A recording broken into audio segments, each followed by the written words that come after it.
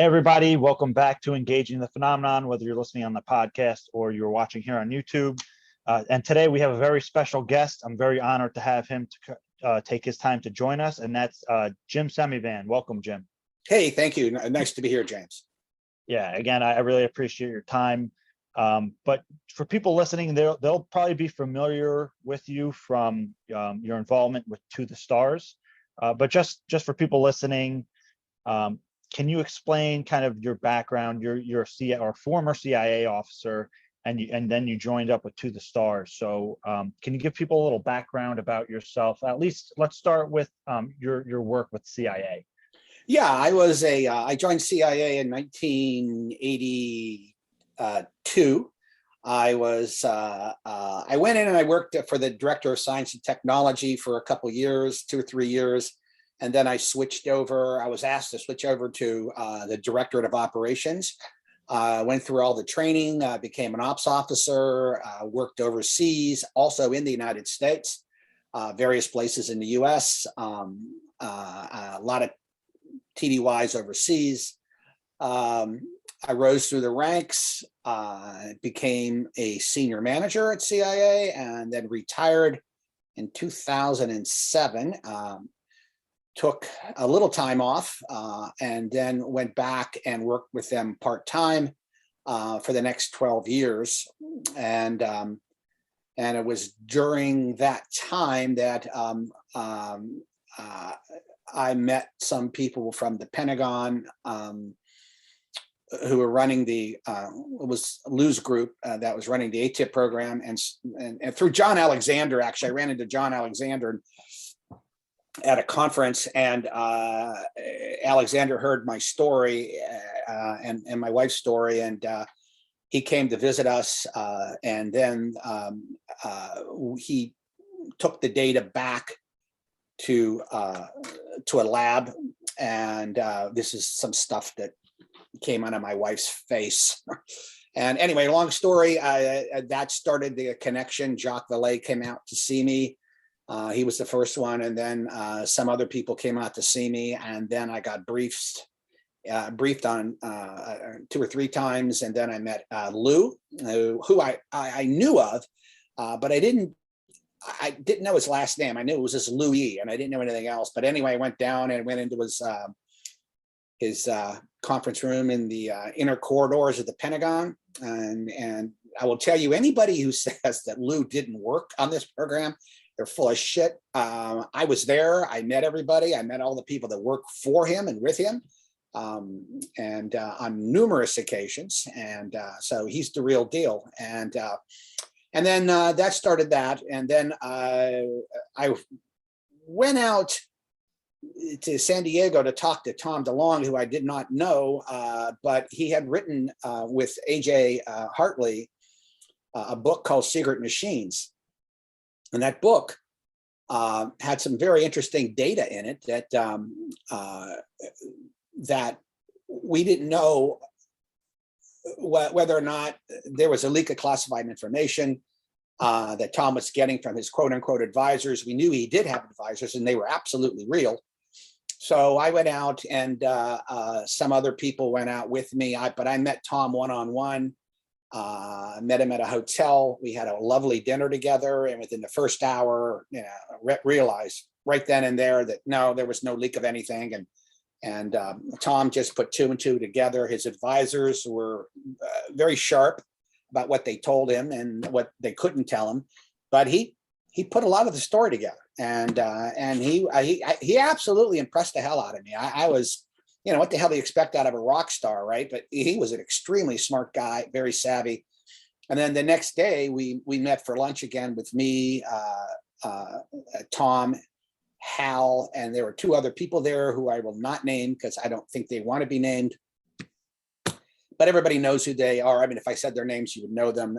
Very senior people in the community. And they, Tom said, "Why don't you join a company I'm starting?" And then long story short, nobody wanted to, but Tom said, just, lay out the company the way you think it should look if you wanted to do this. And so I wrote down on a cocktail napkin what it should look like. Tom immediately agreed. So Hal and I joined right away.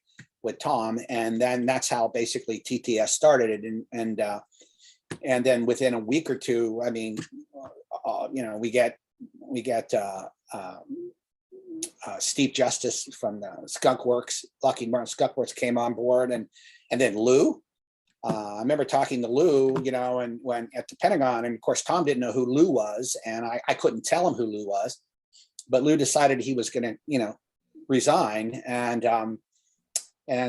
finally, I put Lou together with Tom, and then Lou came on board, and then Chris Mellon came on board. And then we had this big meeting out in Seattle to announce the company, and that's when it all started. So, and that's where we are now. And I believe I still have some of my clearances. I do a little bit of consulting on the side. I still talk to some task force people and what have. They'll call me, ask me a question or something. But by and large, I'm not heavily involved in this anymore. Still have my tentacles in, but not heavily involved. Yeah. So in the Secret Machines books, what was it that stood out or was particularly interesting? I don't want to discuss that. Sure. Understood. They are interesting books for sure. But speaking about Tom, he tells a story that he met this guy named he calls the general at an airport, and they had a discussion, and the guy said something along the lines of, it was the height of the Cold War, and they had found a life form. What do you think when you hear something like that? I'm always initially skeptical, but I know the general he was talking about, who's a straight up guy, and Tom's a straight up guy. Tom, isn't a dissembler, and he basically he tells you exactly what he hears. He's also very careful about, it's what I really, really liked about him. He's very, very careful about who he talks to, and he doesn't talk out of school all that much. And so I respect him for that. But if the general told him that, and, I'm not one to, I wasn't there. I don't know, what context he said that.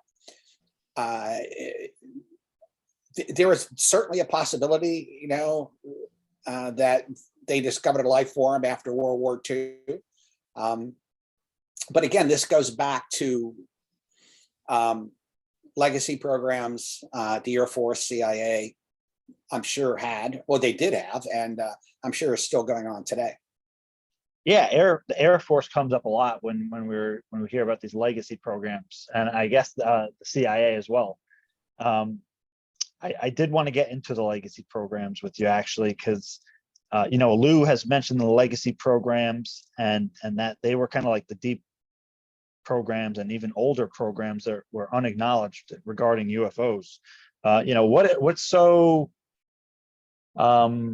why are the legacy programs so tough to deal with, navigate, find out about? Well, I think it's the first issue is, I think everybody should understand that, here's how the government works. In 1947, right after Roswell, and then right after Roswell happened, and then we had these UFO flaps that were going on, and there were a lot of them in the late 40s, early 50s, again in the 60s. So what happens is, everybody looks to the Air Force at that time, and to say, well, okay, what are these things? So the Air Force came out right away and said, we don't know. I mean, we don't know what these are, but they're definitely real. No question about it. We pick them up on radar, just like we do today. We pick them up on radar. There are a lot of visual sightings, and they made it very plain. I can't remember what's a Twining memo. You remember the Twining memo? Where, yeah. I mean, it came right out and said it. He said, look, we've got to do something about this. We have to start some kind of a program. So they did, and that program was never going to be public. And then when CIA got into the picture in 47 and 48, they also had their own, deal. There was Sign, Grudge, Robertson Panel. You can go down the list, and always looking into this. And what they've always said was, UFOs never pose a national security threat. In other words, there's no existential threat to the United States, which they were mostly concerned about. because of Pearl Harbor and World War II. So you have to go back to that mindset. The second thing was, they were absolutely right. Our telecommunication system throughout the United States was awful, just really awful. And it's not like it is today. So they were very concerned that they would be overwhelmed. Soviets were very, very good at disinformation and throwing these things out. And they thought maybe this was a ploy by the Soviets to overwhelm our systems. So there are these legitimate reasons, I think, where they looked at this and said, particularly later on in the early 50s, they said, look, we can't have this out in the public because, I don't agree with this, by the way. I'm just telling you what they were thinking. And, Gerald Haynes wrote I thought a pretty good article on this, an unclassified version of CIA's involvement in all this. But I think he was right on the money with it. But what I think goes unsaid is there is no way that the U.S. government, like whether it's the Air Force, CIA, NSA, NRO, is going to ignore unidentified aerial phenomenon ever. They always have to look at this because it is an unknown threat, and you have to look at it as a threat simply because you don't know what it is. If you knew what it was, it's either a threat or it isn't a threat, you would know.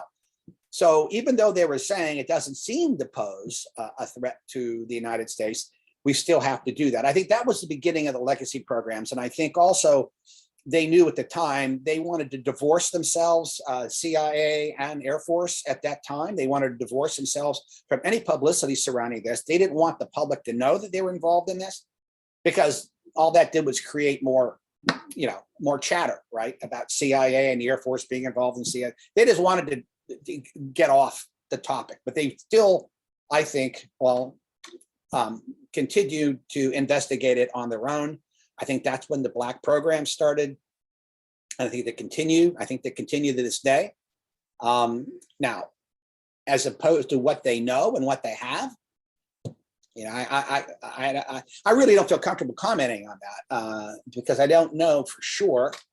I will tell you though, the educated guess I have is they have some information, but I will bet a year's pension paycheck that they are completely in the dark about what it is. I think this whole phenomenon is well beyond our ken. I just don't think that they know anything more. They may have a lot more information, but they're not going to. Right. But anyway, that's so. And when we're talking about these legacy programs, again, educated guess, how many programs do you think we're talking altogether between Air Force and CIA? Well, let's expand this. I don't think it's just Air Force and CIA. I think NASA has this. I think NORAD probably has their own. I think the problem with this is, CIA is an interesting organization. CIA is the Central Intelligence Organization. So they're basically in charge. Their charter says they have to go out and they have to interact with other government agencies to get all source information to put a picture together. So and John Ramirez had a wonderful slideshow, and I think he showed it on one of these blogs a year ago or so. But it's a wonderful slideshow where he sort of shows how this happens. Say, for instance, somebody sees something and it looks legitimate. They see some craft in the sky. So what happens? Well, usually what happens is if whoever sees it, whatever government agency sees it, they take it. They make sure they check all their systems, all their radars. Okay, everything's cool. This seems to be real. So then they go out and they'll, in this particular case nowadays, they'll go to the DNI and they'll say, look, we have this data that points to these objects. So the DNI then takes over and he pulls a task force together. And I've seen this happen hundreds of times and all different areas, you pull a task force together from different organizations and then you analyze it. And then once you've analyzed it, you come to the conclusion it's real or it's not real. And then if it is real, then you go back to the DNI and you say, you've got a problem. And you're going to have to brief seniors. So that means, the Department of Defense, usually the chairman of the Joint Chiefs of Staff, the head of DOD, you're going to have to brief, the CIA, the head of CIA is going to be briefed, head of NRO is going to be briefed, State Department's going to be briefed. They're all going to get briefed on this. Chief NSA, they're all going to get briefed on this program. And then they're going to have to determine what actions they're going to take. And that's how all intelligence matters, really, particularly big ones, you know, get resolved. So if the Russians come up, for instance, with a new technology, and we one small organization in the intelligence community discovers the information, that information goes back, it goes through all these channels, all the analysts get together, you do an all analyst report, intelligence assessment, and then determine whether it's real or not. And then once it's real, then you present it to the president, National Security Council, who are the ultimate, you know, consumers, and say, okay, this is your call. Here are the options you can take, you know. And how have the legacy programs been so well protected? They, again, well, I don't want to get into too much detail, but I'll tell you that after, you know, when Eisenhower talked about the military and industrial complex, he wasn't a happy guy. And the reason he wasn't a happy guy was because pre-World War II, we didn't have any kind of network together. I mean, we were really taken aback. Our Army was woefully ill-equipped. Our Air Force was, God, it was just not much better than World War I aircraft. You know, and so it was. They realized, you know, they're going to have to get together to prevent another like Pearl Harbor.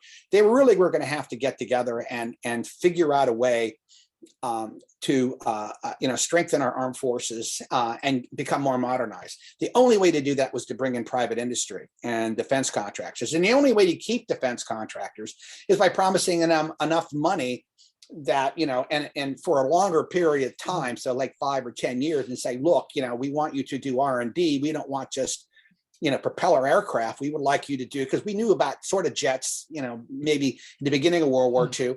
We want you to pursue that too. So that really was the beginning of the military industrial complex.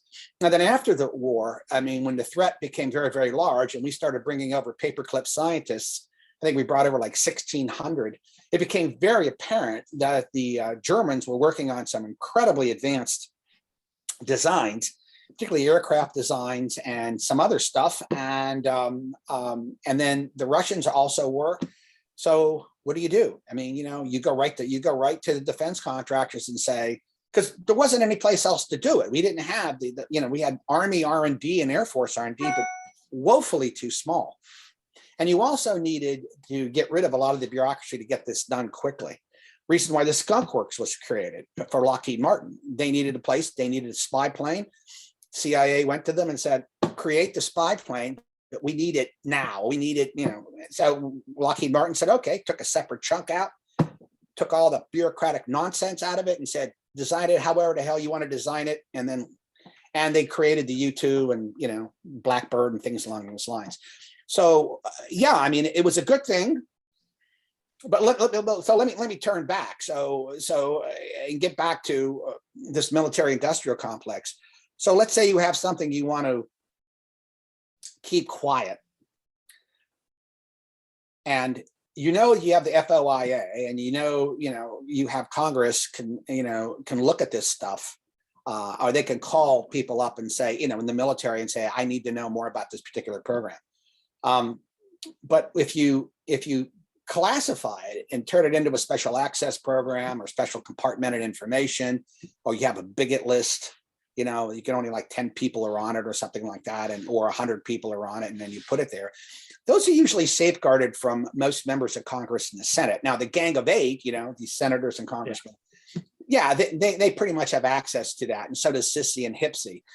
Sometimes not all of people on Sissy and Hipsy, but usually the directors will have access to that information. So they're fulfilling their obligation to Congress through that.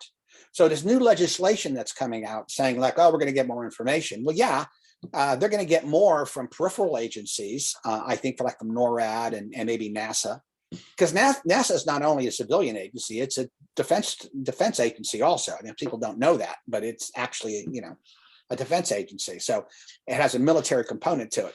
So yeah, they'll get it. But classification programs, the really deep stuff, they're not obligated. They're not going to be obligated to tell everybody in Congress or everybody, you know, in the Senate or what have you. But they are obligated, and they, from what I understand, they do brief people on the National Security Council, the Gang of Eight, and so their obligations are actually met. Yeah. That doesn't mean that the Gang of Eight or the intelligence committees will share that information writ large with other people out there. Right. Now, whether that's good or bad, that's, I mean, everybody would like to see more transparency around this issue. But again, I don't really think that that the government, any government, really knows what this is, and I don't think they have any kind of understanding of it at all. And the other thing about it is it's absolutely absurd to think that this phenomenon, is centered in the government in some way. That the government is one of the reasons, Tom started TTS and why Lou joined it is because we needed to go private. I briefed some very senior people in the intelligence community, telling them we're going private with this because you can't do a damn thing. You can't. I mean, it doesn't belong to you, number one. And number one, it shows up to everybody. It showed up to me. It showed up to lots of people. It showed all around the world. Hundreds of thousands, if not millions of people have experienced this. So it doesn't belong to any government or military. It belongs to everybody. But the military, they claim for national security reasons, and I'm sure there's some that are legitimate. They're not going to be willing to share too much. The Russians want to know what we know. We want to know what the Russians know. The Italians, the British, the Israelis, Canadians. Everybody wants to know what everybody else knows, but you can't really share that information because if you're able to reverse engineer some information on data that you picked up, may not be a crash retrieval or something like that, or it could be, I don't know. But even if just by looking, at some of the data we have on say TikTok, you were able to basically reverse engineer some data. You don't want the Russians to know what you have, what's being developed from that. Yeah. Yeah. And just real quick. So are we talking like possibly like a dozen legacy programs or dozens altogether, if you had to take a guess? I don't think there's that many. I think there might be like 3 or 4 hanging out there someplace. Okay. And then they might be, divided up and compartmentalized too in the different areas. Don't forget, I mean, when you look at like, say, for instance, what CIA was doing, and I'm not talking out of school here, but the CIA was doing when they were doing MK Ultra, they got into MK Ultra simply because they found out that the Nazis were involved in, mind control or trying to attempt to do mind control back, during the war. So when they realized that the Russians were probably, interested in this too, and they knew that through leaks that the Russians were interested in this, they couldn't ignore it. So they got into, the mind control, psychotropic drugs, things along those lines. It was a totally fucked up program. But what happened was, in the end, MK Ultra was really the basis for looking into the paranormal. We got the remote viewing program, that Hal was involved with at SRI. And that Kit ran for 20 years. Kit Green ran for 20 years. So there was, a lot of intelligence is reactionary. And, and just because you don't understand what this phenomenon are, if they could pose a threat, you have to look at them. That's why, when that's why you don't hear anything from the Air Force, say, for instance, about UAPs. They're not going to say we don't do anything. Of course they do something. They're just not going to tell you what they're doing. Yeah. And what might be the scope of some of the legacy programs? I know some people are going to speculate like crash retrievals and things like that. I don't know. I mean, I would just be guessing how big they are, how small they are. But here's the other problem with this. And I mean, for personal experience, if somebody came to me at the agency and said, we heard a particular country has a particular technology that's really far advanced, but we don't know if it's true. So what I would do, I would say, okay, it's gonna, let me check. And so I would check in my sources and I would go out and look around, and let's say I came back and I said, actually, there's a possibility it may be true. But for me to find out, it's going to cost X amount of dollars. So say the Navy came to me and said, but we need to know. So the Navy would give me money and I would go out and I would create an operation to go out and find out whether this particular technology was real or not. And sometimes it was real and sometimes it wasn't, right? And then the next object is, how do I get it, right? But I don't want to get into that. So I guess the point I'm making is these things don't go away just because you can't find out. What they do is they get shelved.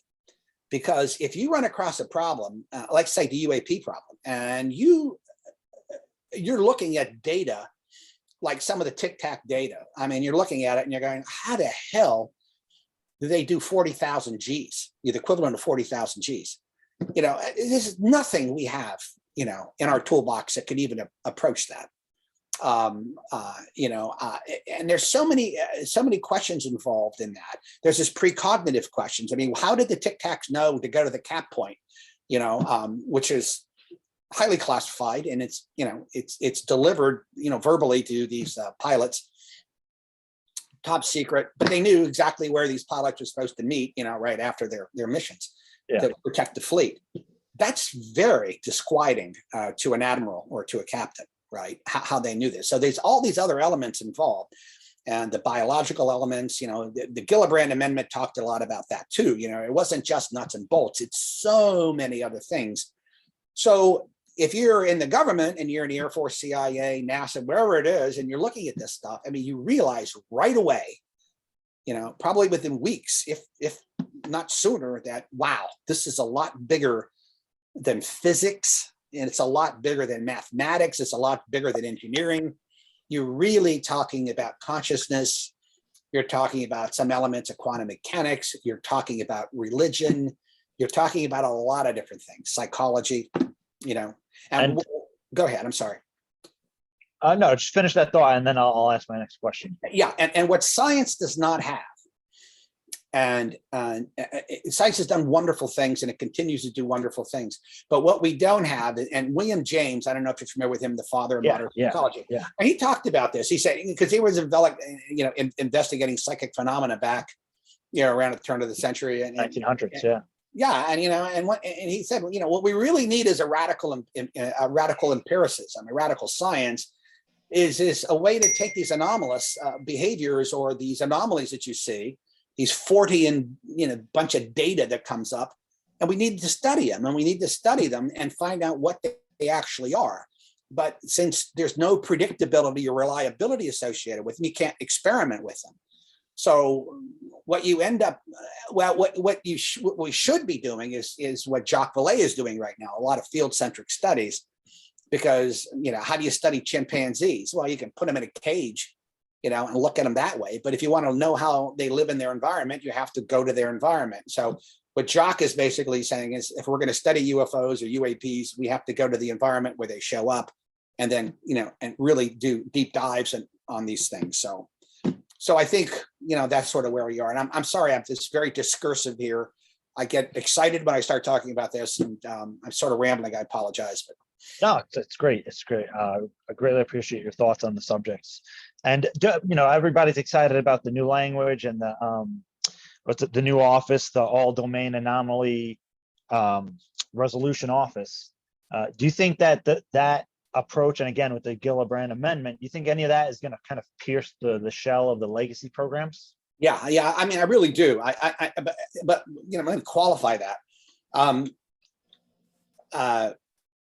And I think, you know, Chris Mellon and Lou Elizondo deserve an enormous amount of credit for this, because they worked, you know, the halls of Congress, and they still are working the halls of Congress on this. And, you know, bringing the data, the classified data that I saw, and that, you know, to Congress, and basically saying, you tell us. And of course, once the congressmen and the senators see this, they realize this is all real, and it isn't ours, and it isn't Russian, and it's not Chinese. So it doesn't leave many possibilities, right? So the door is open. It's definitely not going away. I mean, there's no way you're going to be able to sit on this. Anybody's going to be able to sit on this.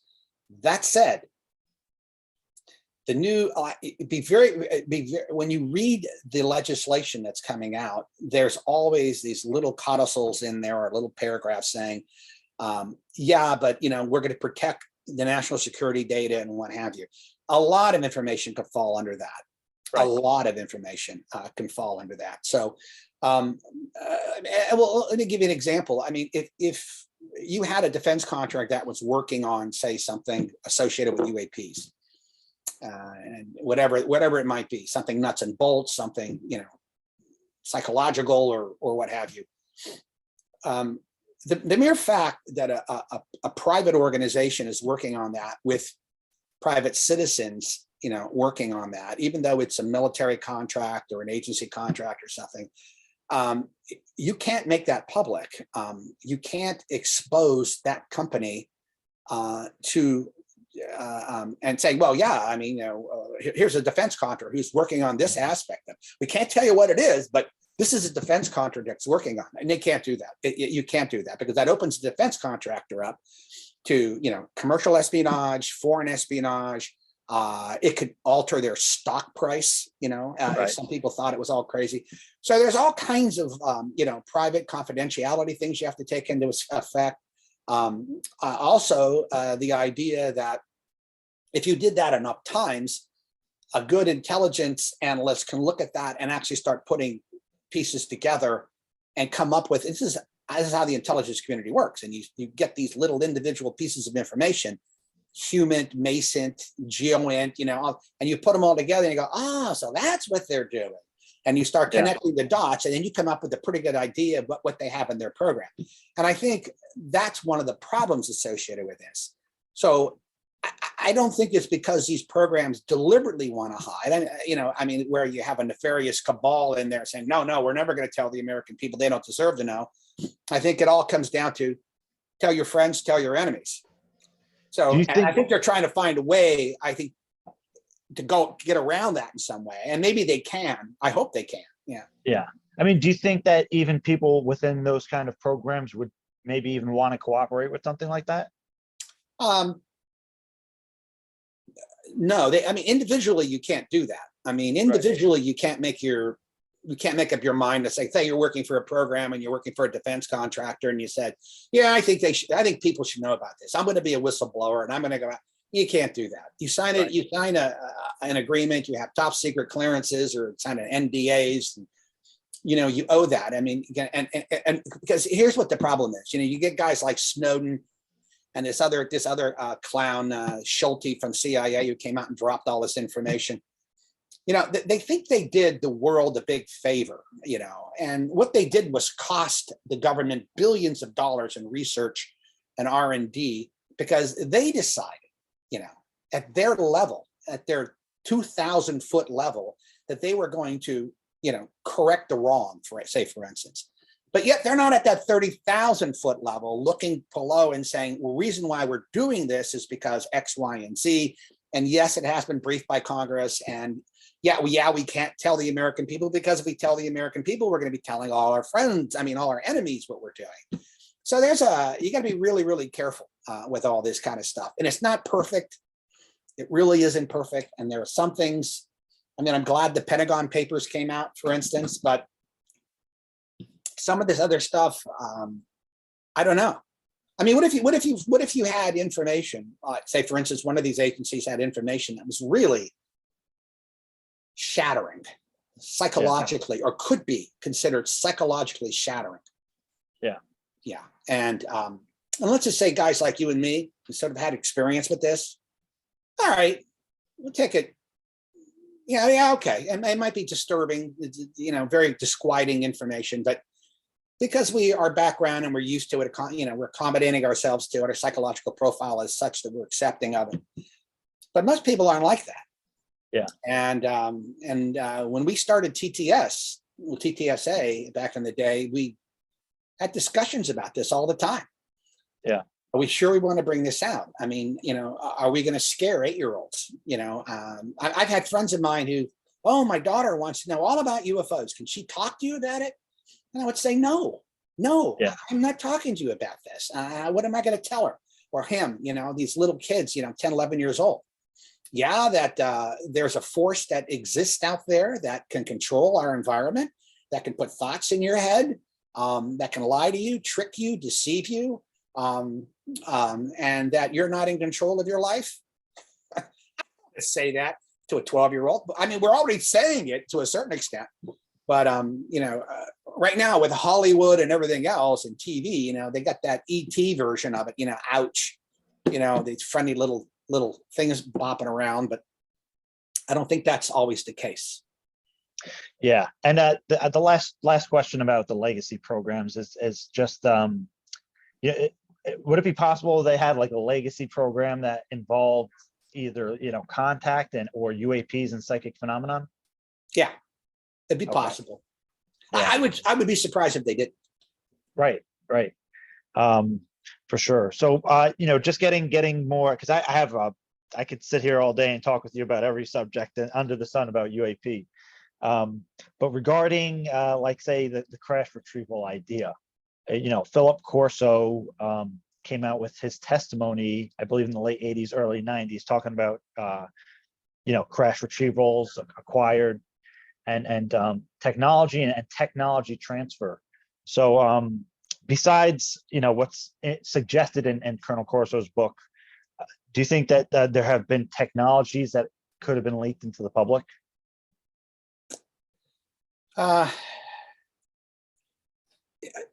Yeah, I mean, I think that's a possibility.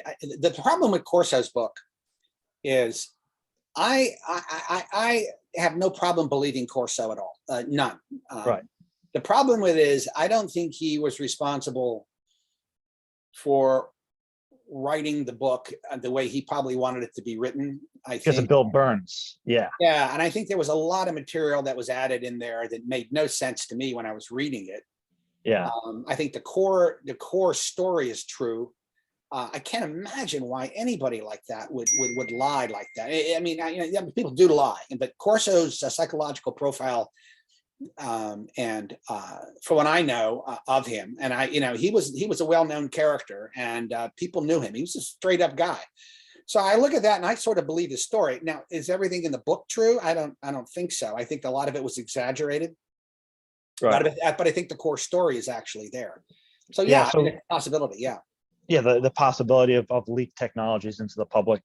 And if that were the case, what arenas or what area of technology might have been leaked out to the public? Well, I don't know. I mean, I couldn't comment on that. I mean, I'll tell you, CIA used to do this all the time. I mean, CIA would have a program, and our Google Earth.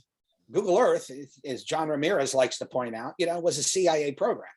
And we had our own satellites up there, looking at the Earth. And this was and it was an older technology for us. But we're civic minded. I mean, these intelligence agencies looked at this and said, well, we're just not going to, throw this technology away. So we gave it to. Well, now it's Maxar Technologies, and they license it to Google Earth. But Google Earth was a CIA program. Every time a government agency develops a program and it becomes slightly outdated, but it still has commercial applications, that information is given. All right, it's given out to commercial entities so they can use it. And because it's government money, you know what I mean? So they have a right to do that. And how they do that, I'm not 100% sure. I figure out which company gets it and what have you. But no, I mean, it's if the government was working on a particular technology and say, for instance, transistors, and they already basically had a technology, and then they went, slightly better technology that outdated that one for military purposes, they would take the old technology and they would filter it in. So I think maybe some of that was happening. Maybe some of the paperclip scientists got us into transistors, things along those lines, fiber optics, and we developed a technology. We were using it, and then we took it a generation ahead. So the older generation was leaked into the commercial sector. Yeah, that's fine. Now, did we get it from aircraft? I mean, did we get it from a flying saucer from Roswell? Maybe. Yeah, and I'm not sure in your job if you ever dealt with technology acquisition at all, but were you ever involved with recoveries like a crash retrieval or some kind of technology recovery? I did. I was involved. Most of my career was, I liked, when the agency, you can actually develop an expertise, or you can develop a little niche that you could follow. And they usually, if you're good at it, they'll let you do it. And mine was high tech, and I loved high tech and technologies, weird, exotic technologies. But no, I had nothing to do with crash retrieval programs or UFOs at all. And I always like to laugh, and people would say, well, do you know anything about CIA activities regarding UAPs? And I said, 30 some years of working for them, I'd never seen a UAP office or UFO office anywhere. And I mean, every once in a while you would hear people talk, about things, but there was nothing you can pin down. But yeah, I mean, more terrestrial type technologies, yes, I know quite a bit about them, or I did. Now I'm sort of outdated, but yeah. I mean, if you had to speculate on like UAP inspired technologies today, what do you think some of those might be? Well, I mean, anti-gravity, for instance, is and space-time metric work, things along those lines. I think those are fusion technology. I think those, have been around a long time, and people are working on those. I think we'll make headway, particularly with fusion technology, and actually sooner rather than later. Anti-gravity, I think they've already proved the concept in a much small scale. They can do that. Right. Large scale, I don't know. But when you look at things like stealth fighters and stuff, they were basically completed in the 80s, right? Yeah. So and so you have to look at, well, if that's true, what's on the drawing board now at the Skunk Works. And I remember talking to Steve Justice about it, and of course he doesn't say anything. But I imagine there's some incredibly exotic technologies that are being worked on right now by defense contractors, the Air Force, and that are going to really be mind blowing, and they probably will show themselves in the next 5 years, 10 years. Yeah. Do you think any of the like UAP inspired technology has crossed over to like the communications field? Yeah, I'm sure. And this is, when we first started TTSA, and we were all talking, and a lot of us had the top secret clearances, and so, but we always were very, very careful about sharing information because I had my own information, and then Lou had his, Chris had his, Steve had his, Hal had his. But we didn't cross, it's because you have a top secret clearance doesn't mean the guy who has a top secret clearance too, you can share data with them. It's all compartmentalized. And unless you have a need to know, you're not going to know. But I remember going up to Steve, and I said, when we were analyzing the Go Fast video before we released it, and then the gimbal, and I said, Steve, what do you think?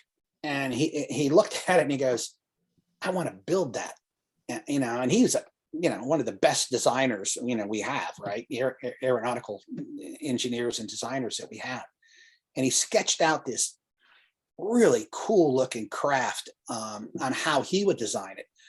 And, I wanted to put it on a t-shirt right away, we couldn't do it, but it's a picture of it we have hanging somewhere. I don't know where it is, but yeah, I mean, he looked at it and he said, this is what it would look like. And he said, but it's going to cost me $50 million just to get the plans done. And actually that was part of the TTSA, believe it or not, part of the TTSA research side of the house. And we were actually going to do that until COVID hit and everything just sort of collapsed on that angle. Some of our investors just backed away. But you look at that, and as Steve said, yeah, I can start a program to do that. I can make this, but it's going to take X amount of, hundreds of millions of dollars, and it's going to do blah, blah, blah, but that can be done. Or I could do the proof of concept cheaper, maybe 50, 60 million, and then hand it over to the military and then have them follow it through. So. Yeah. And, kind of speaking to the idea of crash retrievals, You're definitely familiar with the Wilson Davis notes by now, the alleged meeting that Dr. Eric Davis had with Admiral Tom Wilson. Right. What are your thoughts on that story? I will not comment on that. Yeah. All right. Yeah, for sure. And yeah, so moving on, there's a few kind of like a rapid fire kind of insider ideas, right? Because I mean, you're on the inside loop to an extent of what's going on with this. So, how do people in your field really look at like the abduction phenomenon or experiences? Yeah, it's I had an experience, and I mean, technically, you can class it as a quote unquote abduction experience. I don't call it that, Right. because I don't know what it is. I mean, I don't, and and I think John Mack, the Harvard, psychiatrist, summed it up. He said the closest we can get to what this actually is a mystery, and he said I don't think we can actually go farther than that. At least right now, we can't go farther than that, other than saying that it's a mystery. I certainly do believe that this occurs. It happened to me, and if somebody said, how real was it? I would say it's about as real gets. I said, but then again, was it something that was it a memory, or was it was I set up? Was I what I experienced and what I remembered was that was that implanted by whatever these entities are, or this I called it once a non-human technology, because I think that's probably what it is, that make me believe it was this.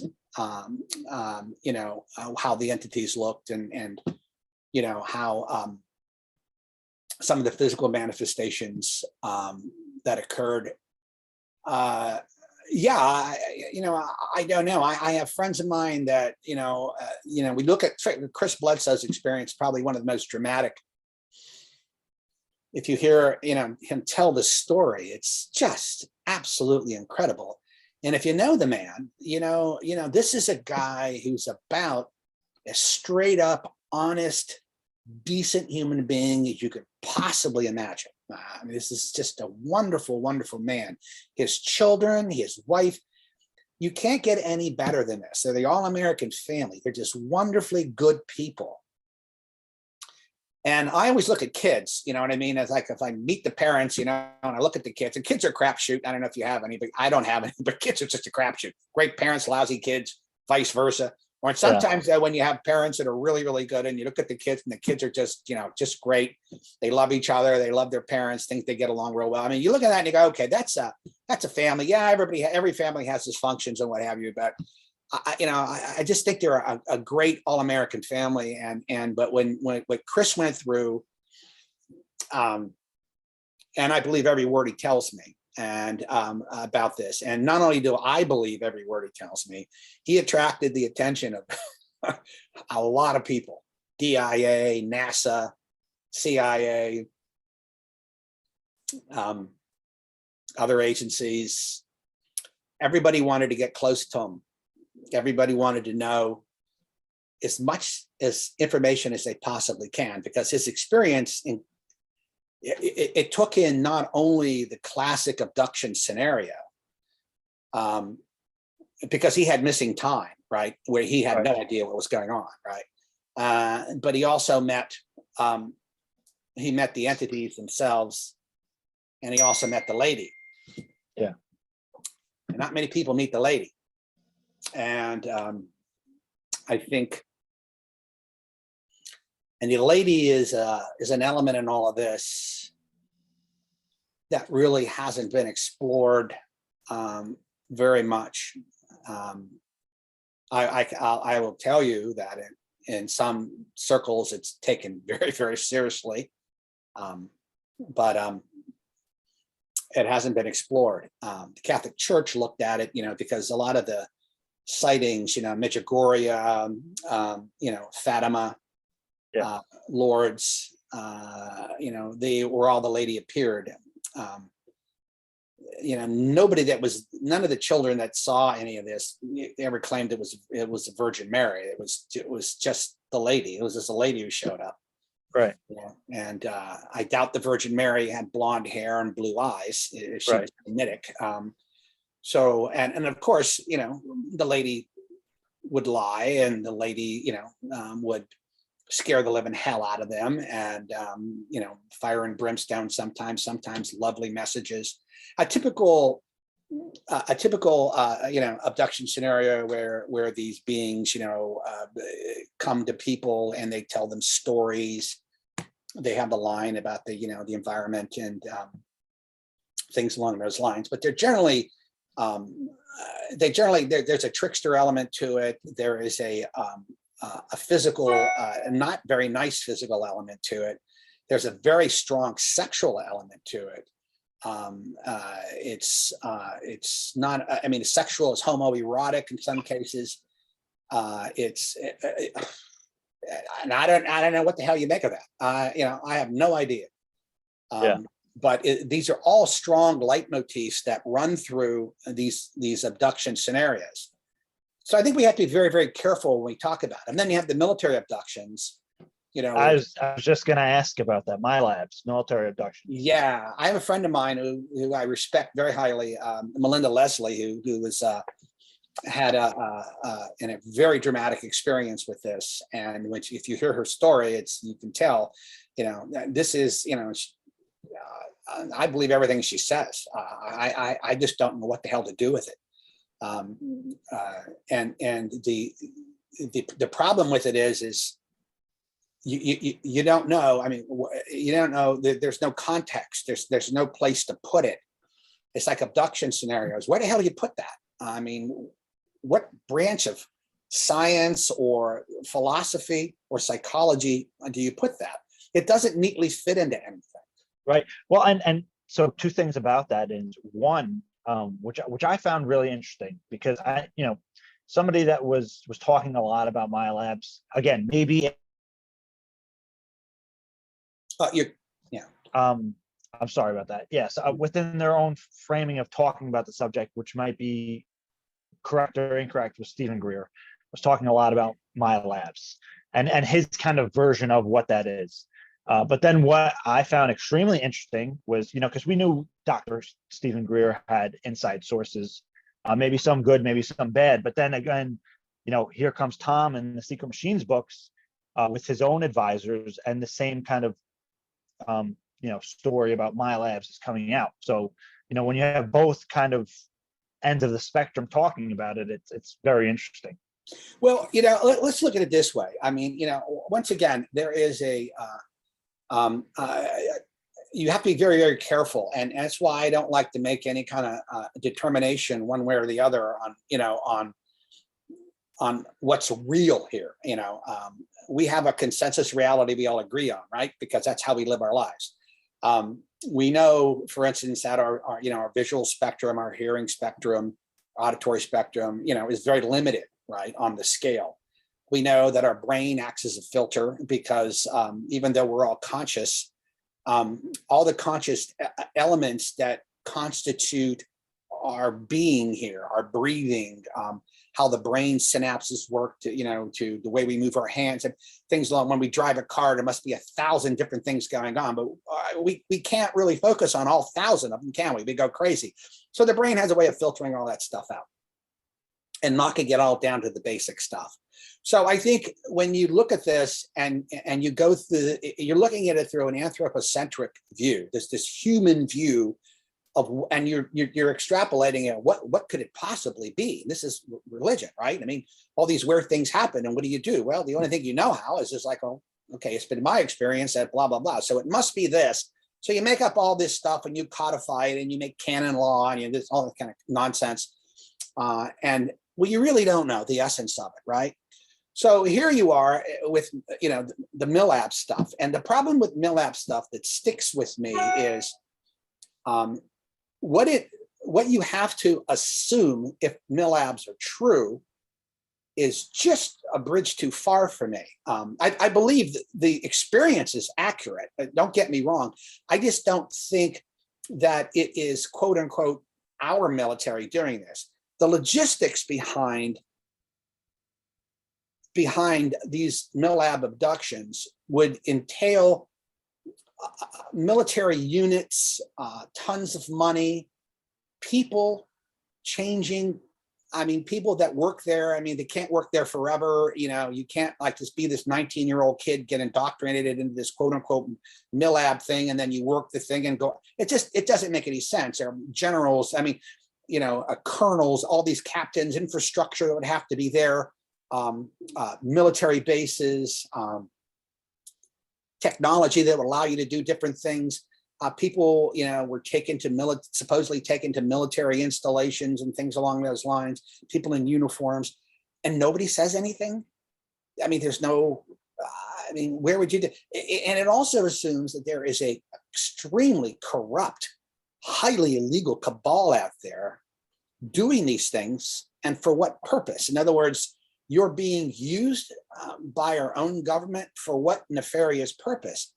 I don't see that. Having worked in the government for 32 years, I mean, you can see something like an MK Ultra, and, you know, you can look at that and you can say, yeah, it was a bunch of guys, they got out of hand, you know, and the agency did way out of hand, you know, in the 60s. And it wasn't until the Church Committee in the 70s where a lot of that was exposed, and they put a stop to it. And, you know, when I was in the agency, I had a lawyer. I mean, every major operation I was involved in, it was a lawyer right next to me.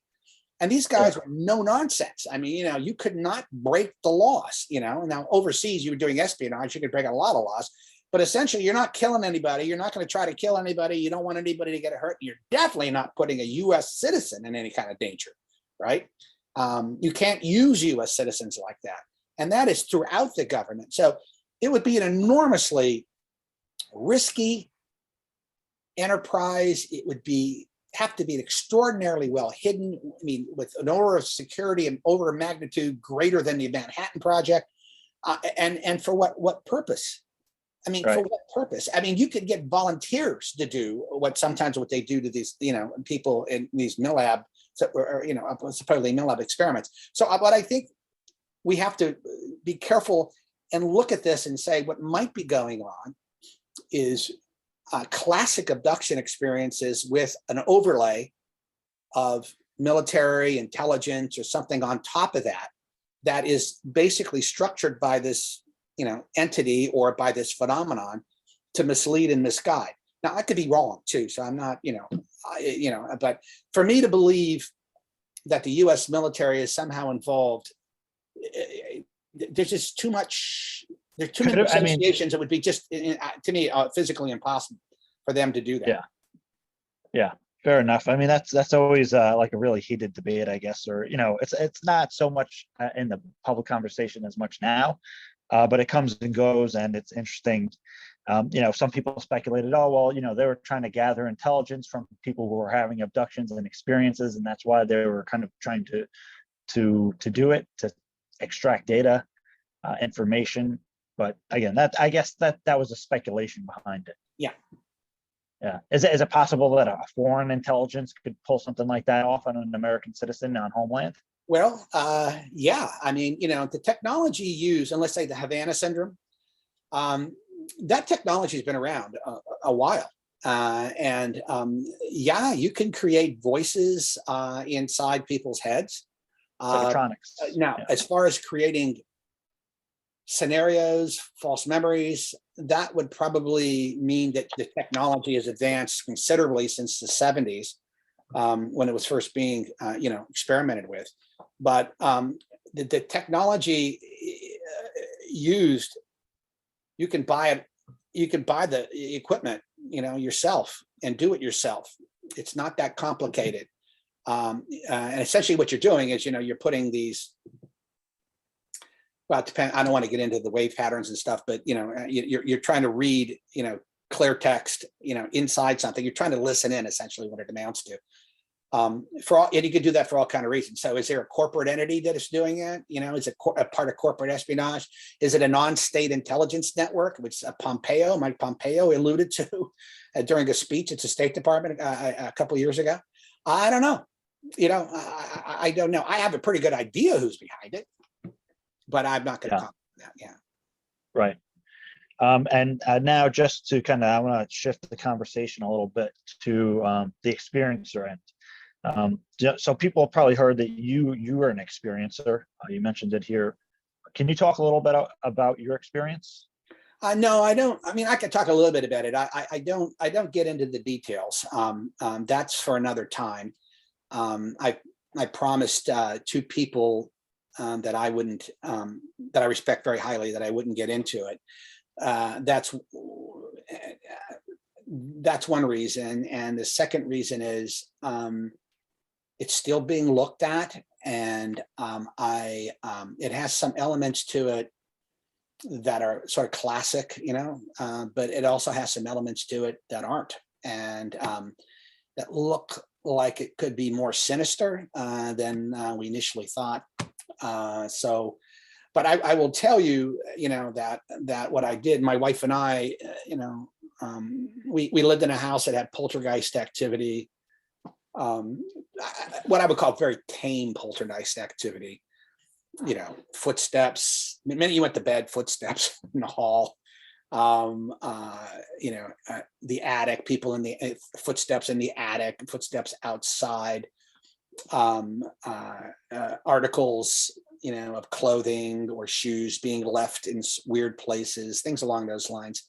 My wife and I being woken up in the middle of the night by cigarette smoke, and it turned out that we figured it was a poltergeist because the people that lived there before us, essentially what had happened was this family lived there. The mother was a heavy smoker, and they had a couple daughters, and she used to every night come in and then smoking a cigarette, and then running her hand through their hair at night, and then reading them stories and putting them to bed. Well, every time my wife would go away on a trip, she's a medical professional, she would go away on a trip, she would come back, and sure enough, somebody would sit on the bed, and they would smell a cigarette smoke, and they'd be running their hands over through her hair, and we later found this all out when the family came to visit us one day out of the blue, and it was very upsetting for them to hear these stories.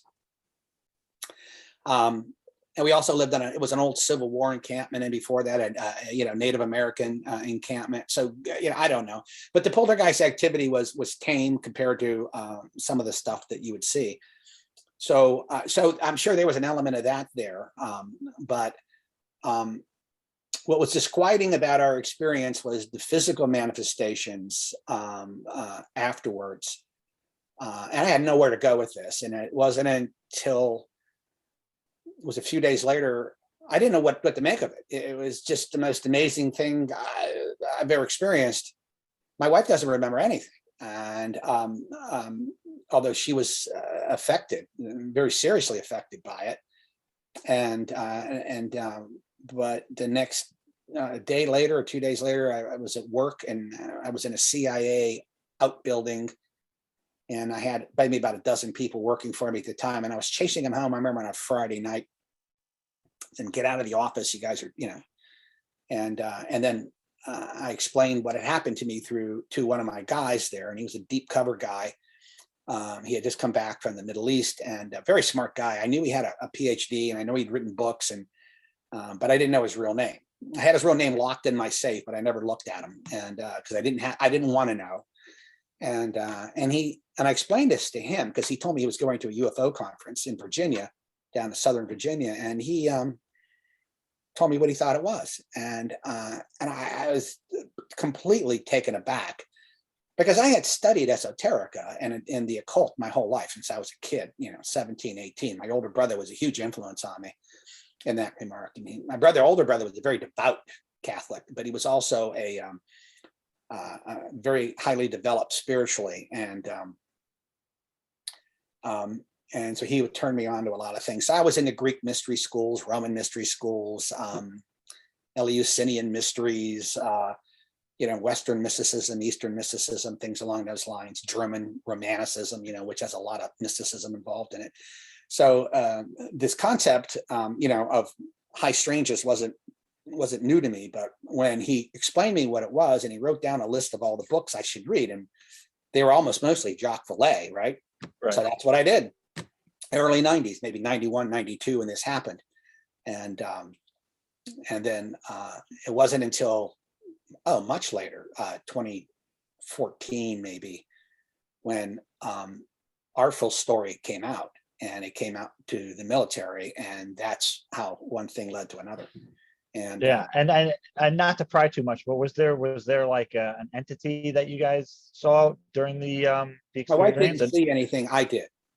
And Yeah. was it typical of like No, they weren't grays. They were okay, definitely not okay. grays, but they were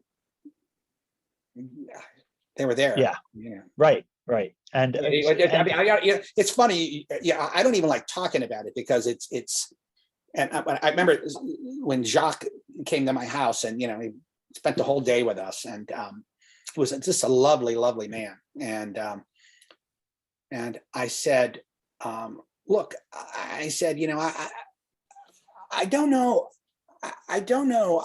I don't think I'm crazy. I said, but I know what I saw. I said, I'm laying in bed, my eyes open up, and I see these entities. I said that it was as real as me talking to you. And I said, it wasn't like I'm dreaming. I knew what hypnagogic state. My wife's a psychologist. I knew what hypnagogic state was. I know what liminal states are. I mean, these are concepts that were very familiar to me, but they're definitely not there. I mean, it was not that at all. Right. And then, and then there was this other series of stuff that went on. And then next thing you know is, 7 o'clock in the morning, my eyes are just pop open, and I'm like, what the hell? And then there were the physical marks. I mean, and these were not, little tiny things. There's blood, right? So it was like, holy shit. So, but it wasn't until I actually spoke with them, and I couldn't identify, when going through the literature, I never was able to identify the type of entities. And it wasn't until I read a Harper's article by Leo Sprinkle, Dr. Leo Sprinkle, I guess, who just passed away not too long ago. Yeah, where he had a case where these two women had this, saw the same thing I saw. And then Colm Kelleher, a lovely man, explained to me, he named them, for me. And he said, oh, this is who they are. And he said, these are very rare. He said, you only see them, and we've only been seen, I think, 3 times or 4 times in the literature. You can find it. Yeah. So. Right. But that's about as far as I'm going to go with that. So, yeah. Okay. And just a yes or no on this, then. Was there like a telepathic component?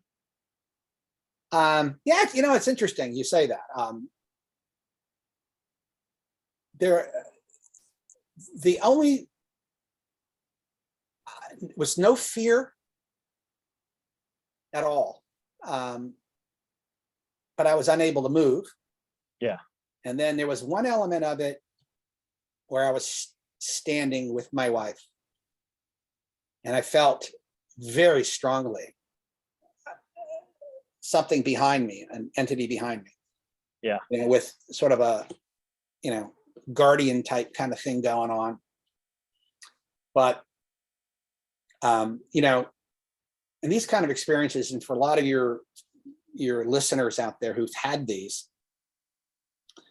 and I remember Chris Bledsoe, had them too. I mean, you get these, and a lot of people come to some type of accommodation over time period, right? And they look at it and they say, okay, the initial horror of it, rubs off, and then somehow, like for Chris Bledsoe, it morphed into this new way of seeing the world, and he has become a healer, a deeply, deeply spiritual man. He was a deeply religious man, but now he's a deeply spiritual man, which I find much more fascinating. And his love has only grown. Me, on the other hand, not quite. I haven't come to terms with it, and probably because I sort of grew up a little rough and tumble, and it's like I look at this, and it's bad enough we're born on this planet without an instruction booklet, right? You're just left here, and it's like you're looking around, and you have no clue why you're here. You have no clue what purpose this is. All you have, I think, is this innate moral or ethical center, I think, which everybody has, except maybe a sociopath or a psychopath. And I think you have that to rely on. You know, you don't want to kill anybody. You don't want to, you know, do anything. You sort of know what's bad and what's not bad. You just sort of feel that innately. It's almost instinctual, like an animal would have instincts. And then you know that your perceptions are limited. Well, you find that out later on, that you know, and then you see things and you don't know what they're all about. And then you're sort of sitting here and you're looking at all this stuff, and you're going, what, you know, and you know, it sort of makes me mad. And I was explaining this to Robert Hastings. You know, remember Robert Hastings? You know, UFOs and nukes. Yeah. Great guy. Yeah. Boy, is he smart guy.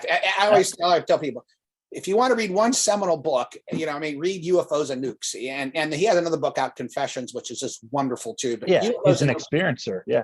Yeah, he's an experiencer too. But I always tell him about this. I said, you know, and I was at a conference a few months ago, 6 months ago, out west, and with about 20 of us.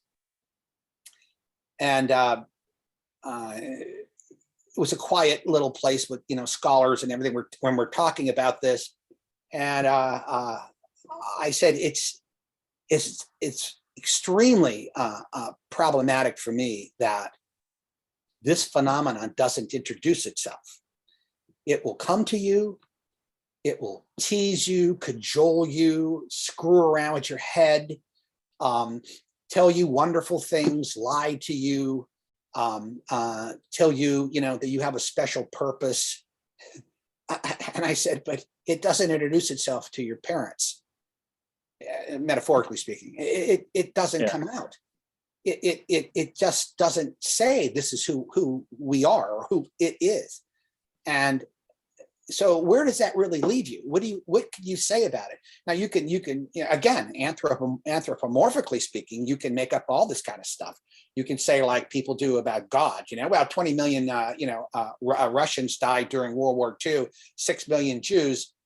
Where the hell is God? Oh, God works in mysterious ways. So we can't hold God accountable to this. He works in mysterious ways. Well, this is the same shit, you know? Yeah. The phenomena isn't telling you shit. And it's like, so, I mean, so I look at this, and so when I get these young kids, you know, that call me and they'll say, like, you know, Mr. Semivan, I want to get involved. And I go, no, you don't want to get involved in it. I said, it's a one-way street. It is a classic wilderness of mirrors. It is Alice's rabbit hole. And I said, you can dive as deep as you want to dive in there. I said, it is fascinating. It's a lot of fun.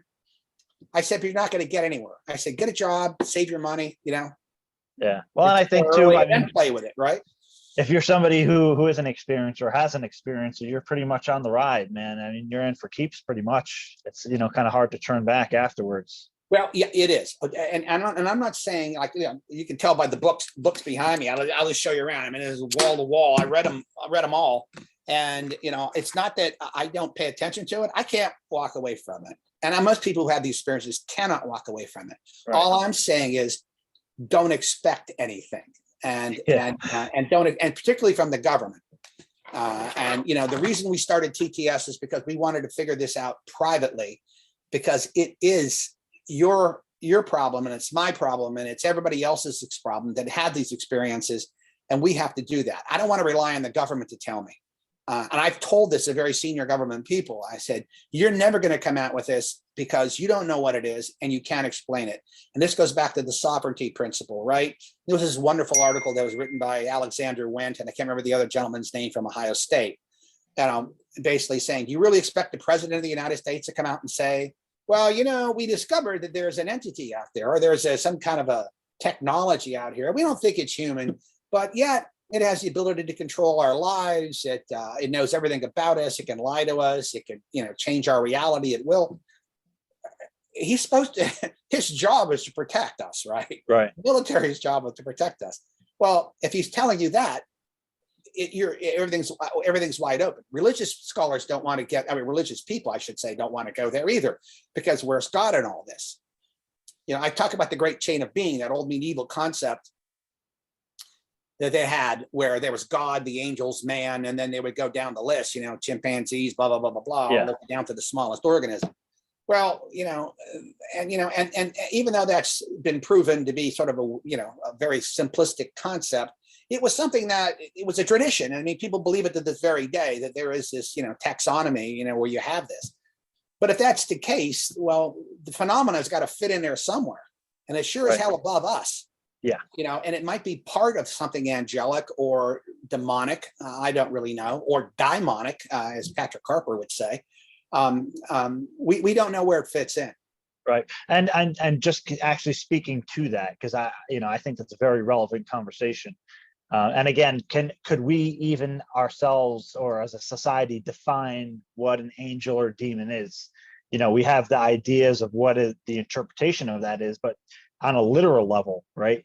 But do you think we're talking about a singular phenomenon or actually phenomena where actually we have these different experiences and activities that could be different intelligences? I'm from the sort of the John Alexander school. I mean, I saw a presentation he did once, and the last slide he put up was all these different types of psi, right? And then you have UAPs, UFOs, and then you have telekinesis, psychokinetics, you have clairvoyance, remote viewing, you have parasite, a paranormal phenomenon, you have all kinds of stuff.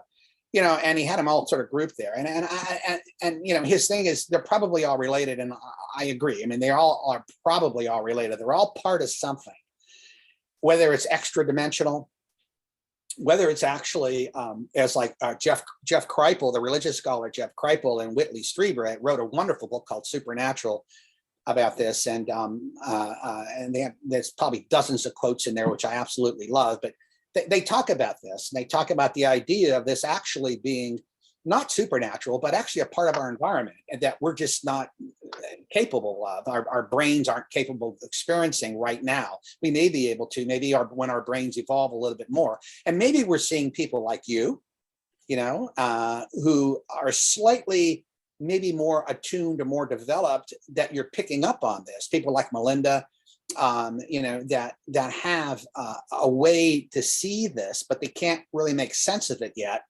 But nevertheless, most people don't have this. I remember Hal telling me once, anybody can do remote viewing. He said, but he said, there are some people that are really, really good, like a really good ice skater, right? Yeah. And there are some people that can do it, but they're not really that good. Yeah. So, there's Ingo Swann and Joe McGonigal, up top. Yeah. And then there's some people down at the bottom, so it's a real thing. And I was actually at CIA when they canceled the program. And I was actually, there was the meeting that was going on when they canceled the program. I was there. And I remember talking to the guy who had it canceled. And he's a good friend of mine, very senior guy in the agency at the time. He goes, I said, oh, and I knew about it. And I said, well, why did you cancel it? And he goes, well, he said, Jim, it's not because it didn't work. It worked. He said, we couldn't explain it. He said, how do we use it as an intelligence in an intelligence assessment? He said, if we didn't know how we got it. So you can't go to the president, or National Security Council and say, yeah, we know the Russians are building this particular submarine and this is what it looks like. And it's over here. And I go, oh, great. Is that human source? Did you get that from a spy or an asset? Yeah. Did you get that from? No, we got it from some guy who went off on his silver cord, and and he saw this in his mind. You can't do that, So they canceled, and they canceled it after 20 years. So that was a program, they take very, very seriously. Now, did it go away? I doubt it. I mean, I think CIA probably gave it to another intelligence agency to do, which happens all the time, actually. So. Yeah, and getting to contact and stuff. I've been involved with something called CE5, and then when I say CE5, I'm not talking specifically everything that Dr. Greer says or preaches or teaches about it, because actually there was a group in South America in 1974 doing the exact same thing. Similar protocols, similar methodology, which basically comes down to consciousness and intention,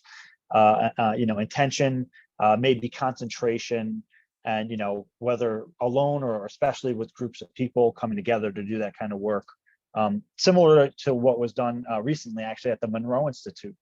So, what are your thoughts on the idea of, maybe I can say CE5, but really contact and consciousness with UAP?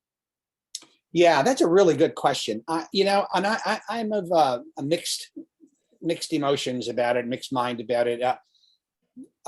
If I think it's fine to engage yourself in that if you're very well tethered to the ground. In other words, if you're psychologically stable and you have a strong family connections, and you have strong friends, and you have a really strong psychological profile. I think the idea of going out and experimenting and what have you, as long as you can be pulled back, into this familiar territory, you're fine. As an old hippie who's experimented with more drugs than I care to name, before I joined the agency, they had a big problem with me when I came in because of my quote unquote drug problem. But anyway, they took it away. I can tell you that many a times, people go out experimenting with psychotropic drugs, psychedelic drugs, and I would say, venture most of the time, it's people come back fine if they're with people that are guiding them and what have you. But there are a lot of times they come back broken, and they become disassociated. So I would say to you and to your listeners that there are some horror stories about the remote viewing program, which I won't get into, but you have to be very, very careful when you do that. We know one of the things we do know, there are certain variables, that you sort of pick up as truisms when you talk about this. We do know that meditation and intention, is like you said, can attract this phenomenon. Yeah. But the only issue is, I like to view the phenomena through the light of the jinn, because the jinn are essentially, these people made of, plasma type kind of fire, with the Arabic culture. We'll talk about it, but they're known to be, to share some of the human characteristics in the sense that they're emotional, and they can be tricksters. They can be, some are not very nice and some are very, very nice, and all this kind of stuff. So I have to look at it like that. So, but when you're going out into that unknown, undiscovered country, as Shakespeare said, and you're having these experiences and you come close to it, or you attract it, you don't have any control of what you're attracting. You can go out with the best interests, the most pure thoughts, and attract something that maybe is going to be very good for you or very healthy for you, psychologically or physically. The proof of that is in Skinwalker. There's Skinwalker classified and there's Skinwalker unclassified. But let me tell you, I saw, some of the effects of Skinwalker on some of these guys, my friends. Not good at all. And both psychologically and physically. When you use a Ouija board, when you get into any kind of a trance, particularly with a lot of people, and you attract something, it could be a neutral kind of thing. It could be fun, but sometimes it's not fun. And so I always say, just proceed with caution. Yeah, and I'm actually writing an article on what we call sometimes contact work, because I think it's important. I think it's important actually to reframe it, especially with what's going on now, and kind of again, another framework to look at it. And then again, in the article, I'm actually going to include a disclaimer, kind of touching on some of the elements that you did. But generally speaking, again, and I'm not speaking about Skinwalker in this way. I'm talking more about the contact work where groups of people go out with, again, positive intentions. A lot of times it seems the contact seems to reflect the individuals participating. And it, again, usually, and then this is why I think a disclaimer is needed in a mature conversation about contact, is that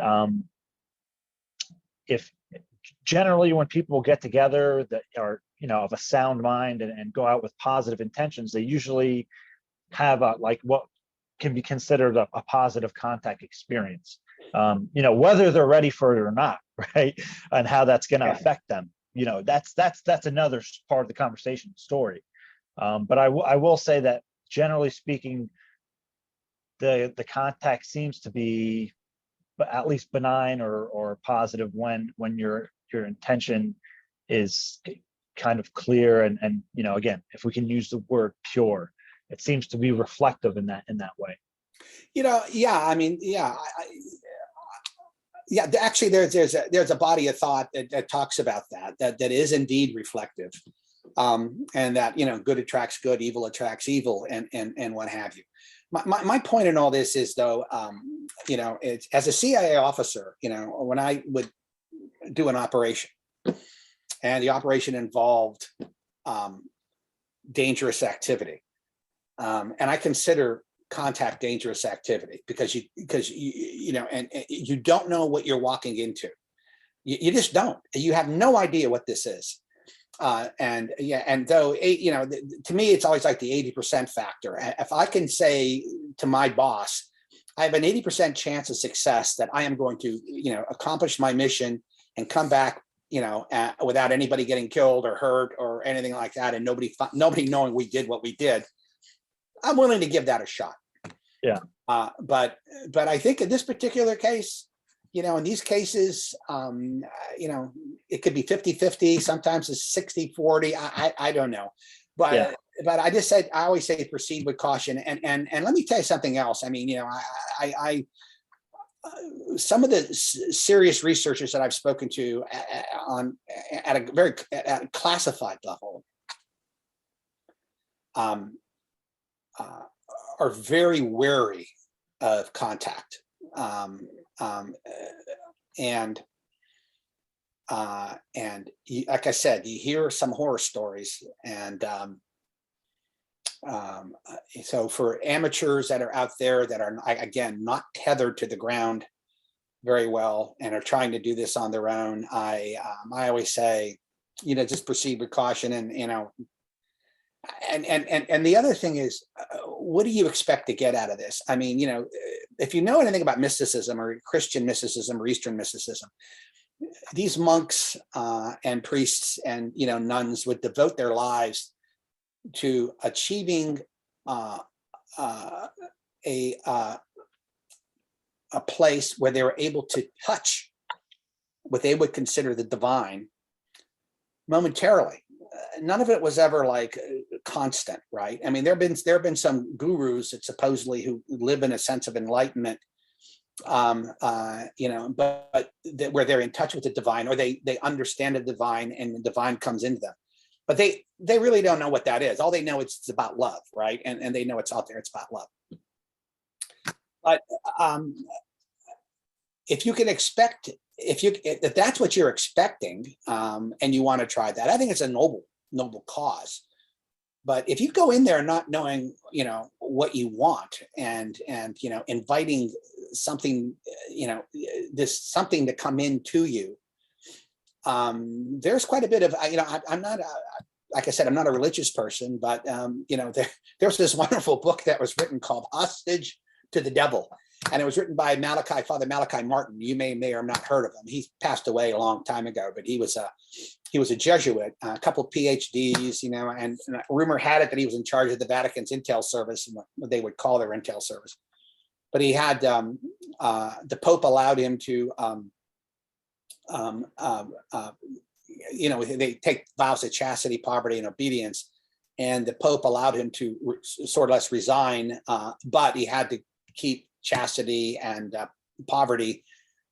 He had to keep those two vows, but he was able to disavow, obedience. But he wrote a number of books. But he wrote a book called Hostage to the Devil. Now, here's a very bright Jesuits, extremely bright people. So but that book scared the living hell out of me.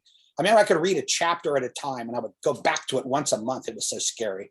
But he talked about possession, and he talked about the concept and the idea of possession, and everything from sort of minor things of possession to what they call perfect possession or full possession, and what that actually entails. And, even though he talked about it in the guise of religious dogma, what he was really talking about was entities that are invited in.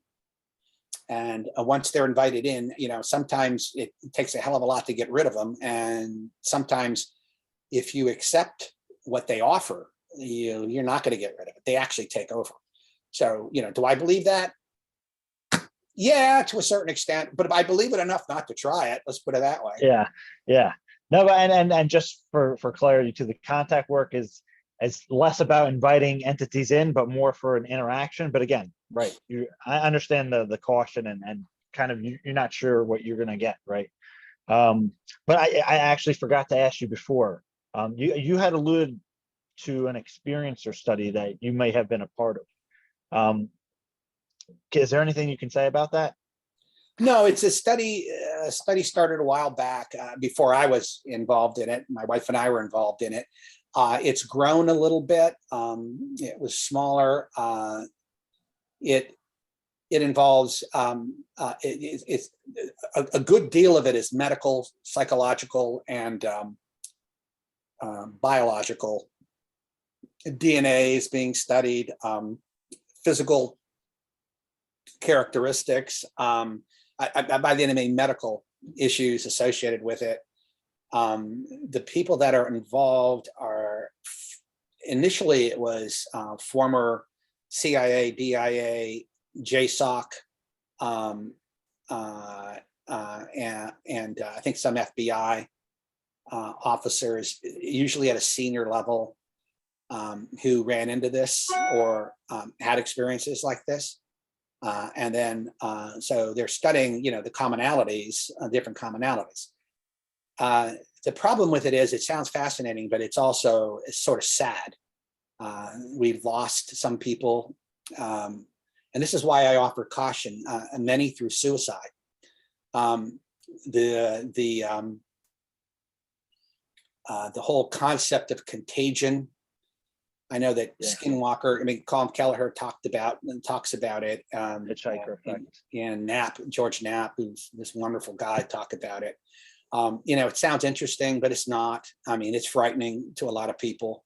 And once again, if you're walking into an area like Skinwalker, where clearly the elements that are there, whether you want to call them elementals or what have you, these aren't naturally friendly types, where you have your typical poltergeist, or ghost or something like that, maybe throwing stuff around or maybe moving things around, ha ha ha, funny. But there's an aspect to it that I've seen that is not funny, and it is very, very. As a matter of fact, we were asked why my wife and I seem to be the healthiest people in the group, even though my wife has suffered some medical issues. Psychologically, we seem to be okay, but it's and I hate to sound like I'm overly pessimistic or something. I'm not, but I'm almost 70 years old. I'll be 70 in a couple of weeks. It's like what I've seen. I just tell people just be very, very careful and proceed with caution. If you read John Keel, and Keel will tell you exactly that. Keel in I think it was Operation Trojan Horse, basically believed this is all just a cosmic put on. This is just a big effing joke by this phenomenon on us. And, well, again, and I think it's important that, whether we agree or disagree, that we have these mature conversations about it and can take in other people's perspectives, hopefully try to have a mature conversation about it.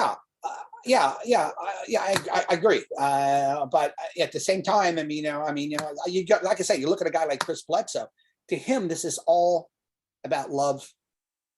About love, I guess. And the interesting thing about Christopher Bledsoe and the family is there's been some healings too. So what do you make of that? Yeah, absolutely. I've seen some of them. I know some of the people he's healed. I look at him as a healer. No question that in his particular instance, he was cured of a very debilitating disease that probably would have killed him, and yet given a gift. And yet in the beginning, it was horrifically terrifying. Right. And it morphed into this whole completely, different thing. Now, did he choose? I mean, did he make the conscious decision to, take lemons and turn them into lemonade, which is the kind of guy he is actually anyway. So, or did the entities themselves, quote unquote, good entities, and basically gave him a blessing as opposed to a curse? My point in all of this is I know specifically, factually, people who have been cursed, capital Right. C, by this. Yeah. And we have no idea how. So I'm saying, so people proceed with caution, and I'm not, I remember Stephen Greer, talked about, TTS, TTSA as being this, we're poo-pooing, saying the aliens are bad. No, we're not. Absolutely not. I mean, we're basically saying the military needs to be involved, because until we know exactly what it is, it's, that's their job, right? Protect the United States. So it's a national security concern. Does everybody in TTS, believe that the entities are bad? Absolutely not. I mean, we think that probably, I mean, if they've been around since prehistory, right? And, they would have wiped us out by then if they were that bad. So it's not an existential issue, right? But nevertheless, I mean, we may not be equipped psychologically and mentally to deal with that kind of power that comes into you when you have that. And that's all I'm saying, Yeah. All I'm saying. And regarding the study that you were a part of, is that a private study or is it a governmental study? It was both for a while. I'm not sure. Well, I think it's probably both now. Yeah. And I mean, is it, what makes it a governmental and or private study? Like, what is it? Is it just that the funding determines that, or is it the funding always determines it? There are aspects to it that are funded privately, and there are aspects that are funded publicly. Right. And as part of it, I guess, private / government, because operationally? No, actually, the reason why it's private, and the reason why it's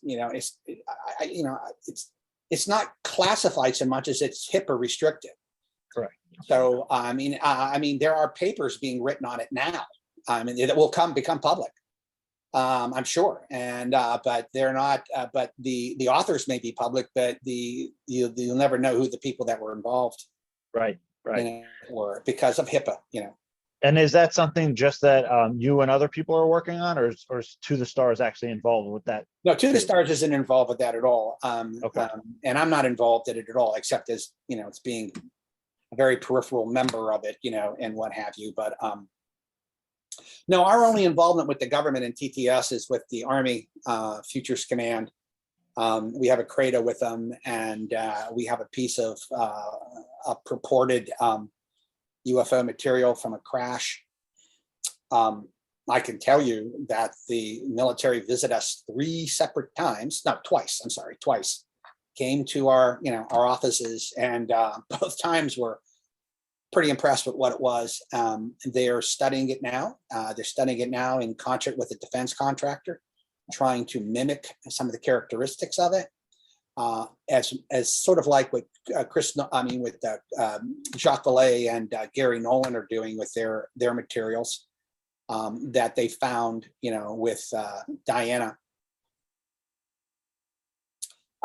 where the isotopic ratios are not of this planet. So, but again, what the hell do you do with it? I mean, how did these things, they're not natural in any way, shape, or form, but yet they're here.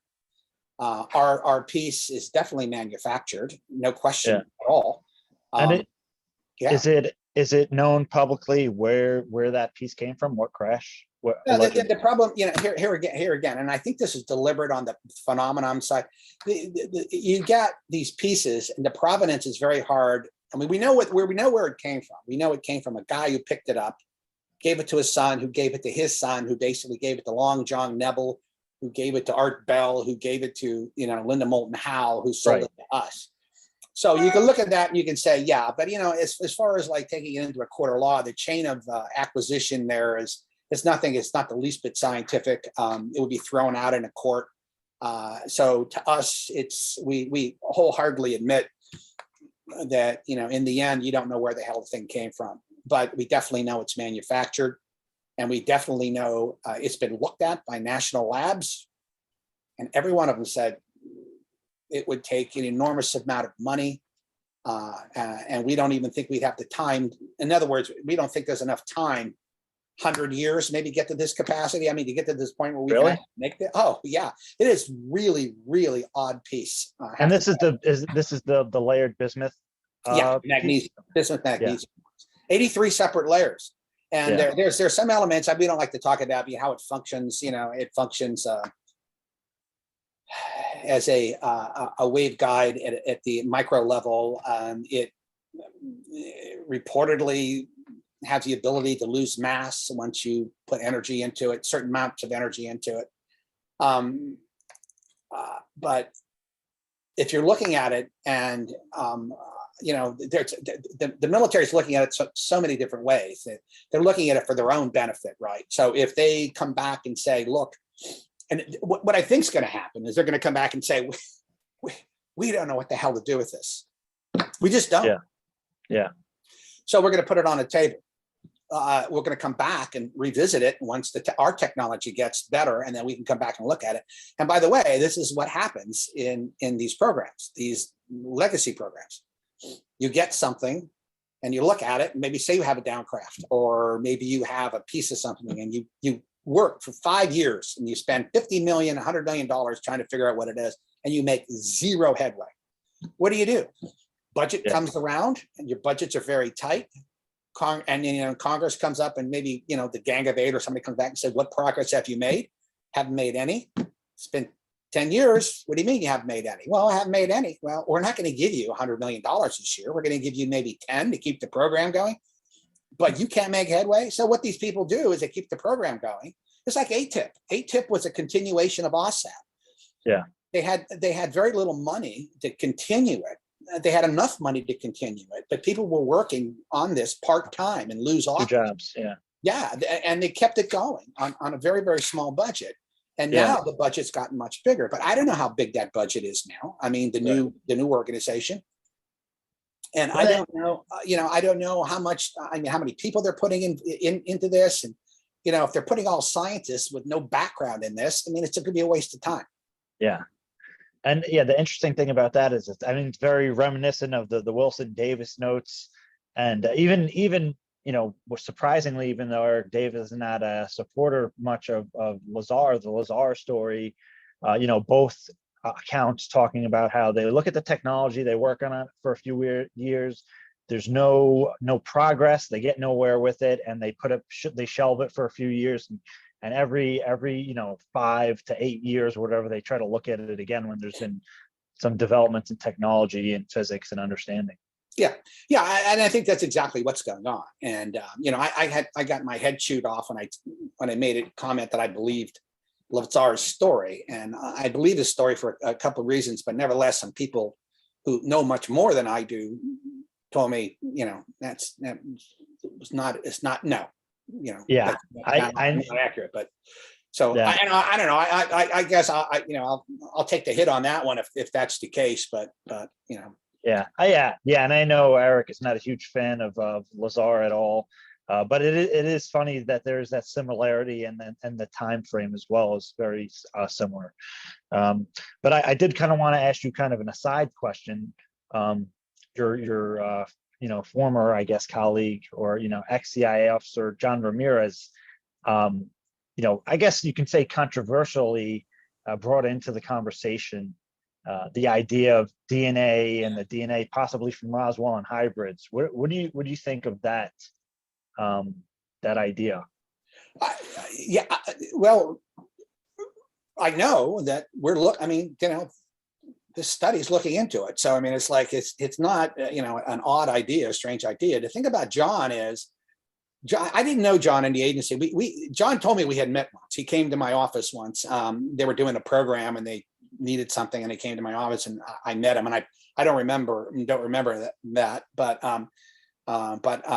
I do know who he is. And I certainly, I mean, I've spoken to him on the phone and we haven't met personally yet, but I think he's a wonderful guy and he clearly is who he says he is. I know that because I checked him out. Yeah. And very, very bright man. And first time I spoke to him, he shared some information with me that he has not gone public with, sort of to solidify his bona fides, and the information, as far as I'm concerned, is accurate how he explained it to me. So he's not a guy that's prone to making things up. I mean, essentially, if he says something, he's basing it on very, very good information that he has himself. But as far as the DNA stuff goes, I know he has his own views about that. I don't know what to say. I didn't have the same information that he had, so I can't say for sure. It's it's a kind of he said, she said kind of thing. Well, while he was in the agency, he ran into certain things and people told him things. And, but and he told me what they said, but again, it's just like, I can't verify it. He's just what he told me. Do I believe him? Absolutely. Yeah. But I can't verify it. I don't know. Yeah. Just some final questions. Is there anything coming up from To the Stars? Any books that are going to come out or projects? I know we know that Secret Machines, the fiction version, has some kind of adaptation that's going to be maybe a TV series or something like that. But is there anything in developments with To the Stars? Yeah, it's a good question. Yeah, we have at any given time we have about more than a dozen projects that are going on. Legendary Pictures, the one who did Dune, bought the rights to Secret Machines, as you said. Yeah. So that we're looking at either a television series or maybe a television movie. We're not really sure yet. They've got a couple years to decide what they want to do. They're a great organization. We're really happy that they picked it up. We also have some animated series that have nothing to do with UFOs or UAPs that we've sold, and they're in pre-production right now. Tom's Movie, Manchester, California, young adult kind of movie, which is very good. And I've seen the movie, and we're looking at distributors right now, and we're in discussions with them. We're working on a couple other projects, ones that involved HAL, and remote viewing. And then we have our thing with the Army, and we probably have about 6 other really cool treatments. We've already hired some, really first-rate screenwriters to write them, and we're working with Cartel Productions and some other companies to get them out. I'm sorry, the thing with HAL and remote viewing, I've never heard about that. Yeah, I probably shouldn't have said it.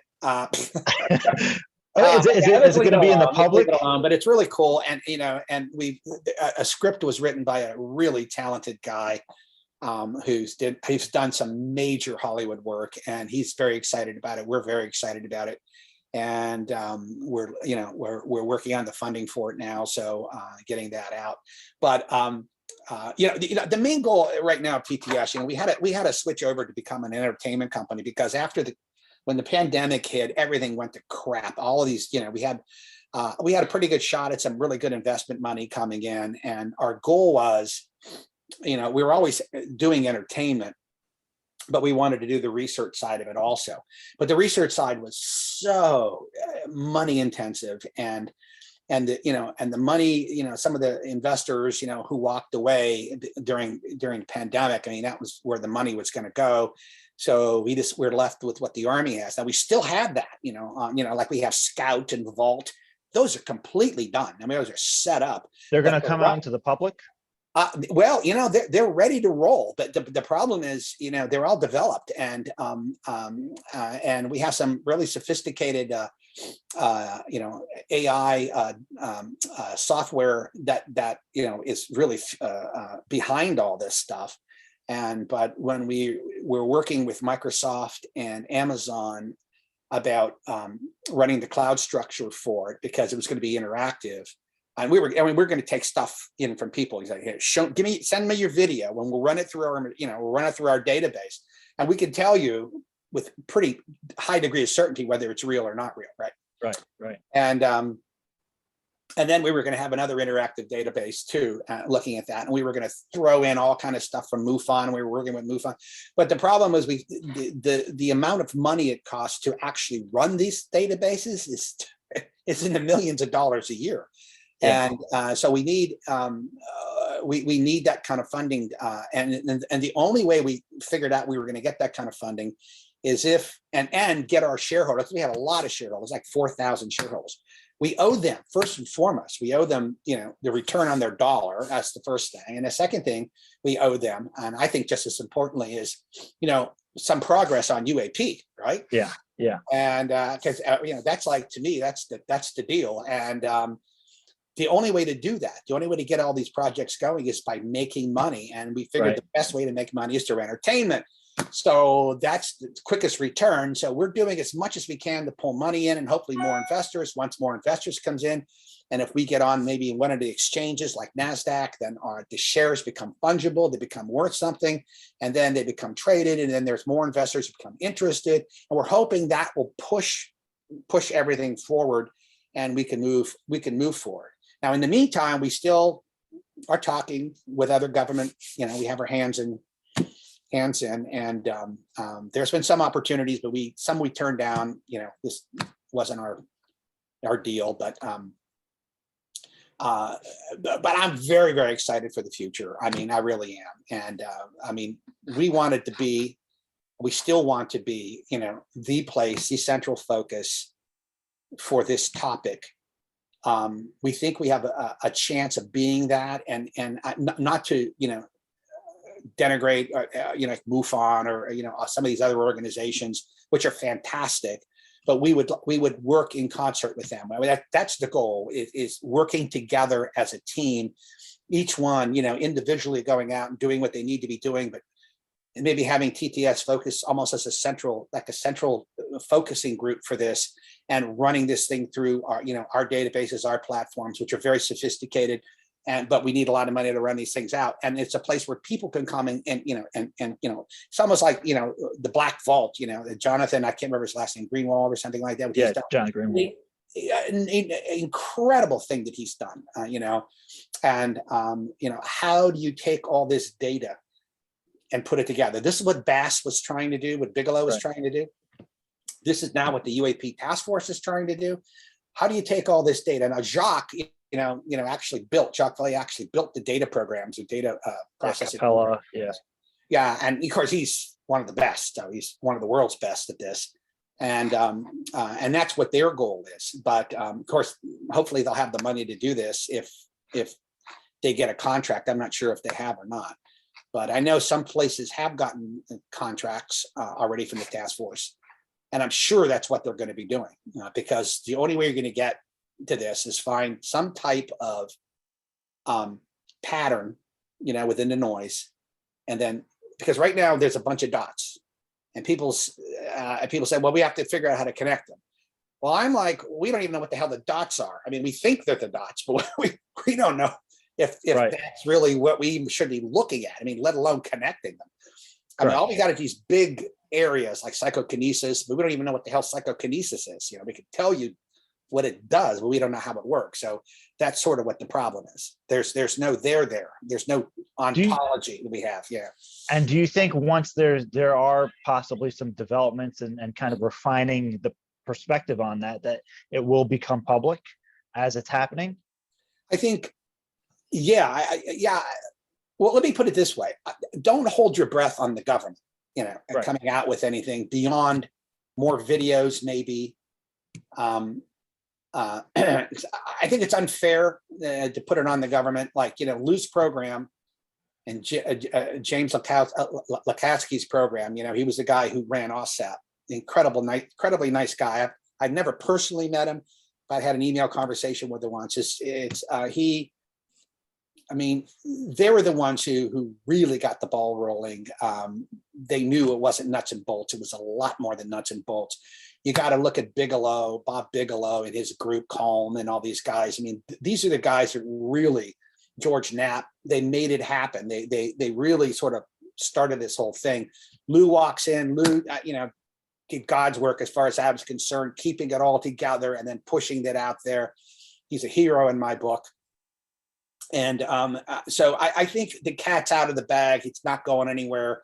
It's going to be out there. But if you really want to get to the heart of this and you really want to know, it's got to be private.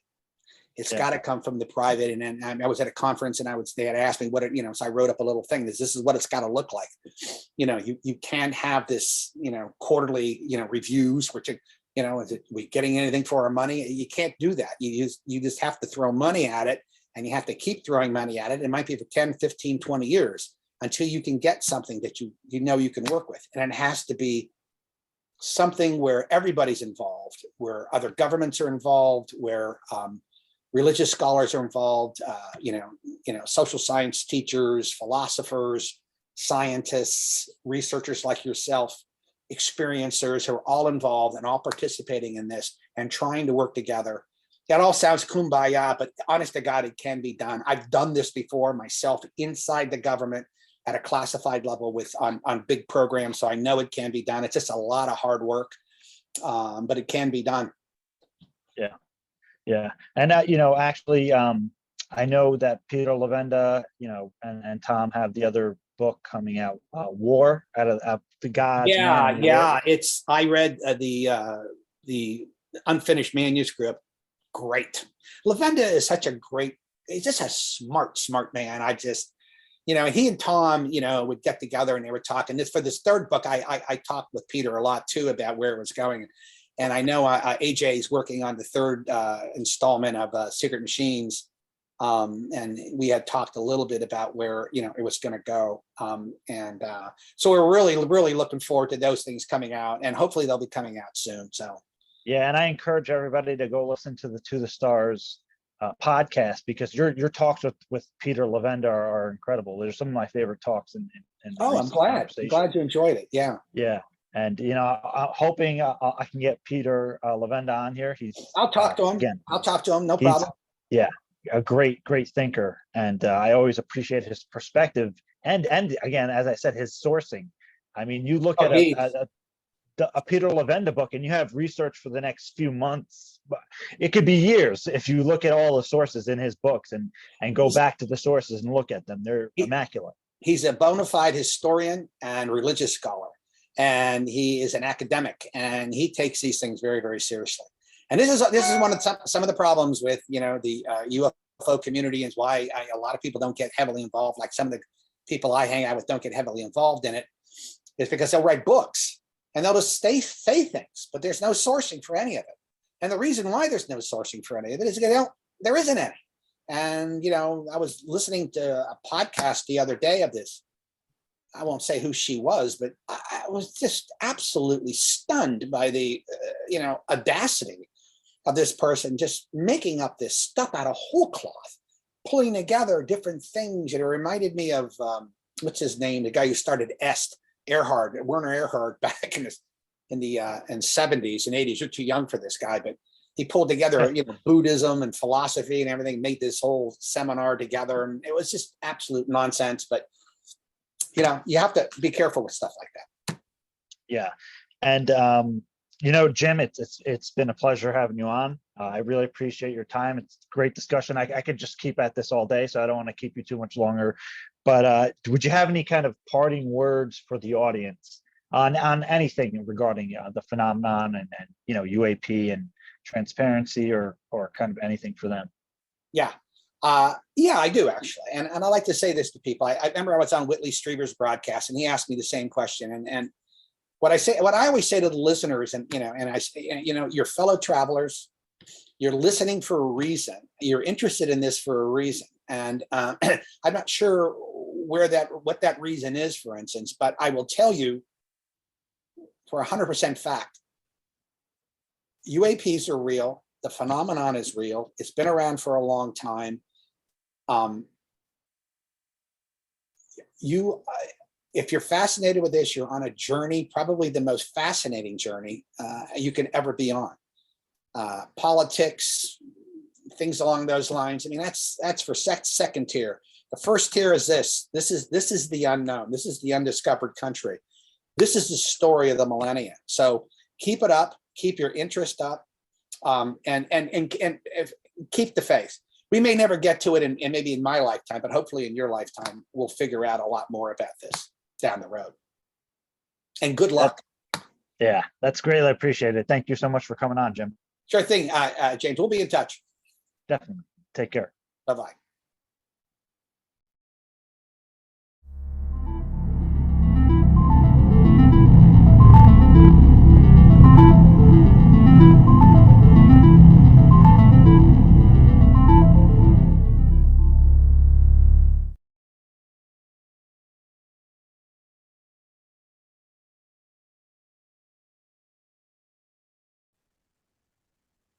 Hey, everybody. Welcome back to Engaging the Phenomenon. And today we are honored to have a very special guest, a friend, and that is Jim Semivan. Welcome, Jim.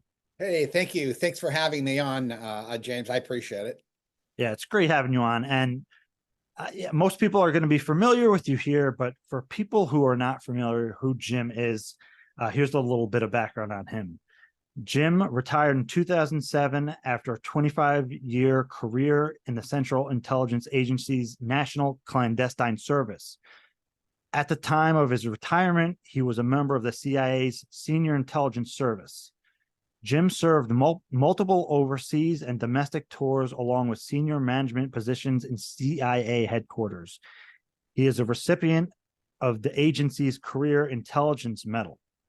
And nowadays, people are going to be familiar with Jim regarding To the Stars, as Jim is the co-founder of To the Stars and the vice president of operations. So anything you want to add to that impressive resume?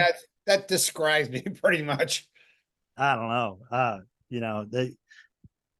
I did work for the intelligence community writ large for about 12 years after I retired, though, as a consultant, independent consultant. Yeah. Yeah. So, with that out of the way, there's so much that I have to talk to you about, Jim. We're gonna get into as much as we can. So just also to that, people listening, I think it's important to know that, Jim, that you're, other than that impressive background and your service, you're also an experiencer. So you have had an interaction with the phenomenon itself. So I mean that puts it on something of a different level, I think. So would you mind giving any kind of description or anything regarding your experience? Yeah, I don't want to get into too much detail. And first, let me just say that, and I thank you for calling it an experience. Some people would say, like, would call it an abduction experience. I don't like or dislike that term. I think anybody wants to use a term they want to use, to describe their experience. But I call mine an experience because I don't know to this day what it meant. I only know that it was real, and it involved my wife and I. It was classic. You go to bed at night, and all of a sudden, you're being visited, and I won't get into specifics, like I said, not now, but the after effects my wife had some serious issues after it happened. I had some physical marks on my body, and I actually have proof of them. But it was one of those things. And then it's continued on, up for about a year or two afterwards. We also had a lot of poltergeist activity going on at the place we were living. We lived in Virginia, in Alexandria, Virginia, but we lived in a neighborhood that was an old Civil War encampment. And before that, it was a Native American encampment. And so we're not quite sure everything that was going on there, but it was interesting. And it wasn't until gosh, 2013, 2014 that and we had what Robert Hastings, the guy who wrote UFOs and Nukes. Robert's a great guy, and he calls it the meh response, right? You have this thing happen to you and it just really alters everything. And then it's sort of like, you're involved in it and you're really wild about it for like a day or two. Then you go, meh, like, what are you going to do with it? Where do you put it? And you know, who do you talk to? But it wasn't until 2014 when I ran into John Alexander at a conference. Didn't have anything to do with UFOs or anything like that, but I ran into him, and he interviewed my wife and I, and then they got in touch with Lou's program and some other people, and next thing you know, we became heavily involved in this, and our blood was taken, medical records, DNA, and everything like that, and we're still part of this cohort group that's being studied. That's pretty much what I'll go into with that. Eventually all of it will come out, I'm sure, somewhere down the road, but I hope so. I think I do think there, in some regards, there's power to sharing your experience, especially from somebody like you who is a senior intelligence official or officer. But just one more question about that, and then sure. we're going to move on. Were there different types of entities? Yeah, they weren't grays. Let's put it that way. I didn't know what they were. I mean, I can describe them. I'm not going to describe them, but when I did describe them to certain people, I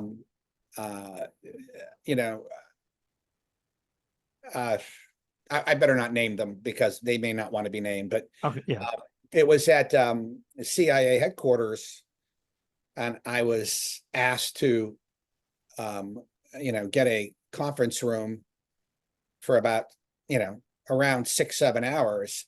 I thought that was unusual, and I didn't know the people who were coming, and but they had as many clearances as I had, and they had a no escort badge, so that's highly unusual. So they came in, I met them at the door of the agency, and we walked into a conference room, and we stayed there for like 6-7 hours, and they proceeded to scare the living hell out of me, and they did. It altered my life completely. But it wasn't then.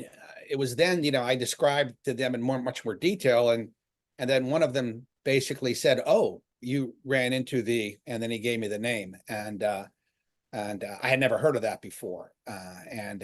Because in the intervening years, this happened around 93, maybe 92, 93. But intervening years between then and 2014, I think is when this happened. In between those years, I had read quite a bit about, UAP and UFO and, experiences and contact experiences. So I was familiar with the literature, but I was not familiar with this particular piece of information that was divulged. And, some of it was unclassified, but some of it, the bulk of it was classified enough that I can't really discuss it with you here. And it was then that I, got to meet Lou Elizondo when he was running ATIP, and I sort of was a little bit of an unofficial consultant for the ATIP program there for about a couple of years. And, they would show me things, and, and there are other things that we were trying to work on in you know, for the government, particularly for the Navy in this particular respect. So, And you mentioned that, well, was it at that point that you got some kind of read-in, some kind of, I'm sorry, what? like read into any kind of this information, or Yeah, well, yeah, it wasn't read into, it was, I don't want to, okay, yeah, yeah, it was read into um, the, uh, the reality of the phenomenon itself. I mean, it's one thing when you read a book and people are talking about it, and it's one thing when you have an experience and you know the experience was not, you know, my wife's a clinical psychologist, so I mean, I know the difference between, you know, what a numinous state is, and you know what twilight is, and vivid dreaming and all this kind of stuff, and you know, riding the mare, as I used to say.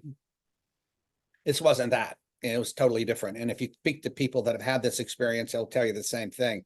It's very, very real. So when you get these, when you get sort of, these people spoke to me about it, and they said, "Oh yeah, this stuff's real, and let me tell you more about it." And then you know, and this is all scientific. These people were scientists, right, of the highest order, and you know, associated with you know, government and defense contractors. So now it wasn't until later on that I, you know, sort of pieced together, and I really don't want to get into that at all, about how I learned about the real program, the backbone program that's been going on for quite a while. and you know, just say those different things that you pieced together, and you know, different things you were told or confirmed. Was any of it like, did any of it seem like it could be potentially positive or opportunistic, or is your sense of everything that you learned concerning? I would say, I mean, I'm generally a very optimistic guy. I mean, you know, and I don't, I mean, you know, people always talk about, you know, is the phenomenon or these NHI, non-human intelligences, or, you know, are they in any way or shape or form an existential threat to the human race? And I would have to say no, only because they've been around for so long. And if they wanted to do anything, they would have done it already. The second thing is, I don't think, I'm pretty sure that most people, particularly in the government, don't really understand this phenomenon very well. They know it's real, and they know that it has an intention, but they're not sure what the intention is. Why the communication? Why things happen the way they happen? They have a decent idea of their capabilities, but when I say that, I mean, you know, there's a you know, it's like a superficial understanding of both their intentions and their capabilities. They don't know the full capabilities. They don't know the real intention. So you sort of look at that, and you know, what do you do? I remember when Lou was starting to talk about, when Lou was with To the Stars, you know, Lou talked about, you know, national security issues with that, and he was right, absolutely right. I mean, when you're in the intelligence business, your first order of business is protecting, you know, the government and protecting the United States. And you have to be 100% sure that whatever you're dealing with is not a threat, and you have to find that out first. And once you find that it is or is not a threat, you take the appropriate action. So I don't think we know for sure. I would tend to think that it's not, but there is probably 10% of what I've read and experienced points to less than a positive. I don't want to say evil or demonic, but less than a positive side to this. I you know, Jacques Vallée once commented to me. He came to my house actually at one point, and spent the day with my wife and I, and you know, going over everything, and I had asked him, what do you think? And he said, well, I think in general, it's just the phenomenon is indifferent. I mean, it's just not, you know, one side or the other. And I think he's absolutely right. You know, there may be times, I mean, some people have experiences. I think most people who have an experience, contact experiences, or what they call abduction experiences with these non-human intelligences, it's frightening at first, but then it's also transformational to a certain extent. And if you talk to them a year later, you know, they'll tell you it's probably one of the best experiences they ever had. Maybe their life changes for the positive. It didn't happen with me at all. You know, I still see it as a human rights violation. And because of what happened to my wife and what happened to me. So was there a more sinister element in my experience? Possibly. I was told that by somebody who knows, said that they think there could have been a more sinister element involved. What that actually means and what that entails, I don't know. But you know, that's why I don't disregard the people who, like my friend Melinda Leslie, who, you know, who had a really number of frightening experiences, and she relates those to what she calls military abductions, MILABs, you know, and, you know, that may be easy to dismiss for some people. I don't dismiss that at all. I know Melinda and heard her story. I find her completely believable and her story compelling. So I don't, I mean, to me, everything's up in the air. You know, we don't know. Yeah. Yeah. And there, you know, there's different parts of that. And for me, I didn't have anything akin to an abduction. My experience, for whatever reason, seemed very positive, right? And empowering and, you know, caring, right? Like, and I'm open to the idea that's a manipulation, right? I'm dealing with an advanced intelligence that could be doing whatever it wants, more or less. At my gut, it felt genuine.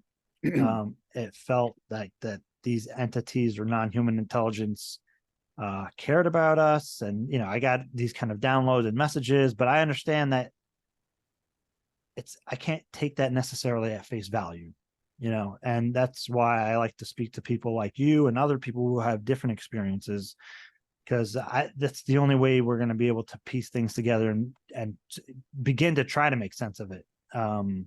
Which I think is you know, that's why we need this out in the open. We need everybody working together on this, because we're not going to get anywhere if this is, you know, is kept as a cover up or the secrecy.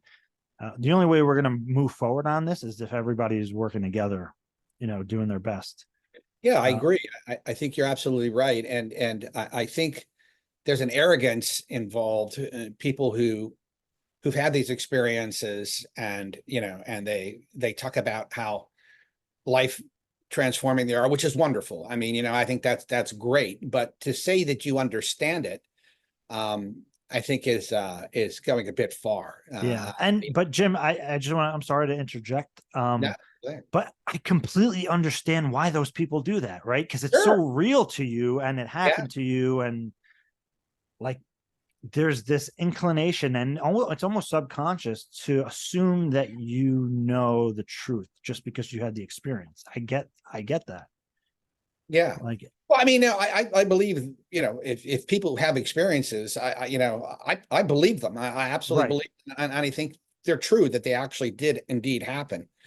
But I think, you know, I like to follow the maxim that, you know, John Mack said it when he was talking about abductions. He said, you know, I think when, you know, all of a sudden, and I'm paraphrasing here, he said, I have it written down somewhere here, but, you know, in the end, I think the most we can say about all this is that it's a mystery, and that's about as far as we should be able to go with it. And I think his reasoning was correct, because, you know, it's I like to say we live in a blinkered universe. I mean, our brains and our senses are only able to see, we're only able to see, feel, understand so much. You know, we only take in so much of reality.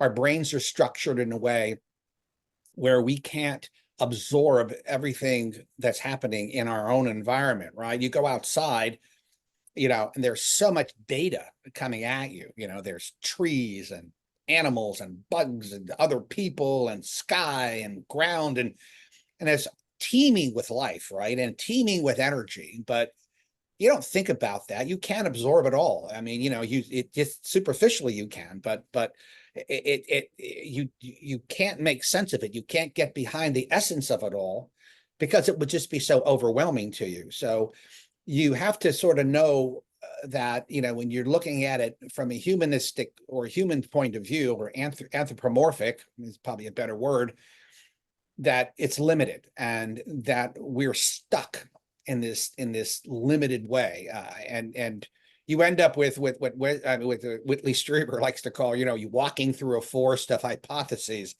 You know, you have all these great ideas of what it might be, but you don't really know in the Yeah. end. You Yeah. can't really be sure, right? Yeah. Yeah, and you know, our senses filter things out for, you know, optimal survival, you know, eat, live, procreate, and so on. Right. You know, but again, you know, we don't perceive the radiation around us, the Wi-Fi, and these different frequencies that are the radio frequencies. They're always around us all the time, right? And so that's kind of the idea that there's could be the shadow biome that Dr. Eric Davis talked about, where some of these entities may even reside right there. Yeah. Which I do want to get into a little later. I'm currently working on a presentation that's kind of involved in that. But you know, you're in a very unique position because of your background and service to the country and working in intelligence, but you're also an experiencer. So you know, given that you have this kind of, you know, bird's eye view on kind of both of these worlds, you know, does the secrecy around the subject upset you?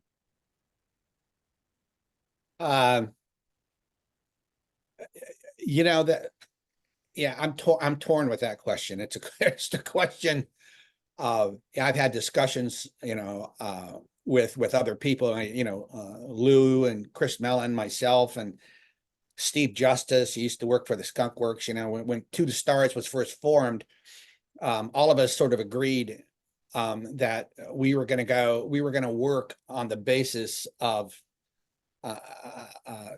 you know, a complete belief in this phenomenon, that the phenomenon was real, but not knowing what it was, but nevertheless it's real. So we weren't even going to entertain the idea, is this real or is this not? Yeah, it is real. So let's move forward from there. So when you look at it, part of me says, look, if this is a part of nature, or it's a part of our reality, you know, it's not right for anybody to deny us that knowledge. It truly isn't. And it's just something that's part of our legacy as a human being, and we need to know this. Then the other part comes in, and you say to yourself, well, if you know, the end of World War II, all of a sudden some craft appear, perhaps even a non-human intelligence, and the government, to not only the government, but to, you know, ordinary people. But let's say they show up and the government knows about it, and then you put some really fine minds together and you say, well, what do we do with this information? And then you look at it and you say, how disruptive is this going to be if it gets out? Number two, do any of our enemies know this, and are they trying to weaponize this? So you have all these problems. There's a lot more problems associated with it. So you look at that, and then you make a decision on what you want to do as a government. And then, you know, and I think in this particular case, they decided they wanted to keep it secret. So off they go for the last 80 some years. And I think to the detriment, you know, of a lot of people who've had experiences and who were told they're crazy or they're nuts or whatever the story is, which when it's exactly the opposite, right? So I'm torn. I'm torn.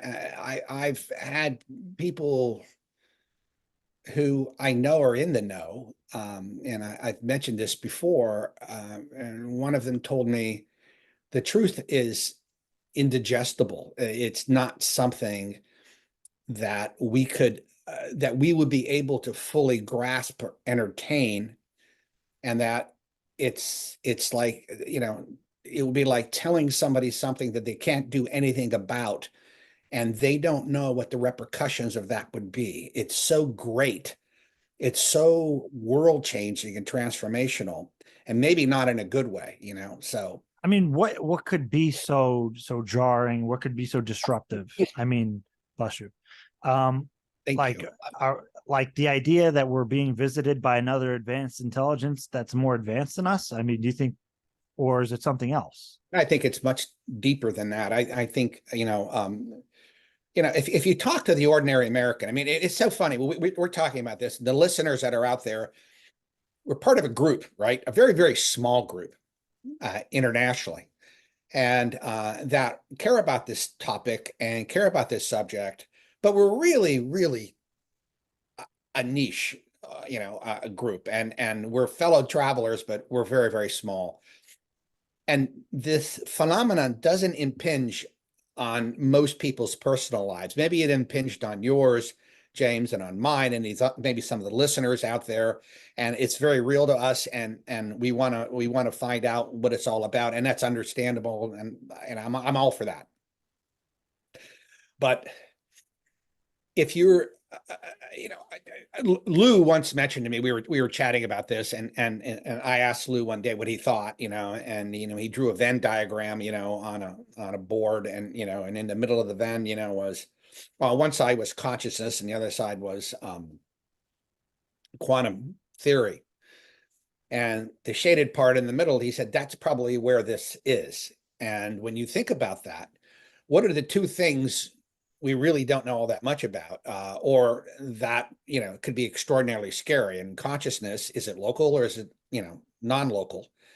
If it's not local, not produced by the brain or the body or the mind, it really means that there is a universal consciousness that we're part of, that we're tapping into. Quantum theory, in the very early days of quantum theory in the 20s and 30s, most of the people who grasped what it actually meant was that we're immaterial, that we're basically an illusion, and that atoms in general, we've come to find this to be true, are just basically invisible. There's no matter there, and that that we're just energy forms. Well, think about that for a second. If that's the case, how would the president describe that? How would the president go on national television and say, maybe he tried to do a controlled, and I'm sure, and I know they've thought about this, and I know they thought about ways to do this, and they never can come to any kind of agreement, and they always come to the agreement that it's probably best not to say anything until we have a better understanding. But what the hell do you say? I mean, you come out and you say, there's another presence in the universe which visits us, and we don't understand it, but it's capable of transforming itself into anything it wants to do. It can manipulate matter. It can manipulate the electromagnetic spectrum. It can show us things that may be real or may not be real. It can be real and not real at the same time. I mean, you can just go on and on and on. And then this whole idea of sovereignty comes in, free will comes in. And then you're worried about, will society be able to withstand it? Will, socioeconomically, what will happen? Will things stop religiously? There are so many aspects surrounding this. Now, you look at that and you say, and it's easy to blame the government and say, well, still we need to know. And I understand that. I'm actually on the side that we really need to know, no matter what happens. But once you state the fact, there's no going back. there's just like all this stuff with, that came out, and Congress is now involved in it. And, we played a very small part in getting those videos out, which sort of cascaded into what's happening now. The Congress is running right smack dab into this same problem. I'm sure people have whispered in some people's ears, do you really want to do this? Do you really want to go out and talk about this publicly? Do you have any kind of fallback position when when people start asking the million questions they're going to have, and you're basically saying we're powerless against a entity or entities that are here, we can't see, we have no idea of their intentions and capabilities. It may mean that, we're just immaterial. I mean, you can get into, there's so many avenues. And then what does that open up? It opened up places for clowns like Alex Jones and I won't mention other people, but to sort of come in and sort of take over the narrative, and then you're fighting those narratives. Well, it's, demonic, and well, it's this, and you're panicking people. Now, does the government or any government have a right to take that responsibility upon themselves? I don't know. That's a big question. I don't know what the answer is. I mean, you can go back and forth. Well, and exactly to that question is, do you think that the secrecy is either legal or illegal? I wouldn't get into, I actually goes into moral or immoral or ethical and unethical. I would think beyond like the legality of it. I think it's totally legal, given that it was probably the program or the government, program that oversees all this was constructed in a way, I'm sure, that was legal. And you may question it. You may say, like Congress is questioning it right now and saying, no, we have oversight. If you're spending our money, we need to know where it's coming from. But Congress doesn't own the program. I mean, it's my belief that the program is owned by the executive branch, and that the executive branch basically doesn't have to tell Congress what they're doing, and that the president has an enormous amount of powers. And if this was constructed, this legal arrangement that was constructed probably back in the late 40s, early 50s, under a presidential, executive action document, which most people don't know about, but they were real and they're true. Congress doesn't have to be told. If it's an extraordinary circumstance, and the president decides that the danger to the republic is such that this needs to be closely held, that's legal, and it's been upheld as legal over the years. Now, has one of the Gang of Eight known about this over the years? Yeah, probably was whispered in people's ears, this is what's going on. And but we don't know anything more than we know. I don't think the government, obviously, I think that if the government knew more information about this and was able to say, we know what it is, it's here, this is our defense against it, if it tries to do anything, I think there wouldn't be an issue. But I don't think they have any answers to that at all. And I think they're sort of stuck. So where do you think this whole effort is going? We have this new language. They just showed new language just the other day. It's like UAP Disclosure Act 2.0. What do you think is going to happen with that kind of language? Not much. I mean, you have really two big issues. You remember when the Schumer, the amendment came out, and then Schumer's, another amendment came out, and and then they sort of watered the first one down. And the reason they watered it down was primarily because when this program was started, where did it go? Right, it went to one or two government agencies that either belong to the executive branch or answers to the director executive branch. It also went to private industry. If you had given this problem or this challenge to private industry, then you had to create what we call sole source contracting, these sole source contracts are highly protective of individuals and corporations, where the government is not allowed to reveal their identities if they're working on a government project. This is common knowledge. If anybody in the government, whether it's the FBI is using a private corporation or CIA or NSA or what have you to do work with them, the contracts are usually written in a way that the government can never admit publicly that this particular person or this particular private entity is doing business with them on that. I mean, these protections are built in. So you always have that, and that goes on for in perpetuity. It doesn't end after 50 years or 75 years. It goes on and on and on. I know this because I've done a lot of these operations, not with UFOs, but other operations where you absolutely have to protect a corporation or an individual who's working with you from their name ever coming out, and the agency would never do that, and no government agency would ever basically allow that to be made public. So that's one issue. The second issue is indemnity. If a corporation took on something like this, say, look, here's a down craft, look at it.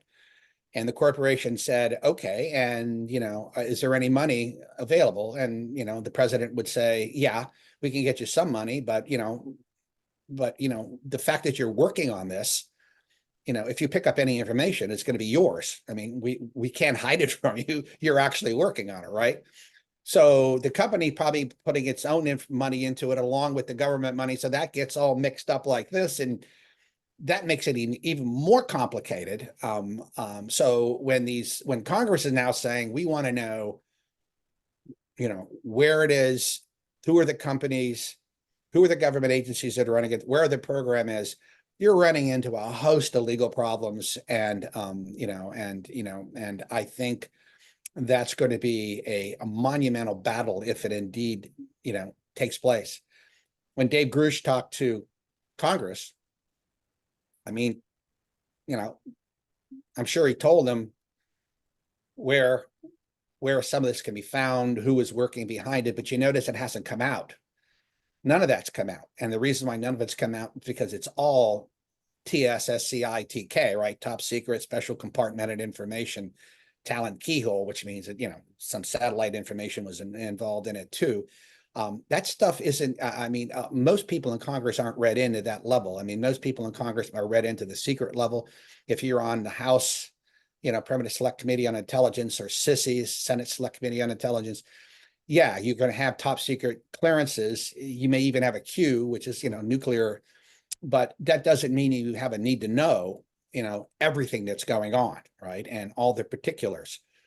And as I've mentioned this before, Congress can get briefed on these programs, but there are a lot of programs, particularly waived, unacknowledged special access programs, where maybe the Gang of Eight will know about it, but nobody else, or maybe one or two people on the Gang of Eight may know about it and nobody else.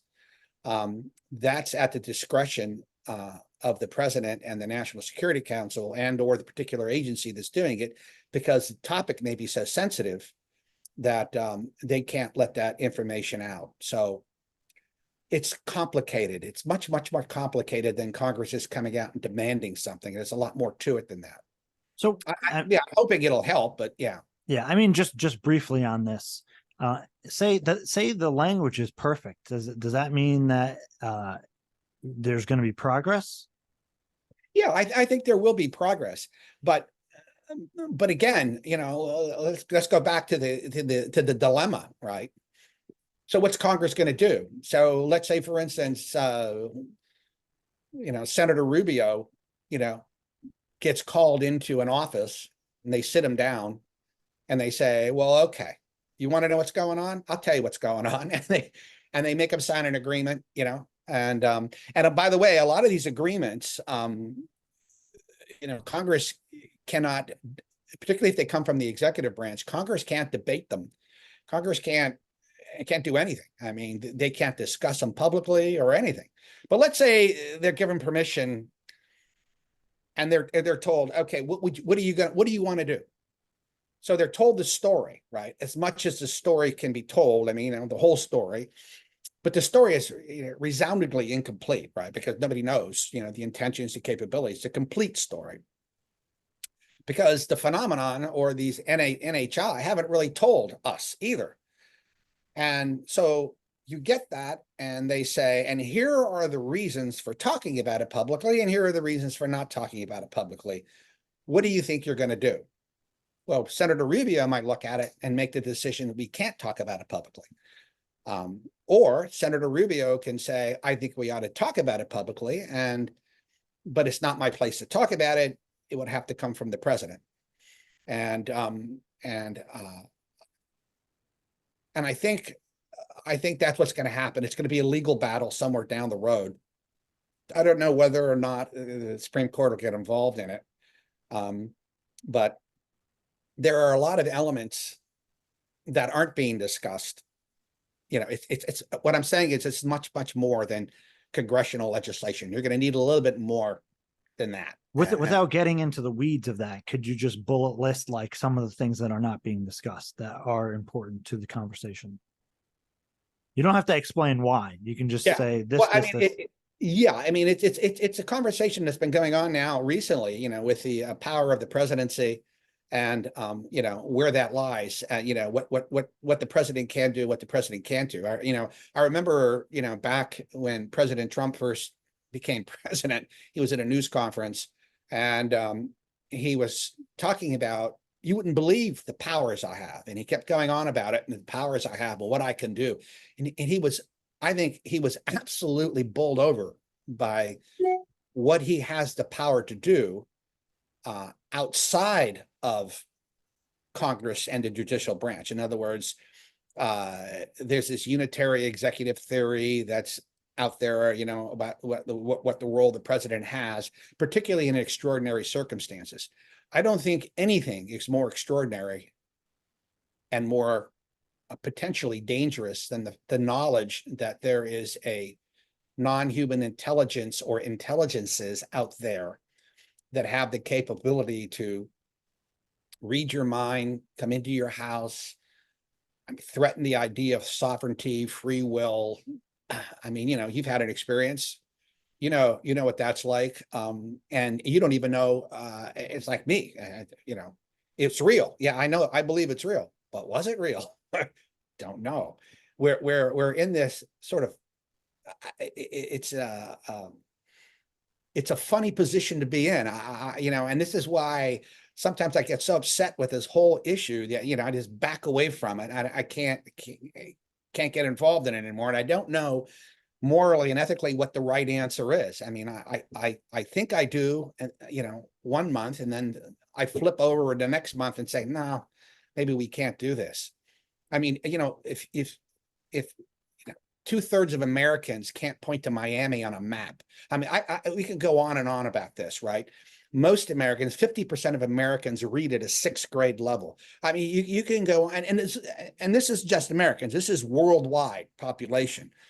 How the hell do you throw this concept that, let's just say, it's a combination of quantum theory, like Lou said, it probably could be, and consciousness, two of the grandest problems that we have. I mean, in physics, and in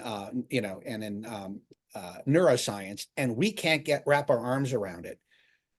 How the hell do you throw that out there? And it's like this big old meatball hanging out there, right? And you're asking people, who are consumed with their daily life. You know what it's like. You got a family, you know what I mean? You get up, you got a job, you got to do all this kind of stuff. And then somebody throws this huge thing at you and said, oh, by the way, we're not alone in the universe. And these other entities have godlike powers compared to us, can pretty much do what the hell they want, when they want.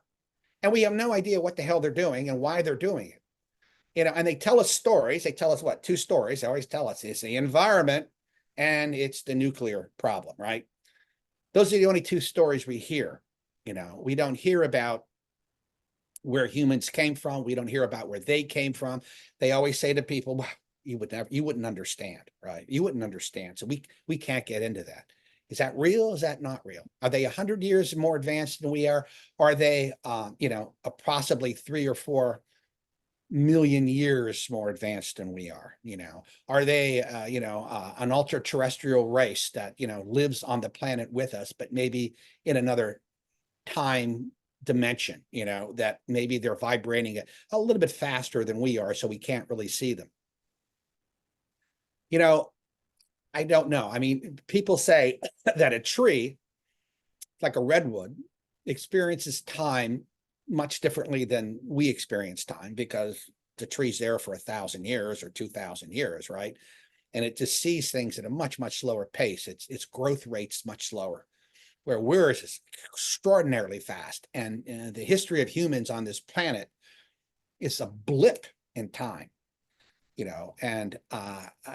so you're trying to think of all this, and then and this is one of the reasons why we created To the Stars, and we're hoping that we can get enough funds to start investigating this, at least communally, internationally. To think, and this is what Peter Levenda says, I think there's something you might want to discuss with him if he's on your show in the future. The whole idea of the government running the UFO problem, or the running the issue, is manifestly absurd. The government doesn't own this. The government can't own this. It's too big for the government. It's beyond the government's capabilities, and just like it's beyond our capabilities. So TTS was started because we wanted to take this private, and at that time, and I've mentioned this before, I went to senior people in the agency, DNI, and other agencies, and I said, we're doing this, and if you have any issues with this, you let me know now. And they all said, go with God, keep us posted. And I think they said go with God and keep us posted because they want to know too what we find out. So hopefully that's our goal in the future, is to get some of these programs. We actually have ginned them up already, but we don't have enough money to fund them. But so I think that's what the situation is right now. And I think it's just highly, highly complicated. And it's more than just saying, I want to know the truth. What the hell do you do with it when you know it? Yeah. Well, and that's why I am, my general philosophy and thought on this currently, and I guess has been, is that's why it needs to be out in the open. That's why you need disclosure and confirmation, because the government can't do it alone, especially when it's siloed and compartmentalized. And yeah, there's a risk to sharing that information, because then you share with adversary nations. But we're at a catch-22, because we basically, from what I understand, they say within the programs they hit brick walls, because the security around it is so tight that you can't get anywhere. And that's basically the argument you made, that the nation and everybody, or even globally, is at a 6th grade reading level. Well, maybe that's because part of it is because they've been held back, right? Because if we had disclosed all of this in the 40s, probably not the best idea, actually. It's probably better that it wasn't. I think that it would have been a little crazier if you did it back then, just for a number of reasons. But let's say after some years, they started acclimating the public and disclosing this more openly, right? Because people will say they've been acclimating us, but potentially we would be in a much different place right now, even evolutionarily, because we've been exposed to the information. I think you're right. Matter of fact, I think that's exactly what's happening now.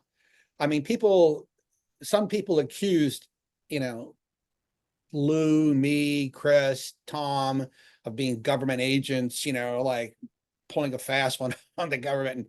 And yeah, I mean, you can look at it. I mean, I can see where they looked at it that way and say, oh, isn't this convenient? You have a counterintelligence guy, then you have, a former agency guy, then you have a former head of, Defense Department intelligence. They're all coming out and they're talking about this and they're pushing this. And, what are they doing? This is part of some kind of covert plan. Well, the answer is absolute nonsense. That's not the case at all. This is individual people that decided we needed to do this. We needed to talk about it more and get out there. But even we realize that, you know, did we open a Pandora's box, to a certain extent? I mean, or did we open it more than it's already been open? Because it's been open for a long time. A lot of researchers have been doing this, for a long, long time, and we're relatively new to the game. But and I don't know the answer to that. I really, truly don't. And I don't mean to, be dismissive of the world population's capacity to deal with this. And I don't, it sounds elitist, but I throw myself in the same damn category, right? I can't, I'm highly educated, but I can't understand it. I don't even know where to begin. Yeah. Somebody once said, hey, he said, all we got to do is connect the dots. I said, show me the damn dots. I don't even know where the dots are. Right. And then the other issue too is like, what happens if this technology, what happens if there is a technology? And let's say these non-human intelligences, reveal themselves. Well, and they say, and they share things like you get, free energy or something like that, or you get some type of energy form that, is available to everybody. Well, then you're dealing with the same problem you've had since the beginning of time. Humanity, is humanity smart enough to be able to handle a particular technology without killing themselves? And we're talking about AI right now, right? And what all that could mean. Well, let's put AI, advanced forms of AI, into the hands of, say, the Iranian government or the North Korean government. Well, I mean, what do you think they're going to do with it? Or the Russians? They're going to weaponize it. Just like, I'm sure people on our side are weaponizing it too. Humans, I don't know if we're ready for all this. And I don't know if we're capable of basically subjugating our worst instincts and having our best instincts, come forward. I don't know. And I remember Hal talking to me about this, Hal Putoff. He was involved in one of these, Think tanks. Yeah, talking about, whether should we talk about, should we let this out or not out? And his point was, look, in the beginning, almost everybody agreed that we should let this out. And he said, and after a day or two of writing, putting all the reasoning down, he said, we all decided unanimously, no, can't do it. And I think it's one of those things that you can never be ready for. It's, baptism by fire. I hate to say that, but you can always find a reason why to procrastinate, even as an individual on an individual level with, doing something that seems risky or scary, but it's inevitable. So you have to take the plunge eventually. And I mean, I understand both sides too, right? Yeah, well, I mean, look at it this way. Let's just say you're growing up and you find out that the person you thought, was your father wasn't your father, right? And actually it was somebody else. Very, very jarring experience, right? And it's an experience that's going to affect you for the rest of your life. Just like any kind of, traumatic experience that happens to you. Now that's on one level, right? Think about something that's 1,000 times or 1,000,000 times more startling than that, particularly one that has an element of possible extinction or possible that you have no control over. I mean, you have control over this. You can go, you can take cognitive behavioral therapy. You can have chats with everybody. You can get support groups, talk about it. It's understandable, right? It's an understandable predicament. But what if somebody told you,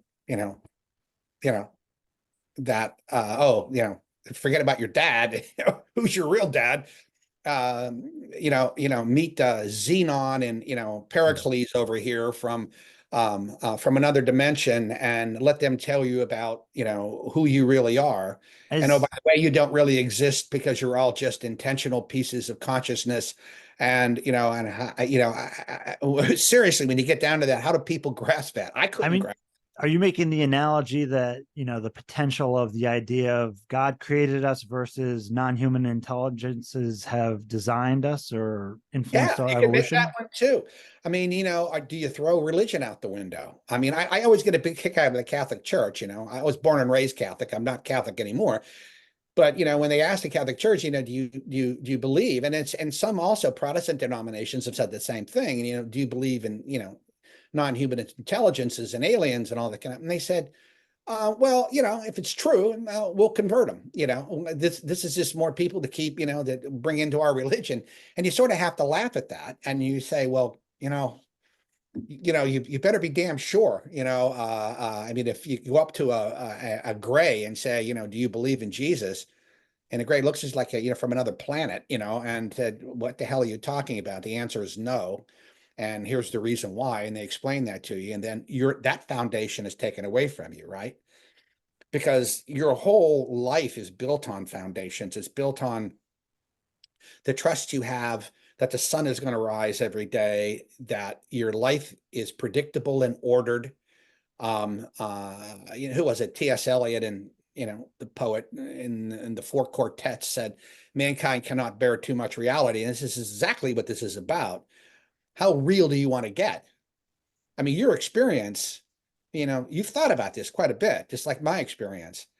What does this actually mean? What does it actually mean? So most people who become transformed by this see it as this natural progression, this initiation that they had, Right. that was unpleasant, and then they reach this spiritual awareness, what social psychologists might call a theophany, right? Or a catharsis, and they see the world completely differently. But what if even that vision doesn't even come close to what the real world actually is? And if the real world actually is, doesn't exist unless you observe it, as quantum mechanics will say. So, I mean, we could all still be figments of each other's imaginations for all I know.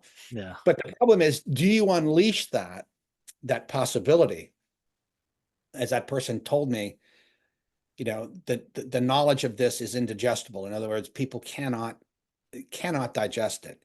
Well, shit, you and me are sitting here having an experience. You can't digest it.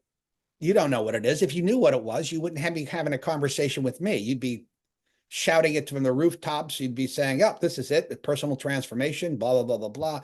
But I think you have a lot of questions. And just like I have a lot of questions. I want to know why they came. I want to know why they damaged my wife. I wanted to know why they damaged me. I wanted to know for what possible purpose they could have done that. And if they can do that to me and you, what else can they do? What can they do to everybody else? Yeah. And we're going to shift gears after this question a bit, because there's so much I want to discuss with you. But do you think that the phenomenon or phenomena, however you want to look at it, are the architects of the secrecy? It's something. The answer, I don't know, but the within certain circles now, that's the discussion, is that the government may be being prevented from discussing this, or being told not to do that. One of the things I brought up before, I was on a podcast not too long ago. I think I went to the Stars podcast, and I said, well, what if the phenomena? I mean, the phenomena doesn't do anything, right? It just shows itself whenever the hell it wants to. It's completely unpredictable. It tells you what it tells you, doesn't give you any proof of anything. It teases you, it cajoles you, it scares you, it terrifies you, but you can't bring it home to meet the parents, right? I mean, it's not something where they do the formal handshake. It's not landing anywhere and saying, hey, I'm Klaatu, right? And I'm here to, send you a message, right? They're not doing that. It's not doing that. And you have to ask yourself, why isn't that happening? And And if, so people get mad at the government and, they say, well, the government should be letting all this information out. Well, shit, blame the phenomenon. That's what I'm doing. I mean, more so than the government. That's the one that's not sharing. And does it have a good reason? Doesn't even deal with reason. Is reasoning even a part of its existence? We don't know. We have no idea. They could be so far advanced that, they look at us as microbes, and well, okay, here's a development of a microbe, that we developed years and years ago. Do we give it another level of consciousness?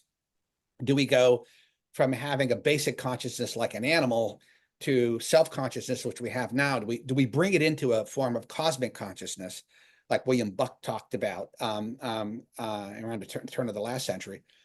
Do we bring them into that, and are we ready? And maybe your experience, my experience, and this whole conversation about that is a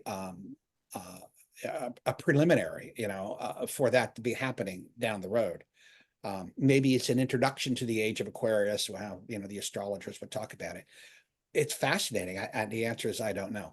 Yeah, and there's a funny correlation with the age of Aquarius and then like Vedic astrology with the different yugas, and the next out of the Kali Yuga, which Sri Yukteswar speculated that we're actually, since the end of the 1800s, moved into the electric age, or the Dwapara Yuga, and that's like the beginning of this gradual, over very long time, awakening where we discover electricity, gravity, weak and strong forces, nuclear forces, and all that, into eventually where it gets to another level of evolution after another 2,000 year period, 2,400 year period. Very interesting correlations with that. But I just want to place this here. I was going to put it later in the discussion, but what do you think of the idea of the potential, or the idea of non-human intelligences having agreements somehow with some terrestrial or government organization? I certainly think it's possible. I've had some information that said that it's actually what is going on, to a certain extent, which begs 1,000 questions, right? What did they say? What do they want? And again, are they the ones directing traffic? Right. My feeling is they are the ones directing traffic, and why wouldn't they? If they're that powerful, and we know about it, and they seem to be concerned about our welfare, are they the ones who are basically saying, or maybe, are they speaking to us symbolically? Are they showing up? Who was it? They call it reinforcement, a system of reinforcement. Yeah, the unpredictability, but nevertheless, it happens. And Jacques Vallée talked a lot about that, the idea that looks like that's exactly what's going on. They show up in a regular, well, you don't know when they're going to show up, but they do show up. And it's like it's introducing a concept. It's like when you want to get your kids to do something, or your kids to eat something. Let's say that you want to eat broccoli. Well, if you put the broccoli in front of them at least 10 times, eventually one of the kids is going to grab a piece of broccoli and just put it in his mouth to see what it's like. He might spit it out, but in other words, you get used to it. Or you want to convince your wife that you want to do something, and you say, I want to go to someplace, and she's absolutely out of the question. And then you bring it up again, and then she's, well, we'll talk about it. And then, next thing you know, it's like, she thought about it, right? And you didn't think about it. So yeah, and that's a valid concept, and it works. It absolutely works. I mean, they proved it in behavioral psychology. So that's a possibility for this.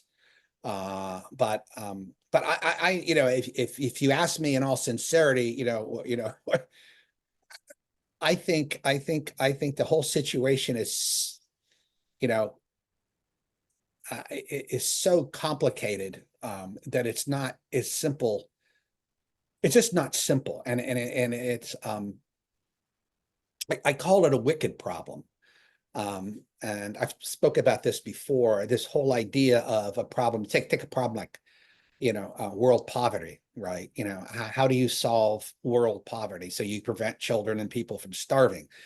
Well, there are so many variables associated with solving that problem that they're almost, they're beyond our control in some respects. So how do you attack it? Well, there are social psychologists that will take you in a room and they'll say, all right, what's the wicked problem, right? Here's the wicked problem. Okay, poverty.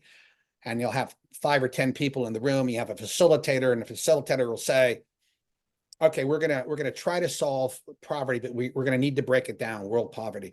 So you create something what they call a mess map, right? And a mess map is just a bunch of people sitting around talking and putting up Post-it notes on a board and saying, well, here's a problem. Well, here are the 5 or 10 areas we have to focus on. And under those, you have these subsets and then subsets of the subsets. And then when you're all finished after 2 or 3 days, you've basically gotten maybe 90 to 95% of the problems associated with world poverty. Where do you start? Do you eliminate a particular leader in a country because that leader is siphoning off all the money for himself and not, how do you solve that problem? And then how the distribution, I mean, it just goes on and on. Yeah.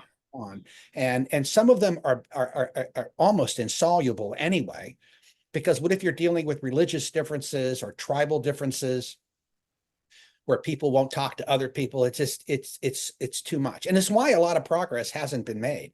The human condition is such that we generally tend to be untrustworthy. We don't like the other, right? Whoever the other is, whether it's Democrats, Republicans. I mean, you can go on and on and on about the other, right? They don't look like us.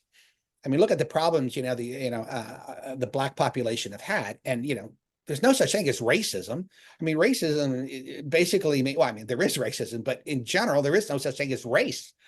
We're all from we share the same DNA. How the hell can you have any, racial, it's just color, right? It's the way people look, the way people act, what people believe in. Those are the issues. And it's very, very hard for people to overcome that fear. And I think it goes back to, primal days, when you didn't know who the hell that was going to come around the corner, right, and club you to death or something like that. So we haven't even begun. Well, we have begun, and we've made great progress, but I don't think we're anywhere near that.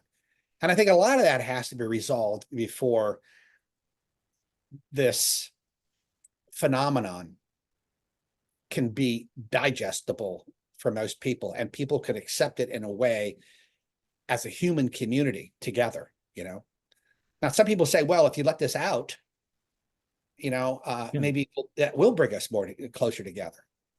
Yeah, maybe not. Maybe it will divide us more. Did you see the 3-body problem on Netflix? I didn't. I'm familiar with the synopsis though. Yeah, I did a simultaneous podcast, I think for episode 4. They wanted to talk about intelligence and, how intelligence services work together. And as I did it on that, it was fascinating, but it was a excellent trilogy, and it's very dense and, but beautifully done.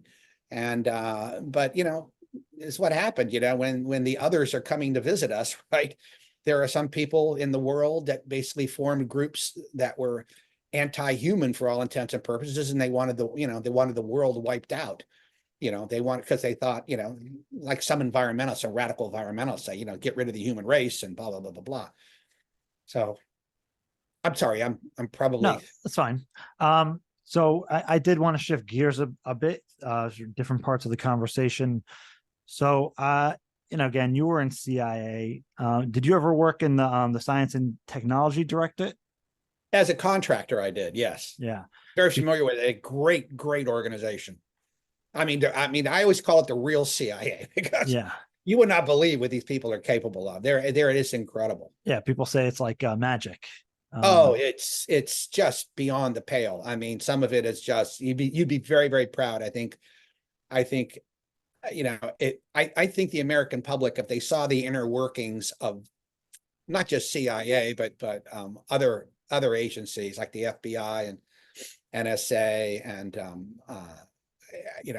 and other intelligence organizations, the Marshal Service. I mean, just really good people doing extraordinary things. Well, there's a conversation that came up in regards to crash retrievals. UAP, UFO crash retrievals. There's stories of crashes. There's stories of completely intact craft being discovered and retrieved. There's stories of, non-human intelligence vehicles being shot down. So, within all that, one of the names that came up was the Office of Global Access. And that's allegedly under CIA, or not allegedly, is under CIA. Does that idea make sense in regards to you have this organization that may be tapped in incidents like that? Well, first of all, I can't comment on, where if there is a program that exists, I can't comment on where it might be, what it's about, who runs it. I just can't go there. And Yeah.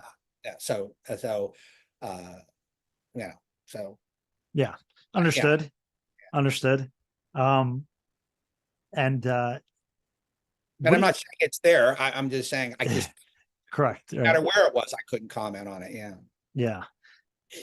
Yeah. Because that somebody ran a story and they had I believe they said they had 3 sources that came to them confidentially. Obviously their identities weren't shared, and they said that. So that's something that was going on. And I, as somebody on the outside looking in, it kind of makes sense because, like, yeah, they would have the means to pull something like that off, especially if there was a craft that went down in another country or what have you. They can go in and extract whatever it is, and it just made sense to me. But getting to, again, the idea of, like, okay, we have an intact craft. There's the story of Admiral Wilson is getting read into this program, and he discovers that they're talking about a craft that's potentially operational, and that memo or transcript was provided to Congress. So do you think that there's any legs to that? I'm not going to comment on that. Yeah. What about you had in, and this is amazing to me. I still can't believe this, that in Dr. Jim Lakatsky in his book with Colum Kelleher and George Knapp shared that he was in a briefing where they disclosed that we had an intact vehicle of allegedly of non-human origin. So when you have somebody of that level make that kind of claim, and apparently it was ran through Dopser, and he was still able to put it in the book. What do you make when somebody of that level makes a claim like that? I generally tend to believe them. I like Dave Grush, same thing. He's top flight guy, and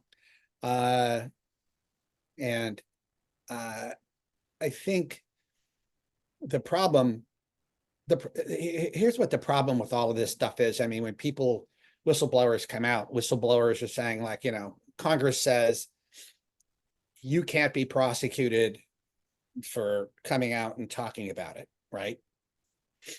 Well, that's Congress saying that, right? But that's not necessarily true. If the program doesn't belong to Congress legally, it belongs to somebody else, say the executive branch, and the only person legally, and I'm not, again, these are ethical, moral issues involved in here too, but legally, the only person that could really discuss that would be the president or the president's representative, whoever that might be, and come out with that information. So Congress is basically saying, according to our rules and regulations, you can be a whistleblower and we'll protect you. And they have protected people, right? And then the executive branch isn't saying anything. Isn't that interesting? Whistleblowers are, I don't make any judgments about it. There's Title 10 and there's Title 50, right? One's what deals with the military and one's with the intelligence, and they're slightly different, actually more than slightly different in some respects. And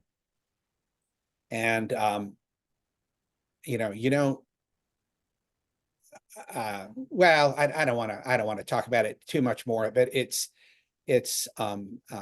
when credible people come out and say things, fine. But you notice, like when what David said it,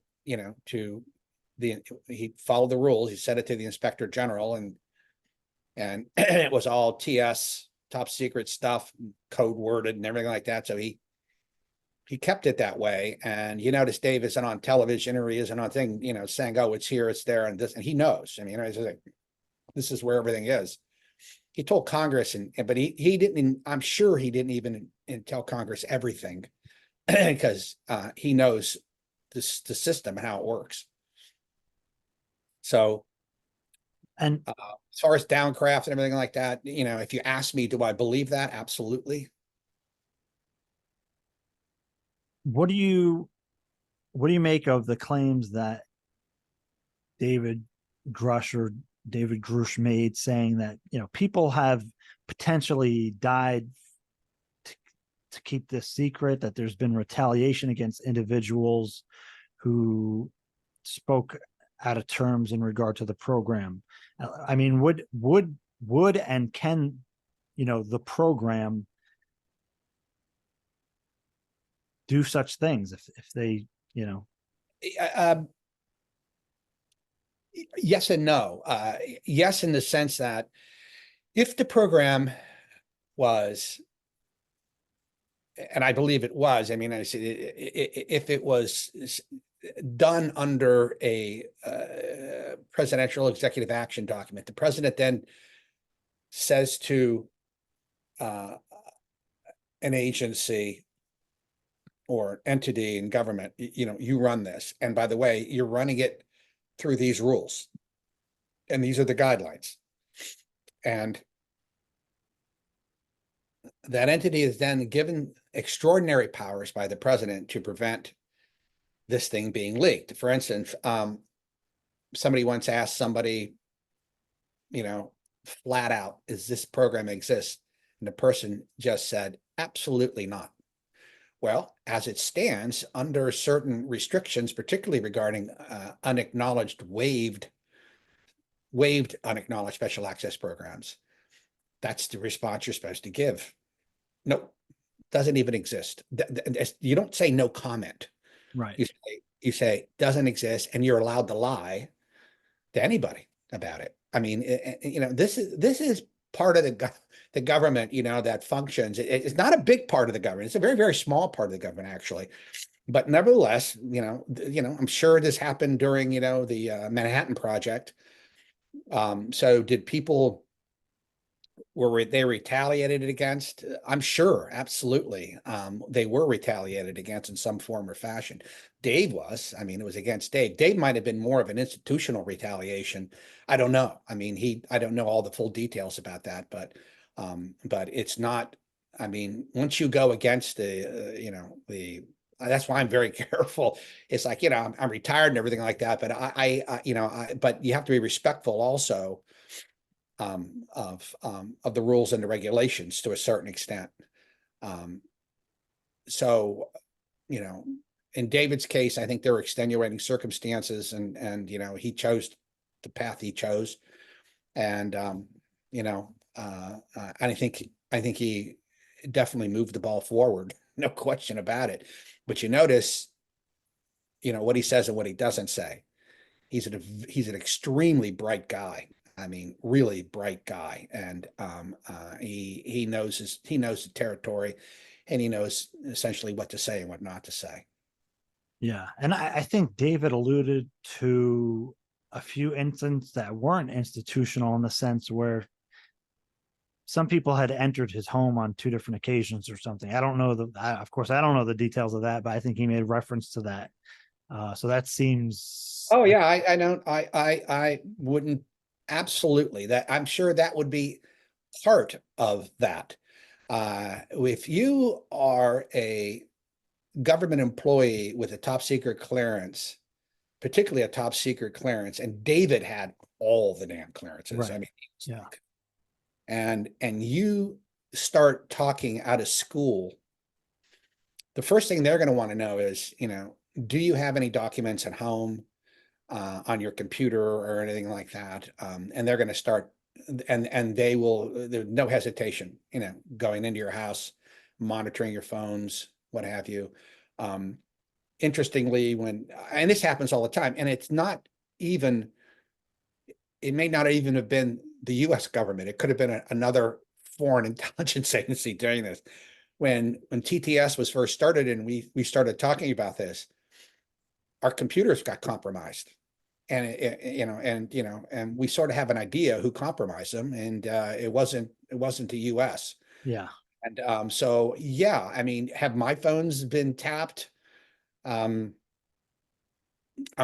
wouldn't put it past them. I could care less, to be honest with you. If my home been broken into, I don't know, could care less. I don't have any classified data here, and I try to, I don't talk about classified information. I touch the border sometimes of some of this stuff, but I always like to make it, and I say, look, this is my opinion. I'm not speaking for anybody. But I'm a little bit different. I had an experience, so I don't want the government telling me I didn't have it. I don't want the government telling me to shut up about it. It's my goddamn business. It's nobody else's business.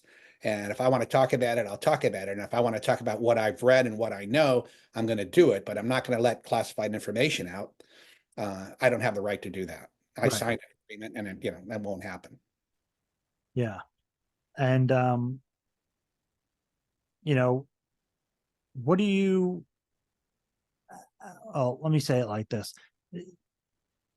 In regards to the program, I mean, it sounds like, I guess people call it the program, the UFO legacy programs. Do you think there's people within those programs that they want this information public? Yeah, I mean, Not the details of the technical stuff. yeah, Right? I'm sure, absolutely. I mean, when there was the term that Jacques Vallée coined. I think it was Jacques who coined it, but the invisible college. This whole idea of government people, forming these unofficial, conversations regarding this topic. All through the government.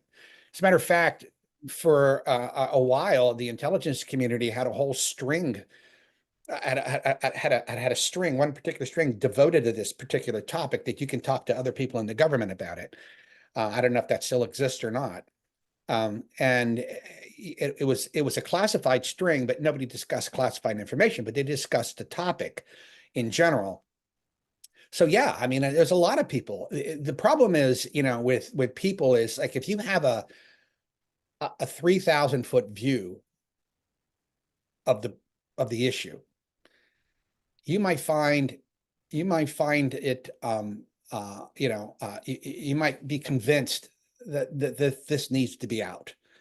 But if you have a 10,000-foot view of the problem, you're absolutely convinced that this shouldn't go anywhere and it should stay exactly where it is. So everybody has some of the people, like for me, I have a little bit of a view, but I'm not dumb enough to think, that just because I know X, that I have the answer to, to that this should be out and blah, blah, blah. I don't have that. And when somebody tells me, look, there's another view that's a lot higher than yours, much, much higher than yours. And it comes down to to a matter of trust, right? Do you trust the people that made these decisions and who still maintain these decisions about secrecy on this particular topic.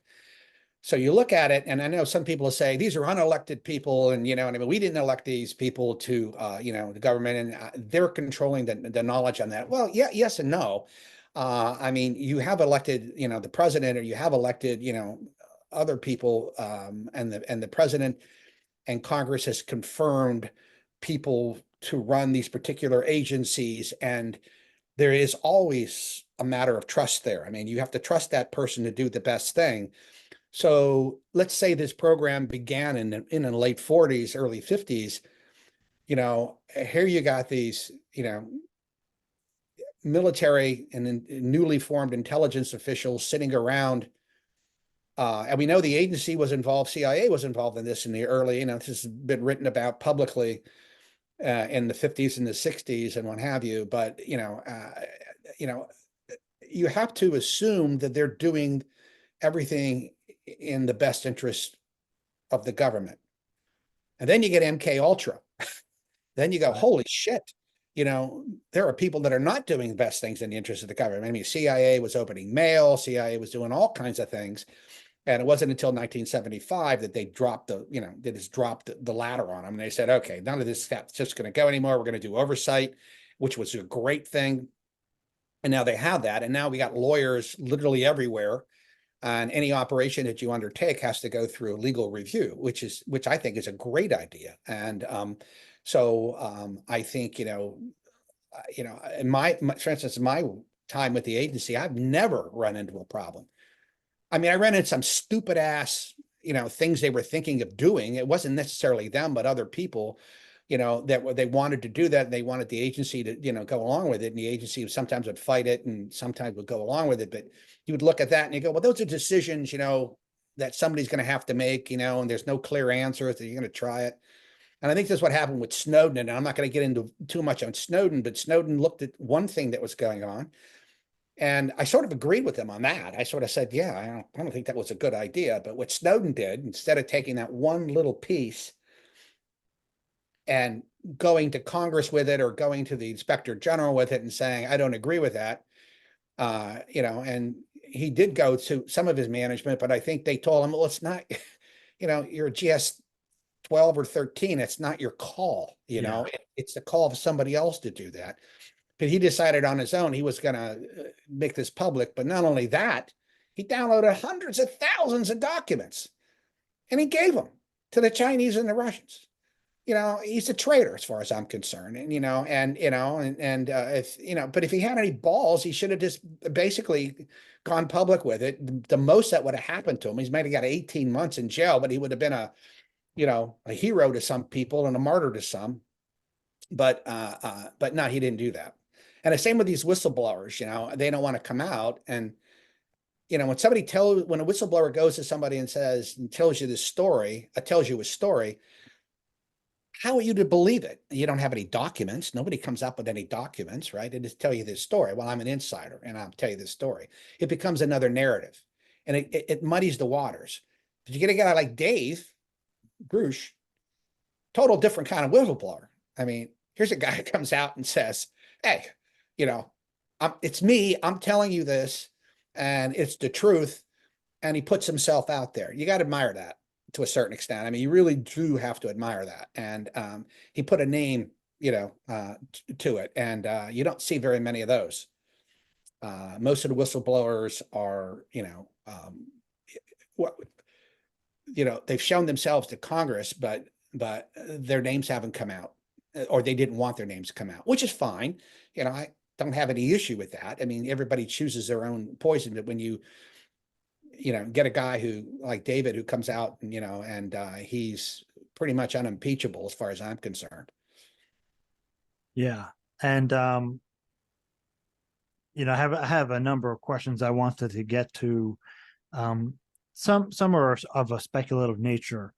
One of them was the idea of non-human intelligence walking among us. That's something that has been coming up from time to time. So when you hear something like that, what do you think? Yeah, I think it's an absolute possibility. And,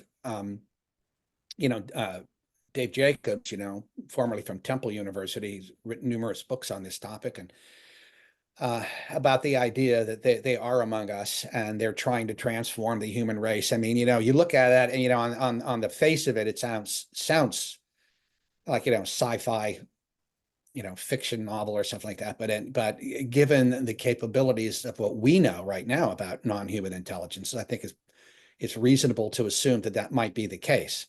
Now, here we have the same issue, right? Where's the proof in all this? This is what drives scientists crazy, right? And because they're working within this model, and the phenomenon doesn't fit into the scientific model or the paradigm. William James, century ago, talked about the need for what he called a radical empiricism, the science that allows the anomalous inside. Even though it doesn't have testability, you can't replicate it, you can't test it, it's just there. So but it's there. So what do you do with it? With science, it's become almost atheistic on this, right? They I'm sorry if it doesn't fit our model, it doesn't belong here. Well, that's ridiculous. They should open this up a little bit more, and they have been. So you're finding more and more scientists that are willing to basically engage with this. But that's the real issue here. The phenomenon gives us radar data, sonar data, the occasional photograph, with eyewitness testimony, but the craft doesn't land in public. The craft doesn't land in front of the National Science Foundation and said, hey, we're here and let's talk. They don't do that. It doesn't happen. And that's really the problem. And that's why this topic will always remain a niche topic, and will remain something that, that belongs to people like you and me and your listeners, but that's about it. I mean, I live in a small community in Delaware, and, every once in a while, somebody will come into my little workshop here, my man cave, and I never bring this topic up because it's been my experience that most people's eyes glaze over. And but every once in a while, somebody will, look at my bookshelf, and they'll say, "Oh, are you into UFOs or something like that?" And I'll say, "Yeah." And if they don't ask me questions, I don't push the topic. But even when they do push the topic, some people get really not upset, but they're very uncomfortable with it. And particularly coming from me, because I said, well, okay, he's an agency guy, he's a real agency guy, senior guy. He knows some stuff, and they don't like hearing it. It fucks up their order. You know what I mean? Excuse my French. I'm sorry. It screws their life up a little bit, because all of a sudden there's something more they have to think about. I mean, when you think about religion in general, like I said, I grew up Catholic. So, I mean, when you go to mass, the priest will tell you, and when there's the part of the mass where the host goes up, I mean, that's the transubstantiation, they call it. I mean, it's a fancy word for saying, I am turning this wafer into the real, honest to God body of Christ, and the wine into his blood. And when you accept that into your body, you are accepting Christ into your body, the physical Christ and the spiritual Christ into your body. That is an extraordinarily wild concept, Yeah. but most Catholics, body of Christ, amen, and off they go, right? Yeah, And they feel much better. But when they Yeah. actually see what the ritual is about and what you're actually saying and what you're actually accepting, that's extraordinarily profound.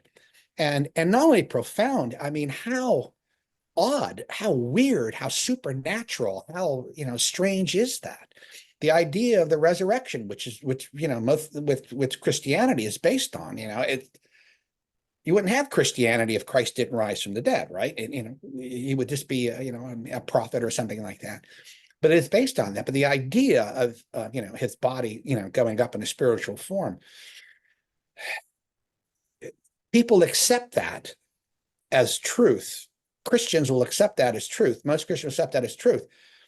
but they don't like to, but they don't think about it and what it actually means, you know, and what it entails, what's behind that. They just go through the motions. Well, it's like you and me, right? Or people that haven't had experiences. They go through the motions with this stuff. But when somebody actually sits you down, or you actually have an experience and you experience yourself, or somebody you trust implicitly tells you, this is the way the world works, this is what's out there, it's scary. It's absolutely frightening sometimes to think about that, because it alters everything. You're no longer getting up in the morning and shaving and brushing your teeth and going to work.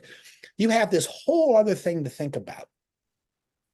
And you should think about it, because that's what we're on the planet for, right? Becoming better persons, becoming more compassionate and more kind to one another, and more knowledgeable, you know, about ourselves and about our universe. I mean, that's pretty much what we're here for. At least I think that's what we're here for. So, and it's unsettling. It's unsettling for a lot of people, and they don't want to hear it. They don't want to talk about it. Well, and when you get into the deeper aspects of that, like, what does this mean, right? Do you think that there's something in that that speaks to, you know, again, the nature of reality, but with that, right, human potential? Yeah, absolutely. I think the phenomenon itself, this whole subject area, is basically just that. I mean, you said it perfectly. It's about the nature of reality. It's about what is actually real and what we're capable as human beings of understanding, and the knowledge of what we don't understand. I remember there was a book written, it was a seminal book in my life. It was called The Ascent of Man by a fellow named Jacob Bronowski. I remember reading it in college, and I remember towards the end of it, it was talked about Nazis and stuff like this, and how, you know, how the Nazis, you know, treated, you know, Jews and the others, you know, and what they did. But I remember one point towards the end, he was explaining to somebody, a Nazi or somebody in Germany, said, I beseech you to think that you might be wrong about something. You might be wrong about this. And it was a very powerful statement for me, because what it said was, we go through our lives accepting things as real and accepting things as normal. And in reality, all we're really doing is superficially accepting things as we go along, as we don't really know, but somebody told us that way. Most people who are religious because their parents were religious, and they went to school and to church, and they were told a narrative. And the narrative sounded reasonable to them because their parents believed it, and they love their parents, and their parents are smart. And the people that hang around with them who believe in it are very smart and reliable people. So you fall into that, and that's understandable, and that's perfectly fine. But it's the people that sit there and go, wait a minute. I'm not going to accept this. This is what scientists do, right? Don't accept, what you see. Try to figure out how it works. I love these people, like, Musk and Jobs and all these people. They weren't satisfied with, a piece of, when they were growing up, a clock. They had to take the damn clock apart and look and see how it worked. And how can I make that a better clock? Steve Jobs, how do I make a better computer? Gates, how do I make a better software program? These are the people that push us forward. And we need more of those people doing this kind of stuff. And actually, we are doing this kind of stuff. So you should pat yourself on the back. And those listeners out there should also pat themselves on the back for that, because what you're doing is you're part of a community that is searching for truth. And I can't think of anything more noble than that. When it comes to the phenomenon, how do you reconcile the idea that, there seem to be, recovered craft or vehicles, and bodies or biologics, yet there's this psychic or metaphysical element to it? Yeah, this is what, I always credit Lou and Chris Mellon for doing when they spoke with Congress. They made sure, and not just that, not just those two. I think Jay Stratton was involved, and some of the others were involved. They wanted to make sure that they also studied the biological elements involved in this phenomenon, because and Jacques Vallée talks a lot about this, the idea of the phenomenon being a control mechanism, something that's basically guiding us or controlling us to do things a certain way or to see things a certain way. A lot of people believe that these experiences that you had and that I had are meant to be disruptive, spiritually and psychologically, because what it does is makes us see something that we normally would never have seen before, and that can transform us into a different type of person, and most of the time a better person, I think, down the road. But yeah, I mean,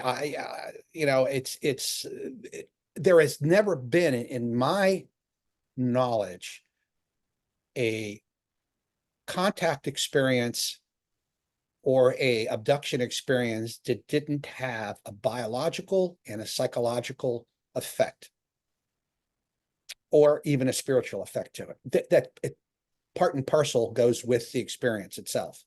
Some people choose not to open themselves up to it, others, have no choice but to.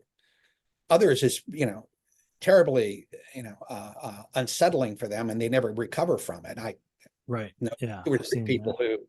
who just are just, have very serious issues with this. Yeah. And I've seen both myself. For better or worse, that's just the effect. Do you think that in some way, shape, or form that we're coming to a head with this, with the phenomenon, in in this, that okay, we're publicly talking about it more, it's in the media more, there's more people joining in on the conversation. Do you think that there will be, I don't want to say an event like that, but do you think that the phenomenon will ever become more assertive, and that we'll be more aware of their presence on a collective level, either just on their own schedule, or because we're now taking a more assertive position slowly in engaging with the phenomenon? Yeah, that's a really interesting question. And the ultimate answer is, I don't know whether there's going to be any kind of major, opening where, either something shows itself or, the government says anything. I think that'd be pretty hard to predict. What I will tell you is, in the intelligence community, say, for instance, you wanted to know about a particular topic. What's the military capabilities of this foreign nation, right? Well, you would get some very, very smart people who would say, okay, here's all the questions we need to get answered, right? So they would come to people like me, the clandestine officers, and they would say, all right, now you're part of this process to find this out. So we're gonna be using satellite communications, electronic communications, and all these other things to find out as much information as you can. But we also need human information. So you go in and you try to, recruit a spy, and you try to find out what this military is like in this new country or this country. So you do that, and you take those questions and you go in and you ask this person who decided he was going to spy for you, and you say, what are your capabilities? And the guy comes back, he tells you all this data, and you come back with the data.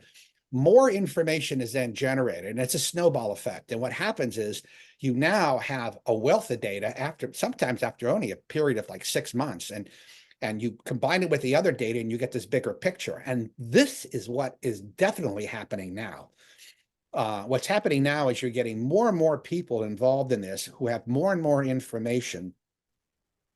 And as all of this stuff gets combined together, and you have more, particularly more scientists and more social scientists involved in this, more papers being produced, more conversations, and it's a fascinating topic.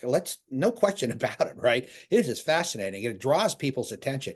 That is what's going on now, and that is going to move forward, and then it's not going to go backwards. That's going to go forwards, and I think we're well into this, and that to me is the hopeful part of this.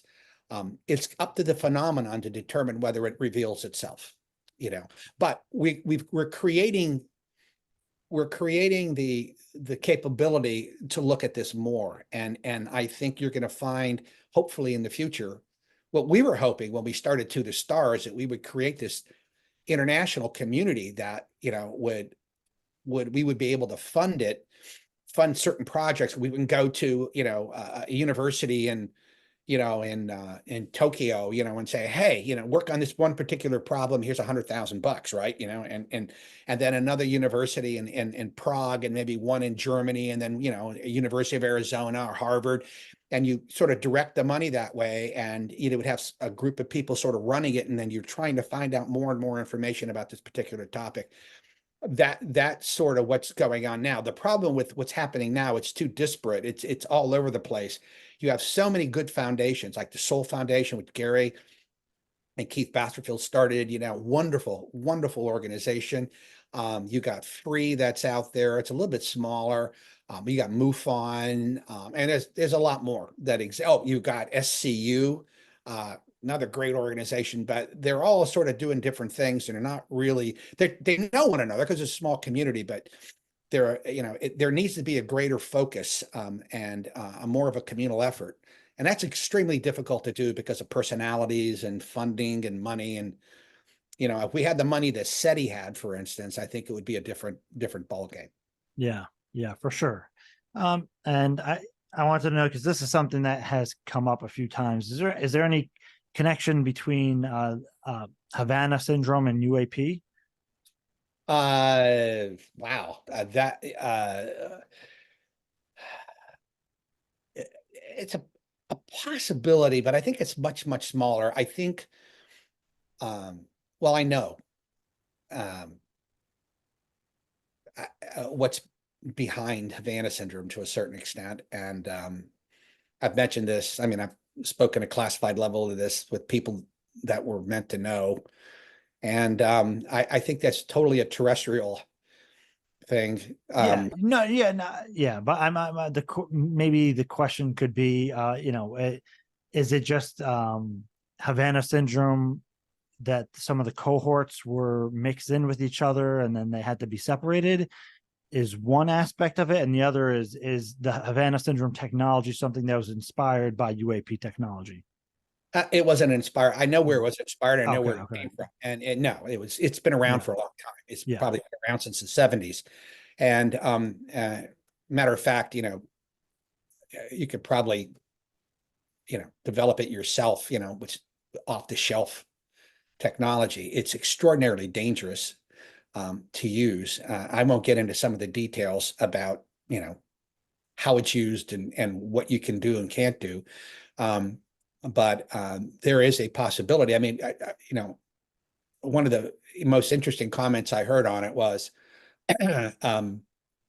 Pompeo, when he was the, head of the Department of State Department, made a comment, and they asked him about it, and he said he ascribed it to a what did he call it? A non-state intelligence service, a non-state hostile intelligence service. Think about that for a second. Non-state, okay, it's say a terrorist organization. Hostile, obviously. Intelligence service. So what does that actually mean? It could mean a corporation, and I would say an evil corporation who's learned of the technology and decided they were going to sell the information they garnered by using this technology, and possibility, and or other intelligence organizations with evil intent. And, I'm not, let's just say there are intelligence organizations out there that are state intelligence organizations that are absolutely ruthless, ruthless. And they have no compunction to doing what anything they want to do to just screw with the West. Yeah. And I'm sorry, this is like a non-UAP related question at this point, but then why is it being denied to everybody? Why do people have to come on 60 Minutes that have been affected by something like that, and they're being told it's not true? Well, I don't think I think everybody realizes now that it's true. I mean, it's real that people have these real problems. I think there might be an issue with saying all of these attacks were done by a certain organization, and that, you know, because it might have been more than one, that have done that. And the other part of it is it's extremely difficult to prove. How do you prove it? So, and how do you get redress, right? I mean, how do you go after them? I mean, what do you say? I mean, you know, the only thing you can do is like do it in kind, right? And you don't want to do that. So, Right. but the problem is for people that have been affected by it. And there was actually, I was told that that was a possibility I might have got whacked back in the early 80s by it. I had the same symptoms, terrible, terrible vertigo, headaches, noises, I mean, tinnitus, I mean, just off the charts. After I was in the Middle East and I was near a foreign, Place. well, I just, Yeah. but anyway, that technology was available at that time, and I was in a particular place that they probably wanted to know what was going on, and probably got whacked by it, but I Yeah. can't prove it, you know. And So I want to go over some kind of miscellaneous questions I have. They're kind of like a little Yeah. bit all over the place, so forgive me, but there's things I want to get to before I let you go, because I know you're a busy guy. So I'm just going to go over like quick shot fire some questions. Sure. You know, one thing we spoke about before that I wanted to get here on the record was just like, okay, the idea that, you know, Sean Kirkpatrick can gain access to some of these UFO legacy programs. The answer is I mean, I don't know whether he has gained access or not. There's some things that lead me to believe that he at least knows about them, and there are some aspects believe that he doesn't know about them at all, or he does, and or he inquired and was told, don't you know, you don't want to go there. Yeah. There's other reasons that make me believe he probably might be aware of it but not involved in it. Yeah. And you know, this is something that has come up a few times, especially from Tom, and it caught my attention when he was talking about it back in like 2016. I think this was even before, or maybe it was 2014. I think it was before To the Stars came out. I'm not sure, but he was talking about this incident that I found truly fascinating, and I ended up inquiring through my own network and got the impression that it was something very valid. It was a Starfish Prime. Yeah. Now, I know Starfish Prime, but I'm blanking on what it So is.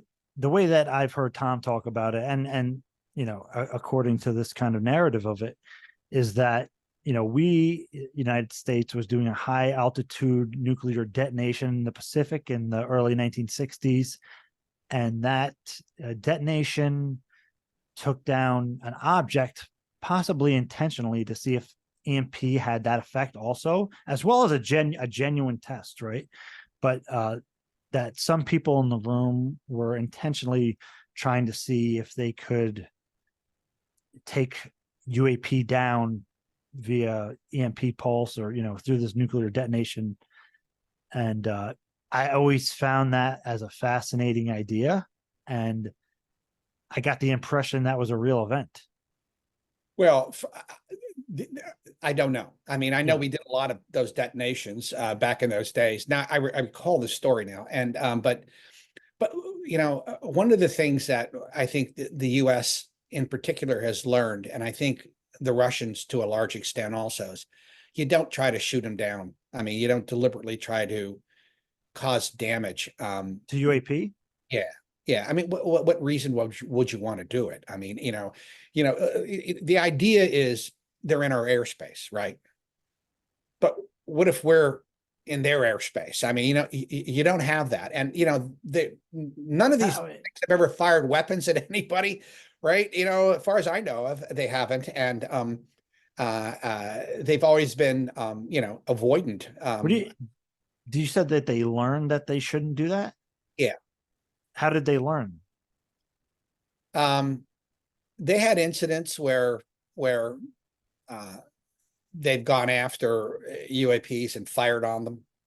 And they realized that what they were doing wasn't working, and that it was detrimental, and that some pilots are they don't they're jockeys, right? I mean, these guys they'll push it, and sometimes Yeah. they push it too far, and I think a couple pilots died not because the UFO did anything, but because they pushed their craft beyond Equipment, its limits. yeah.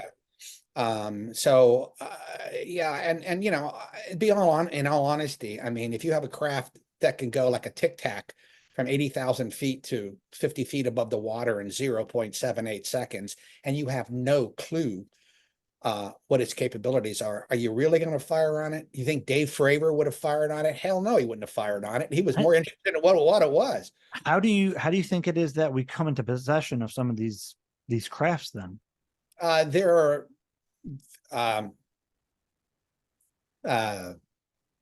so my understanding is that some craft crashed during an electrical storm was one. Another one was a test that was being done and inadvertently flew through that and screwed them up somehow. There's also a feeling that they deliberately do that.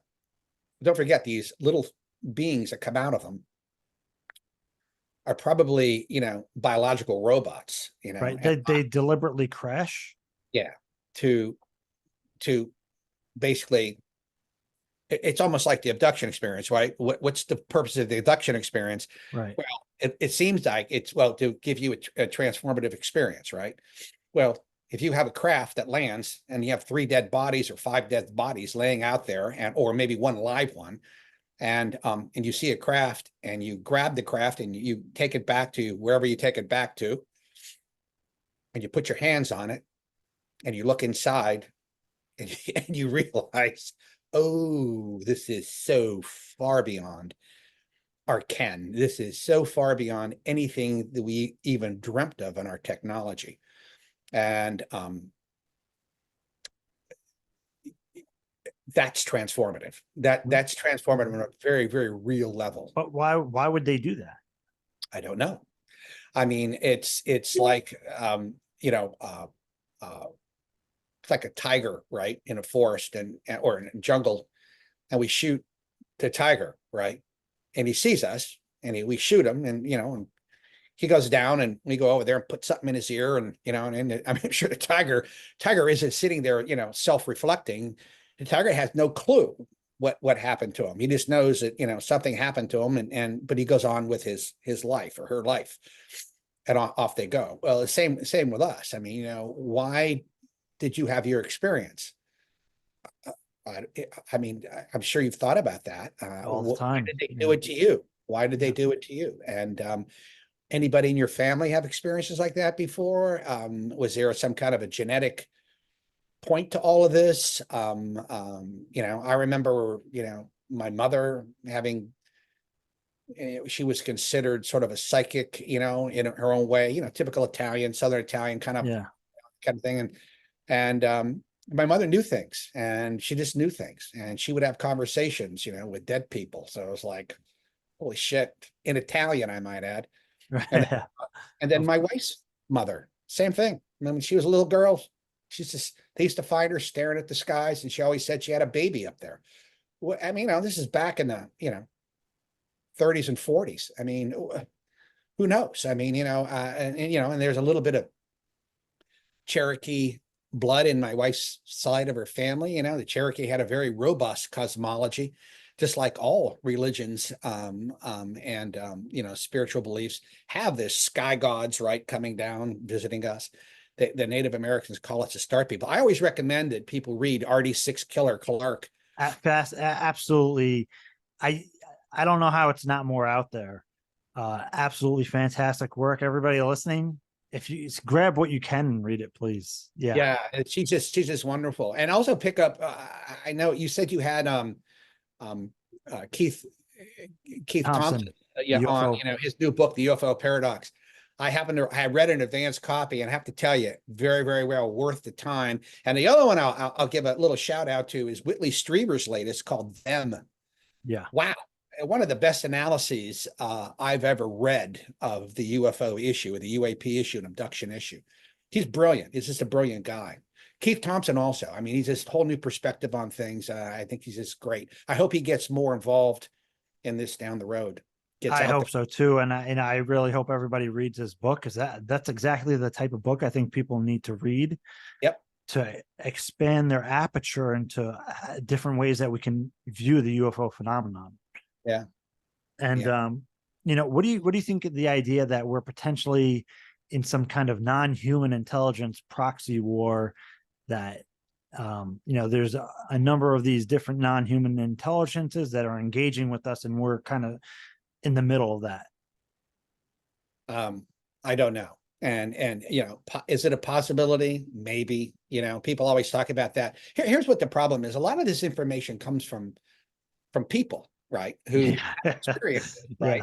Yeah. And they're being told this, right, by the non-human intelligences. Oh, you know, we're here, but there's also the blue avians and all whites and the Nordics. And then they also see different entities. Like the entities I saw, highly unusual. It's only happened twice in history that other people have seen these particular types of entities. And then you have people that run in, like Chris Bledsoe's entities. Wow. I mean, that wasn't a tall white, but they were like translucent beings with big red eyes, you know, and then you get the Nordics, and you get, you know, all this, the grays, the small grays, the big grays, what Whitley calls the kobolds, with the small little, you know, nasty looking things. And so I don't know. I mean, but these are people who see these things. So, you know, the front page of Passport to Magonia, the cover book, you know, the latest edition has that, you know, Jock put the mask in front of the mask in front of the mask. So you don't really know what you're getting. Well, and I love it. I have one of the 300 signed copies, the limited edition Yeah, one. I do too. Yeah. Right. Yeah. And the caveat to that, the new cover that was originally there but was taken out because I guess it was too weird or whatever, is that there's like a shadow hand that's behind all of that.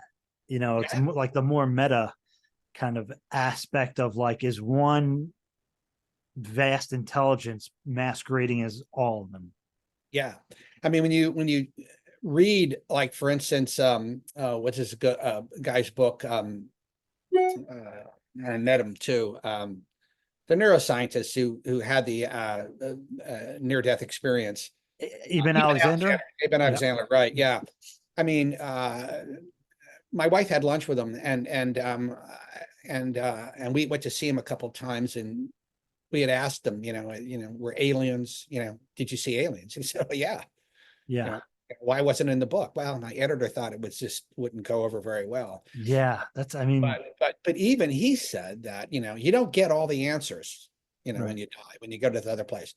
You get initiated into this whole other realm, but you also know that there's other things beyond that. And Whitley Strieber talks about that too, that, you know, the aliens don't have all the answers. You know, they're a part of this complex web we live in, but where they actually fit in, we don't know. Are they equal to us, or are they above us, or is that type of taxonomy even worth talking about? I mean, because we're all energy forms together, right? Yeah, and I do appreciate that kind of cosmology, and, you know, you'll see it in you know, Vedic knowledge and Buddhism and Rosicrucianism, where they have these kind of, you know, and Diana Pasulka had talked about it, and the guy, you know, Tyler, who is, you know, the pseudonym in the book, where there's this hierarchy of entities and intelligences. You know, just as an example, it's like us here, and then you have like these other like non-human intelligences over here that seem physical, and then you go up further and there's like angelic beings that are non-corporeal or light being kind of things, and, you know, each form potentially more intelligent, potentially more connected to source, or, you know, however. Again, that's overly speculative, but I think that there's utility in exploring that kind of cosmology, just as frames of references, just that. Yeah, well, yeah, we have no other way to describe it. Right. There's no Yeah. ontology, there's no lexicon, the common lexicon that we can use. So when you describe it, you say, well, it sort of resembles a hierarchy of angels, or it sort of resembles, this one concept of, consciousness, and how, the higher your consciousness, the faster your vibrational levels are going. But in the end, we don't know. But the goal is really is what you're doing. You're pushing the ball forward, is pushing the ball forward to find out what are we going to find out 10 years from now, 5 years from now, next week. Yeah. I don't know. Yeah. I it- mean, well, and I want to say something too, is that I had something akin to a near-death experience, similar to Keith Thompson. I was in a car accident. He had a drowning incident where I call it a trauma-induced out-of-body experience, because I wasn't actually near death, but during the experience, I had an awareness, and I thought I had passed away, and I had heard this angelic orchestra and all this amazing stuff, but I also came face to face with this kind of light being, which didn't seem like an alien per se, or a biological entity. It seemed like an ethereal entity, and I mean, that was a whole transformative experience that transcended space-time. I was looking down on the accident and all this stuff, and when I consider that kind of thing, it makes me think wow, the UFO thing is amazing, but it's like simply one layer of something much more vast and incredible. Like the UFO, but I like the UFO thing because it's almost like a gateway to that larger reality. Yeah, I mean, John Alexander always, posits that, the UFO abduction experience and stuff is really part of a much larger concept.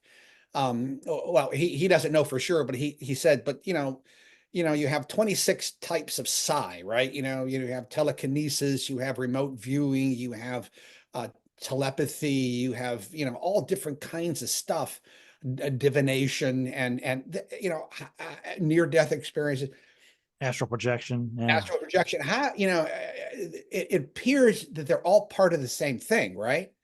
And it's almost like Einstein was always trying to put the theory of everything together, right? And how do you fit gravity into all this, and electrogravity? I'm sorry, how do you fit gravity into this one theory of everything? They haven't quite done it yet.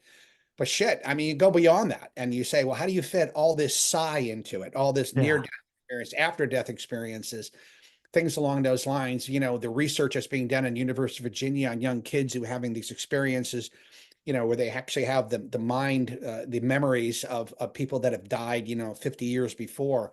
Where the hell does that come from? And there's, so, we will never have a paucity of subject areas to talk about, because it's all so fascinating. If we only just realize our ignorance on a lot of this, and our arrogance in trying to solve it, and just sort of keep a cool head and a keen eye, as they would say, on this topic, and move forward in a responsible way. Yeah, because I'm doing a presentation that's going to involve some of those things, and where in that non-human intelligence kind of bumps up against those things. Sure. Yeah, because I think it's fascinating, because I think when you start talking about subtle energy and your awareness starts to open to that a little, somehow this stuff comes pouring in with that, Yeah. So yeah. I mean, the conference I met John Alexander at was a conference, it was on energy healing, and it was run by a guy he was a sociology professor from, I think, St. Joseph's University in New York or something. And William Bankston, who was able to heal. Oh, wow. Cancer.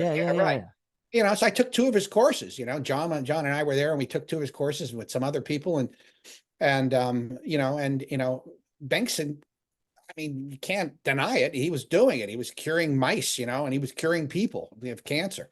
And so even today, I mean, when people call me up and they say, could you help me out?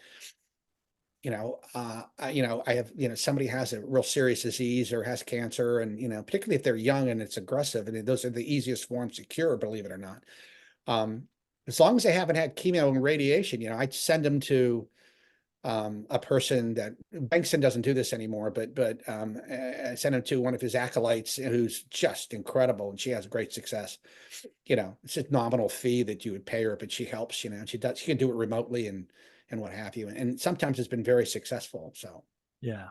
So in that kind of regard, what do you think of maybe I don't want to speak too vaguely, but like the mystery schools and some of those philosophies, and maybe how that's, I don't want to say connected to, but how that could be useful or have utility in regards to studying the UFO phenomenon? yeah, I think they all have a place. I mean, when the Greeks and the Romans, well, the Romans had a little bit different version of it, but the mystery schools that existed in Greece, the Eleusinian mystery schools, I mean, they would take you, sometimes to an island, sometimes to a cave, you know what I mean, and leave you in there in pitch black, but with Yeah, nothing right. 3 days, and you'd literally die in there, sometimes mentally and psychologically, but you would come out a changed person. And that was very well hidden and very well kept because it was like an initiation ceremony. The Romans did the same thing. And then later on, well, there were other different schools too within the Greek system. The what's her name? Not what's her name? Yeah, it's Yeah, blanking on me, but I know. I'm blanking too. But anyway, I had a friend who went there about 3 years ago, and had an experience, a fascinating experience.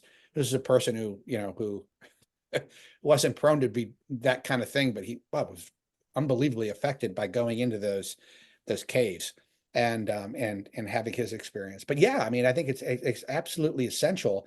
I think, I used to read a lot of the Western mystics.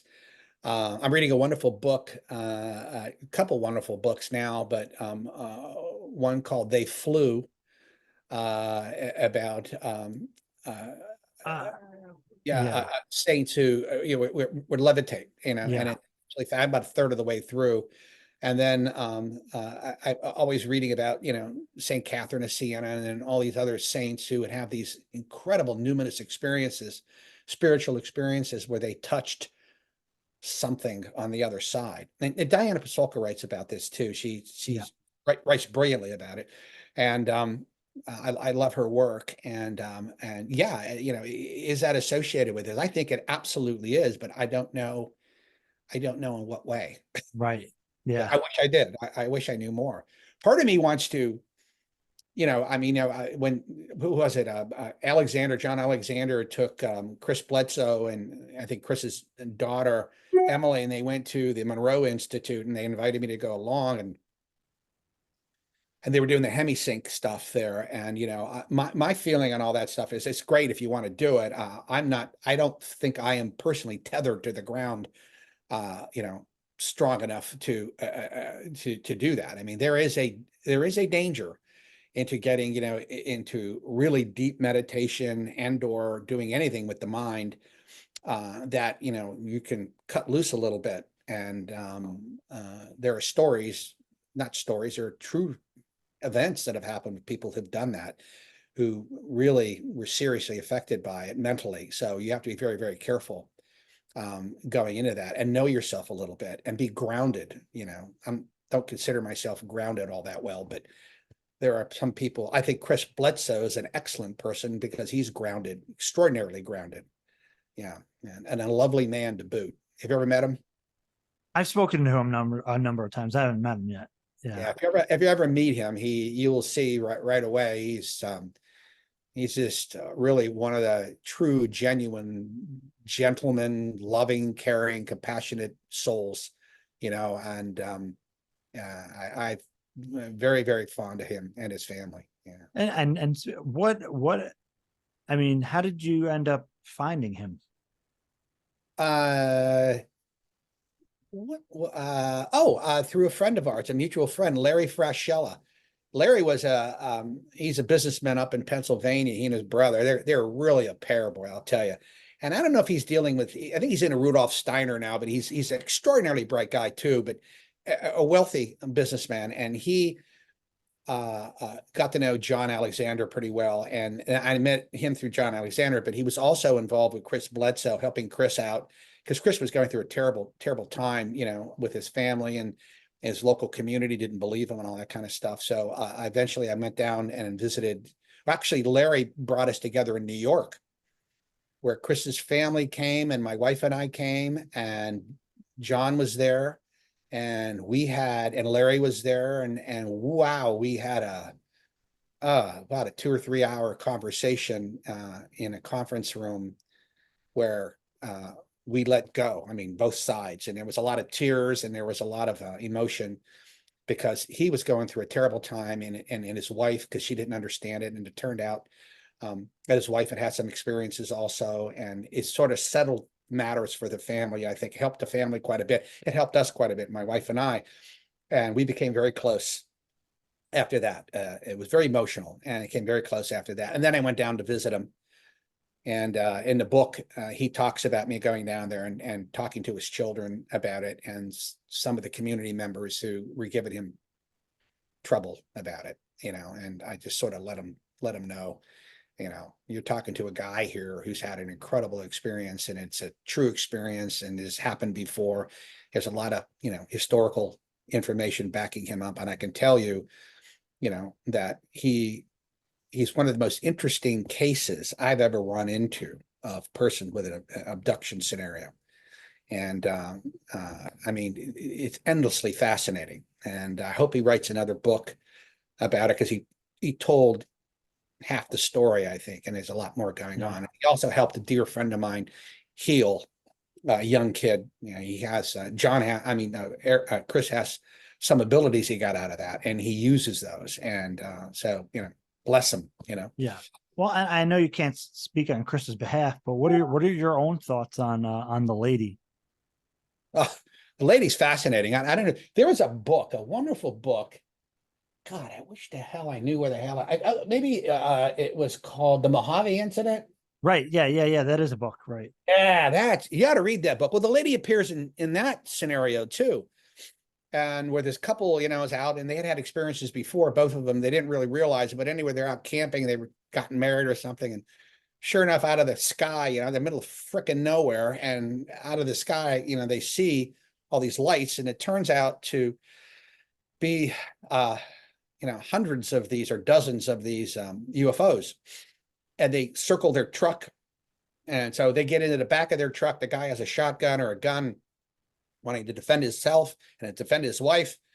And the truck eventually comes up into the air, and they have all these big grays, little grays, and these little kobolds, you know, as Strieber calls them, little nasty looking things, and you know, circling. They scare them half to death. And as they're going in, and they're being lifted into this huge UFO. But while they're doing that, the lady appears out of nowhere. And she says, don't worry about it. Everything's fine. You know, you're going to be okay. And then she sort of disappears. Well, this is the same lady, you know, same description as what Chris saw, same description as what, you know, what Fatima, Yeah. Medjugorje, Lourdes. I mean, you know, and a lot of times the lady never announces herself as the Blessed Virgin Mary. She just basically says, you know, I'm the lady. And, you know, and what does she do? She, you know, like she did in Fatima, she told him terrible tales, you know, of war and destruction and what have you, and how things have got to change, and things along those lines. Pretty much what, you know, the Greys and other entities tell people nowadays during abduction experiences. I mean, you think that's just one facade of the phenomenon, or do you think it's something else?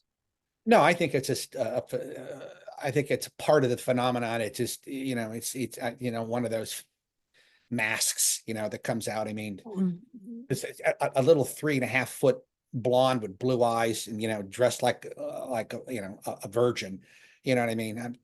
That's not the Blessed Virgin Mary. The Blessed Virgin Mary, I doubt very much, was blonde and blue-eyed. You know, she was probably short, but she probably wasn't that short. But she probably had dark hair and dark eyes, as being Jewish, right? She's so you know, I don't know where to put it, don't know where to place it. This is the fascinating thing about it. And you have all these symbols, and essentially this is what they amount to, symbols, symbols of the gray, the tall whites, all these other things, and you sort of put them together, and you don't know how to make sense of it. I mean, how do you make sense of all that? And the only thing we can rely on is science, and science has no answers for it. And then, religion has, I think, much more answers to it, saying, well, at least more background information on it. But, and then social anthropologists, who have a lot of information on it because they've seen it, right? And they know, the virgin birth and the virgin mother, is a leitmotif that runs through, cultures, all different kinds of cultures. Right. Jesus, the idea of Jesus is pretty close to Mithra and a lot of other, savior type figures that appeared throughout different religions and cultures throughout history. So, the Catholic religion or the Christian religion is really an offshoot, of previous religions, before that, which doesn't make it, bad or good or anything. That's just what it is. I mean, Right. So, and they borrowed a lot, they borrowed a lot from the pagans, and that's okay. It's Yeah. just, if you believe in the message, you can't, the message of the New Testament in particular, is a very positive one, and an enlightening and an uplifting one. Old Testament, I'm not too sure. Yeah. That's some wackadoodle stuff in there. Yeah, right. But I mean, do you think if we have these allegedly have possession of these crafts and bodies of these different entities, that we have some answers? Yeah, I think, yeah, we know it. We know it's real. We know it's very real. I mean, people ask me this all the time: is it real? Like, absolutely, 100%. But do you think any of those, like, just say the bodies, right? Do you think any of those are actually any true forms, or they're just like a surrogate of? Well, I mean, you don't really know. I mean, you don't really know. You can't look into their minds. I mean, they have what we would consider to be brains, but we don't know how they function. I mean, initially you thought, well, these are, they're from another planet or what have you. But, I think the going belief now is that they're actually sort of biological robots and they represent something, are they probes from another dimension? Are they probes from another planet, from another solar system, from another time, space continuum? I don't know. And would they ever tell us? I mean, I always get a big kick out of, when Fermi's famous quotation, where are they? Where are they? Yeah. Talk about it. Where are they? Well, and then there's, the dark forest hypotheses, which makes a lot of sense. And the guy mentions this in I can't remember his name, the Chinese author mentions it in the three body problem. Well, the universe has been around for a long time. And if you're a civilization in the universe, you may have learned the lesson that you don't announce yourself. You never announce yourself. Yeah. Because announcing yourself is basically what happens in the three body problem, right? Right. Earth announces itself and you get people here coming to take you over and kill everybody. So they call it the dark forest hypothesis because you just stay quiet. That means we got to get national security to do something about the SETI project. Oh shit! Well, yeah, the SETI project, but even worse, it's television. I mean, I Love Lucy. Yeah, right. Radio. Running into another solar system by now, and God knows what people think. What these other entities are looking at, them, what the hell is this? And or even worse, some of these reality TV shows. So yeah. Well, Jim, it's been great talking to you. Yeah, I could talk to you all day easily. We got to do this again sometime. But for people watching and listening, what can they expect upcoming from To the Stars? Well, we have a movie out now. Monsters of California is a great movie. Tom directed it. We have a movie in production, we hope, from Legendary Pictures on the Secret Machines franchise. We have a cartoon, has nothing to do with UFOs, that Tubi, I believe, bought, called Breaking Bear.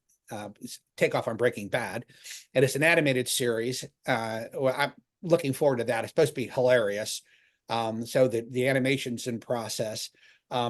We have probably about a half a dozen other movie projects and television projects that we're working on. I've been talking to some actors, some well-known actors and producers and writers. So I like, working with Hollywood has been an eye opener for me. I just didn't realize how complicated it is to get anything done. But we have a lot of these projects in line. We sold a couple ideas already to streaming services, and we're just waiting to get scripts written, things along those lines. One of our founders, I'm not founders, but one of our board members, Stan Spry, owns Cartel Entertainment, and they do tons of movies. They do the Creep Show on TV and all this kind of stuff. He's been enormously helpful for us and making contacts, and Tom has his own contacts and stuff like that. So, I mean, I'm helping in the background more or less, but I don't live out there, so I can't. Yeah.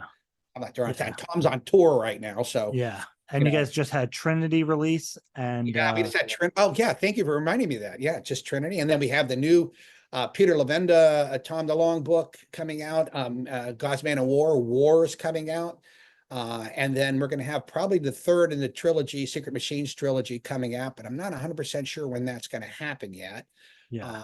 But we got it all coming out. Simon and Schuster in concert with To the Stars are putting those out. So Yeah. And so just for clarity, also, you have the Secret Machines War that's coming out in September with Peter Levenda, and then the third volume of the fiction series of the Secret Machines fiction series with AJ Hartley, and I'm looking forward to both of them. I have to say that the Secret Machines War, the third volume of the nonfiction series, is such a highly anticipated book.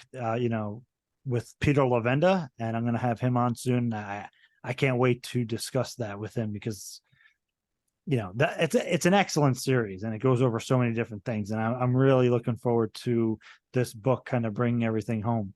Yeah, Peter's absolutely brilliant, and I promise you, I've read War, the manuscript, and it lives up to the expectations, and then some. So Yeah. matter of fact, I was talking with Peter about can we do a condensed version of it? You know what I mean? It's like this, because this is, I mean, the reason why Peter wrote these is this is what TTS believes. I mean, this is our optic on the phenomenon. This is what we basically, and I think Peter just did a marvelous job with it. So, and Yeah. AJ too, he's just a brilliant writer. Yeah. Yeah. And I think there was a rumor of two different things. So I don't know if it's true or not. Something about either like an autobiography or some kind of biography on Hal Puthoff, some kind of Yeah, we project have that. We actually were working on that, and there's a name. I can't get into too many details because there's a showrunner who's been attached to it, and they get all upset when you start talking about it. But yeah, we're doing something along those lines. Yes. And then something, maybe there was an app that was going to come out that was like a remote viewing thing. Is that something? Or?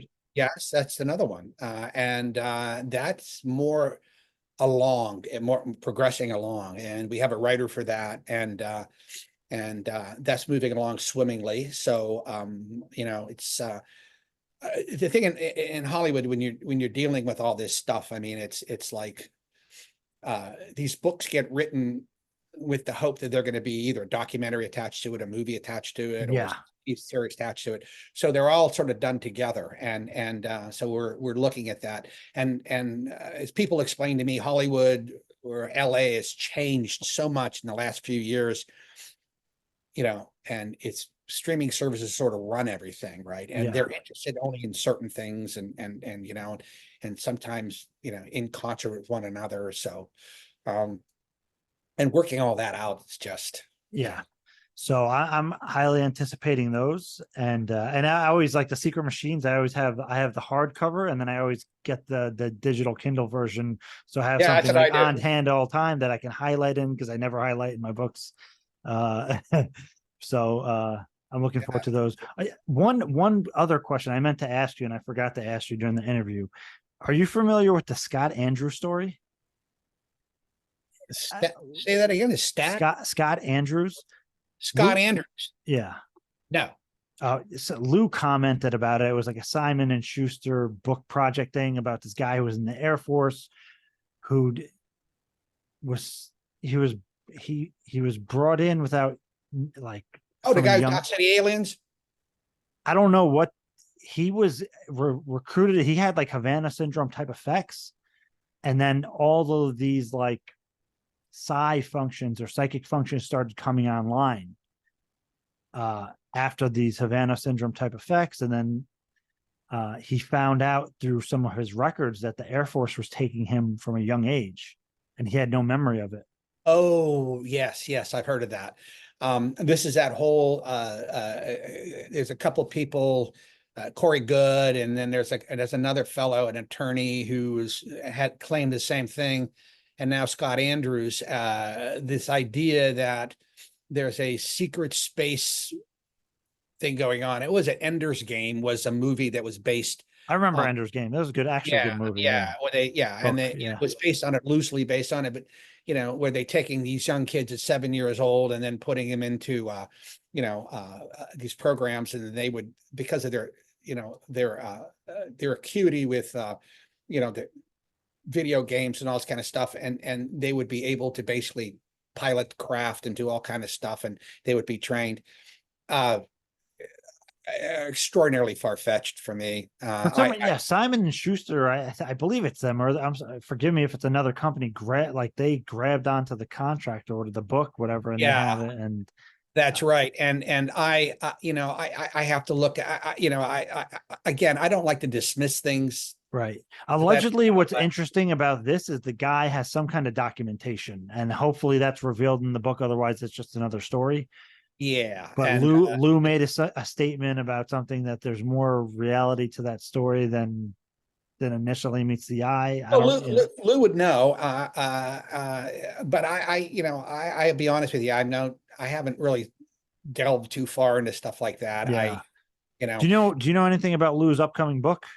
Well, I know it's coming out really soon. I just got an email today. I got it too. Yeah. You got it too. Yeah. So, I know he's just so busy. I'm in a conversation with him, but he's, now, and he's just overwhelmed, I think, and with all this stuff coming out. So, I also haven't seen him. I'm on an email list with him. We go back and forth. So I haven't seen him contributing lately, and he usually contributes. So, have you read the book?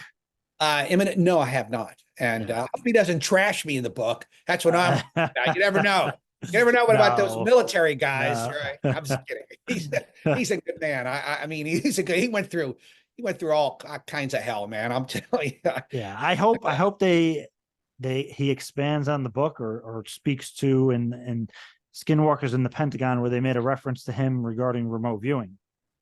Yeah, there's a lot to his story. He, and he's been very good about keeping things to himself about some things that about the story and about the program itself, and I think he felt obligated to do that. And he's what I like about him, and I admire him for, is he's like Grush.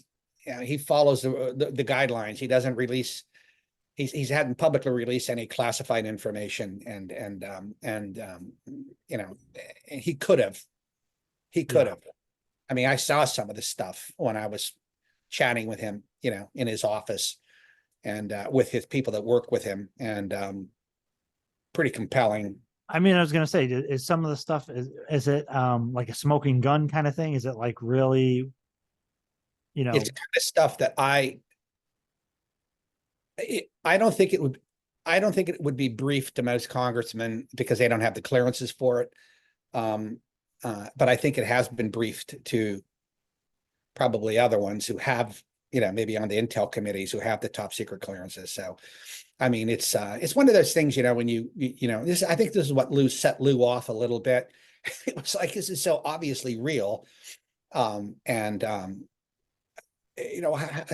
aren't you doing anything about? Why aren't we doing anything about this? Why are we doing it? And he's trying, and he just got to the point where he just said, "Well, this is ridiculous. This has got to go out." And then, when he met Chris Mellon, and and I met Chris too. I never known him before. Then Chris came to visit me and we had a long discussion. And I think Chris was really taken aback because Chris is in charge of all these special access programs. And, you know, the regular special access programs, the, you know, unacknowledged and the waived unacknowledged. I mean, he had the book. I mean, he was the guy, you know, he didn't know about it. And that was, I think, unsettling for him and for Lou too. I mean, it was like, you know, why was this being held back? And I, you know, I know why. And you know, it was being run out of a different place, essentially what it was.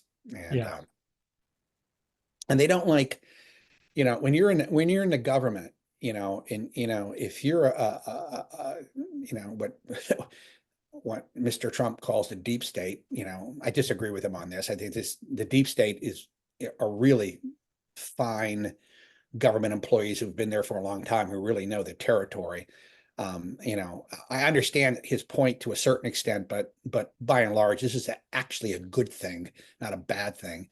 But I think the deep state or these long-term public servants sort of control this to a certain extent. And when they see people coming in and out of government, right, politicians or people that are just appointed, and you're there for 3 years and then you leave. I mean, you know, we in the intelligence business, we're conducting an operation. You want to keep an operation secure. You're always looking at points of failure.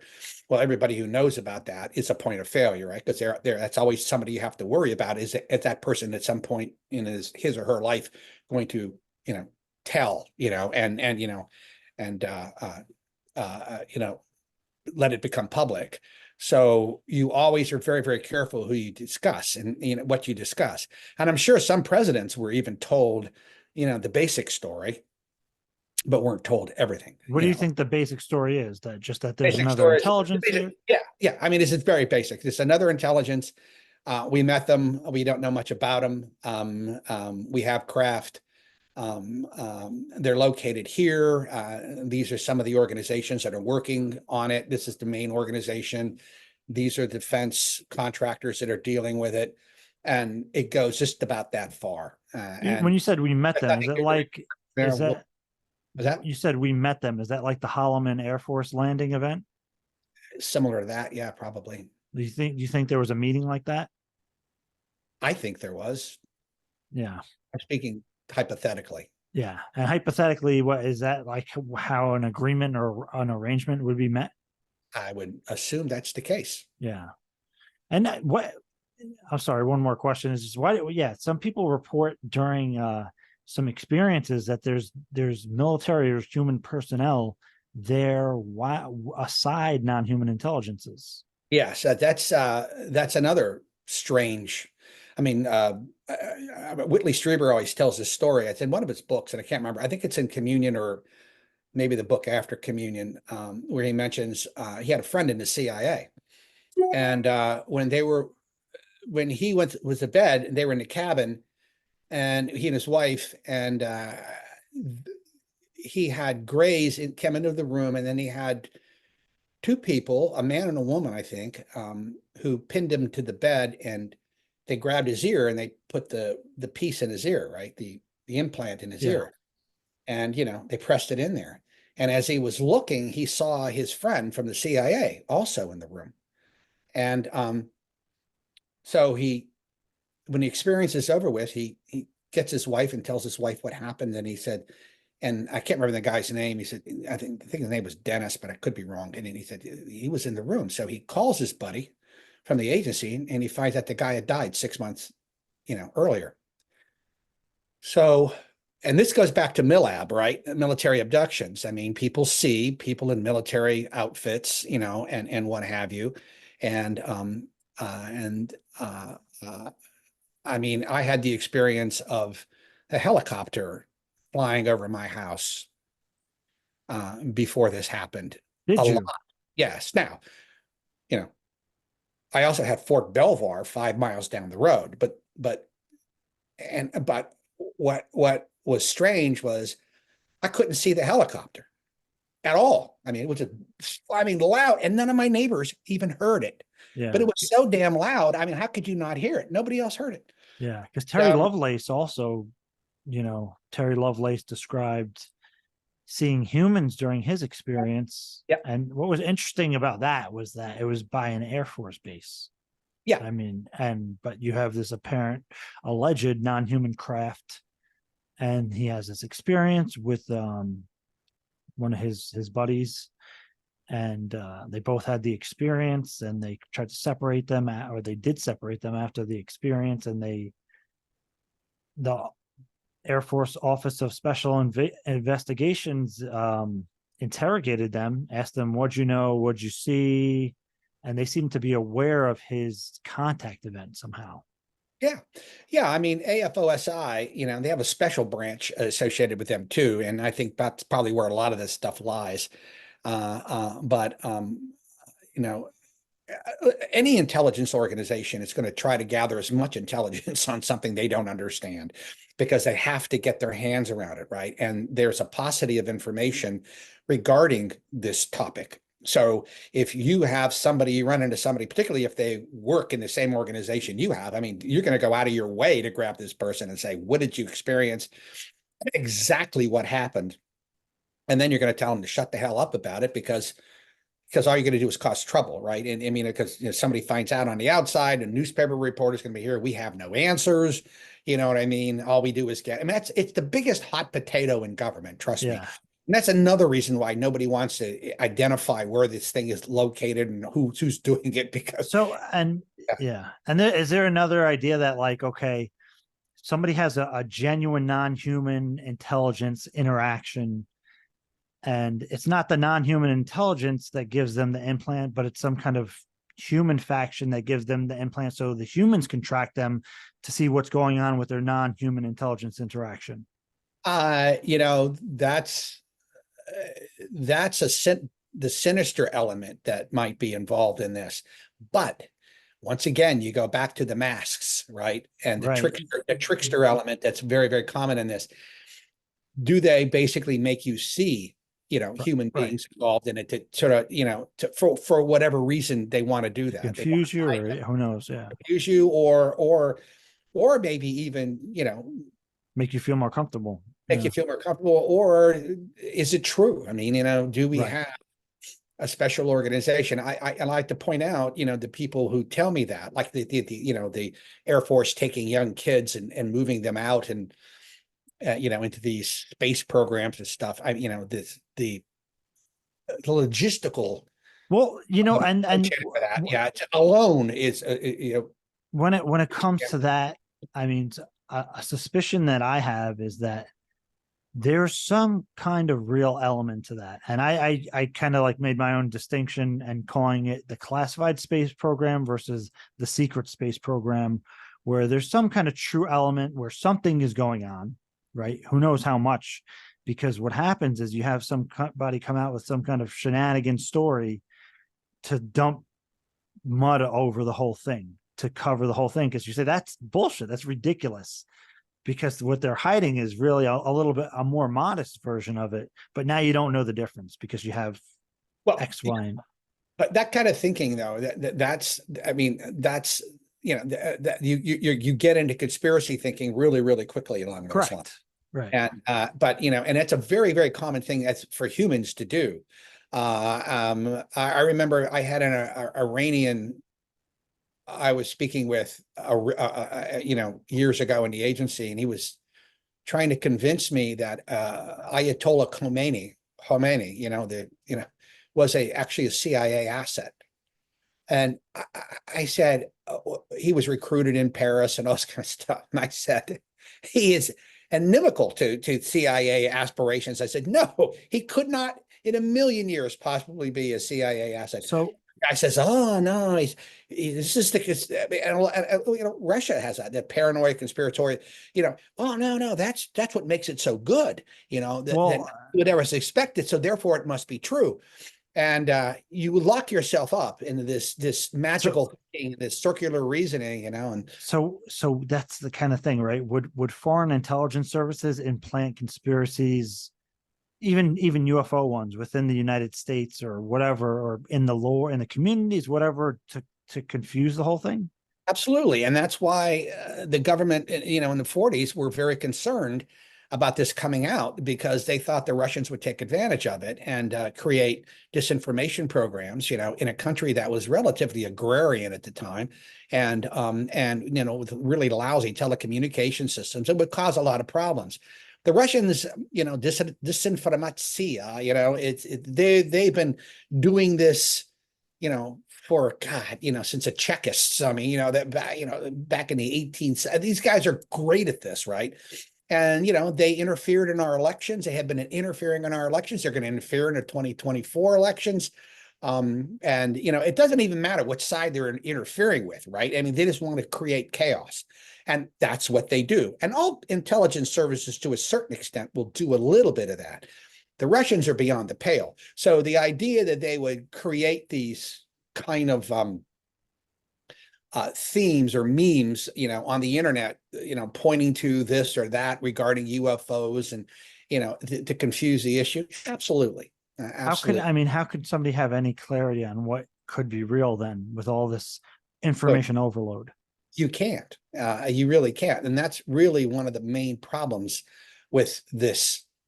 And this is why so many scientists who were involved in this get upset and really want to rein things in, so because you don't want to, it's like, I know some of my friends who are heavily involved in this, former government type, but they won't get into the abduction thing, and they won't talk about that because that's almost too woo-woo, and I get it. I get it. I mean, it's like, you don't want to overwhelm people, you don't want to, say, hey, there's intelligence life out there, and yeah, we have downcraft, and yeah, they're here, and you can tell them this basic story, and they can look at you and go, well, the bubble over their head is, it might be true, it might not be true, but it doesn't affect me, and I'm going to go home and, and do what I do.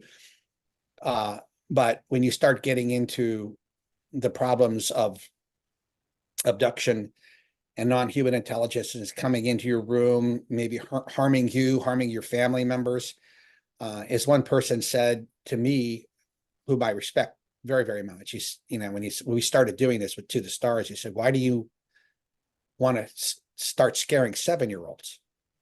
And it really hit me because, I thought about that, and I said, once you start talking about this, it's not just 30-year-olds reading this, it's going to be 19-year-olds, and it's going to be 7-year-old and 10-year-olds who are hearing about it, and they get scared, particularly if they see, the movies and TVs, and then they hear somebody saying, no, it's actually real, and blah, blah, blah, blah, blah.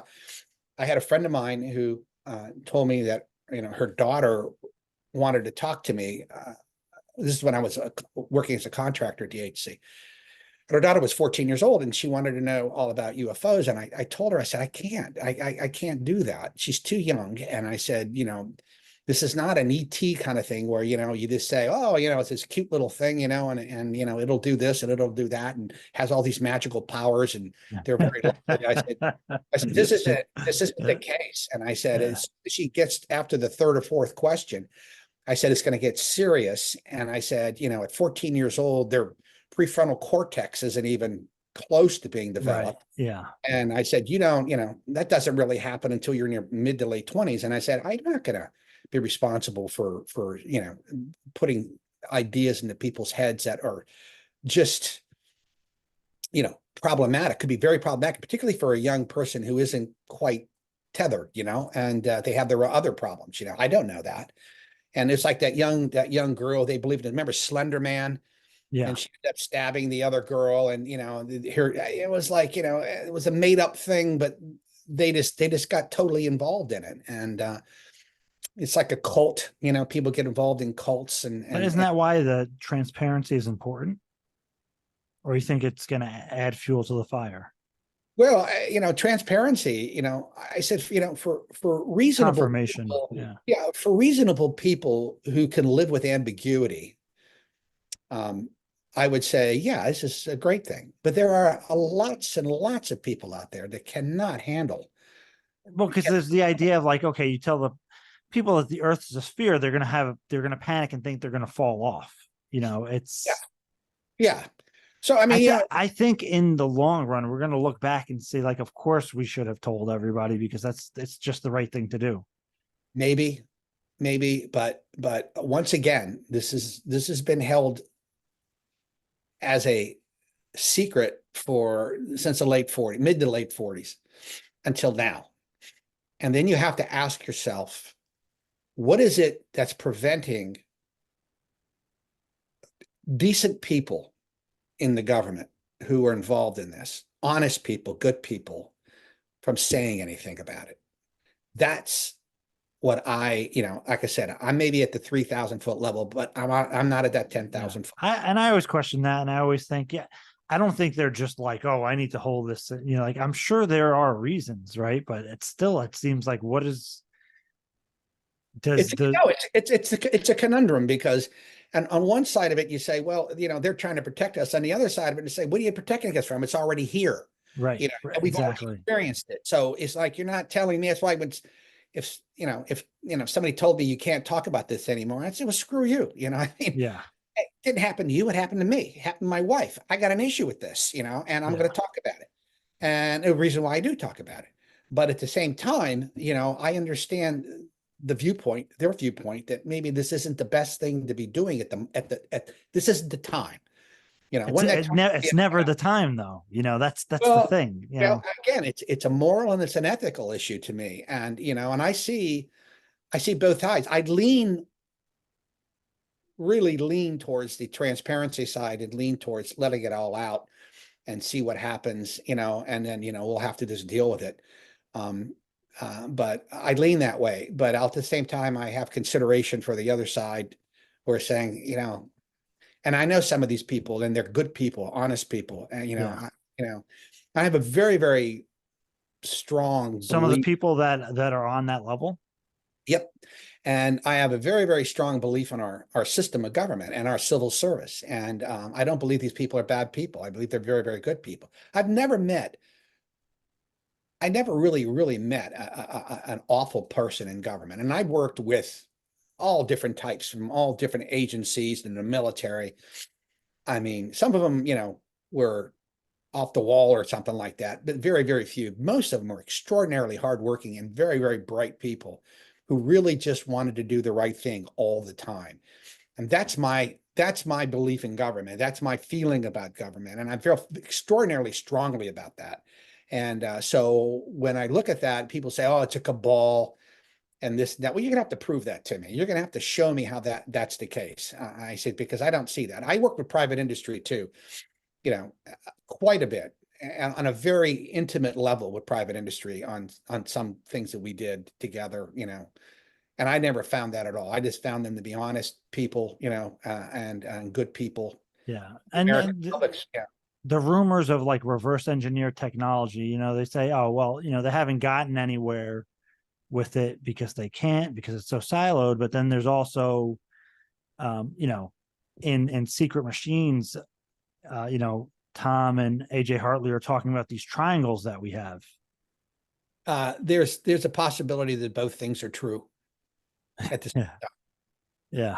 Yeah. And I think that's fascinating. And I think sometimes people think too black and white, like, oh, it could be that some technologies are inspired. Maybe they're not doing the exact same thing, but we could still adapt it and make something pretty incredible.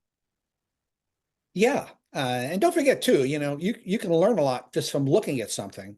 Yeah. And cogitating, as they would say, and saying, why the heck did they do that? Isn't that what OSAP was doing?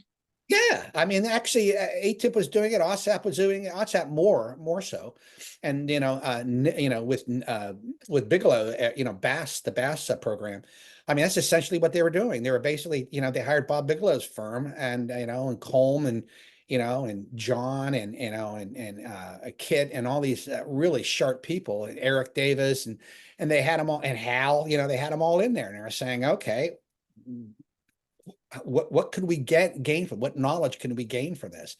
So it's interesting. You can learn a lot by what you don't know, and saying, okay, what doesn't fit this paradigm, doesn't fit this scientific, paradigm. It has to be maybe this is where we should be looking, and over there. So you go to that side and you run that system as far as you can take it, and maybe you hit a brick wall, maybe you don't, but maybe you learn something, so. Yeah.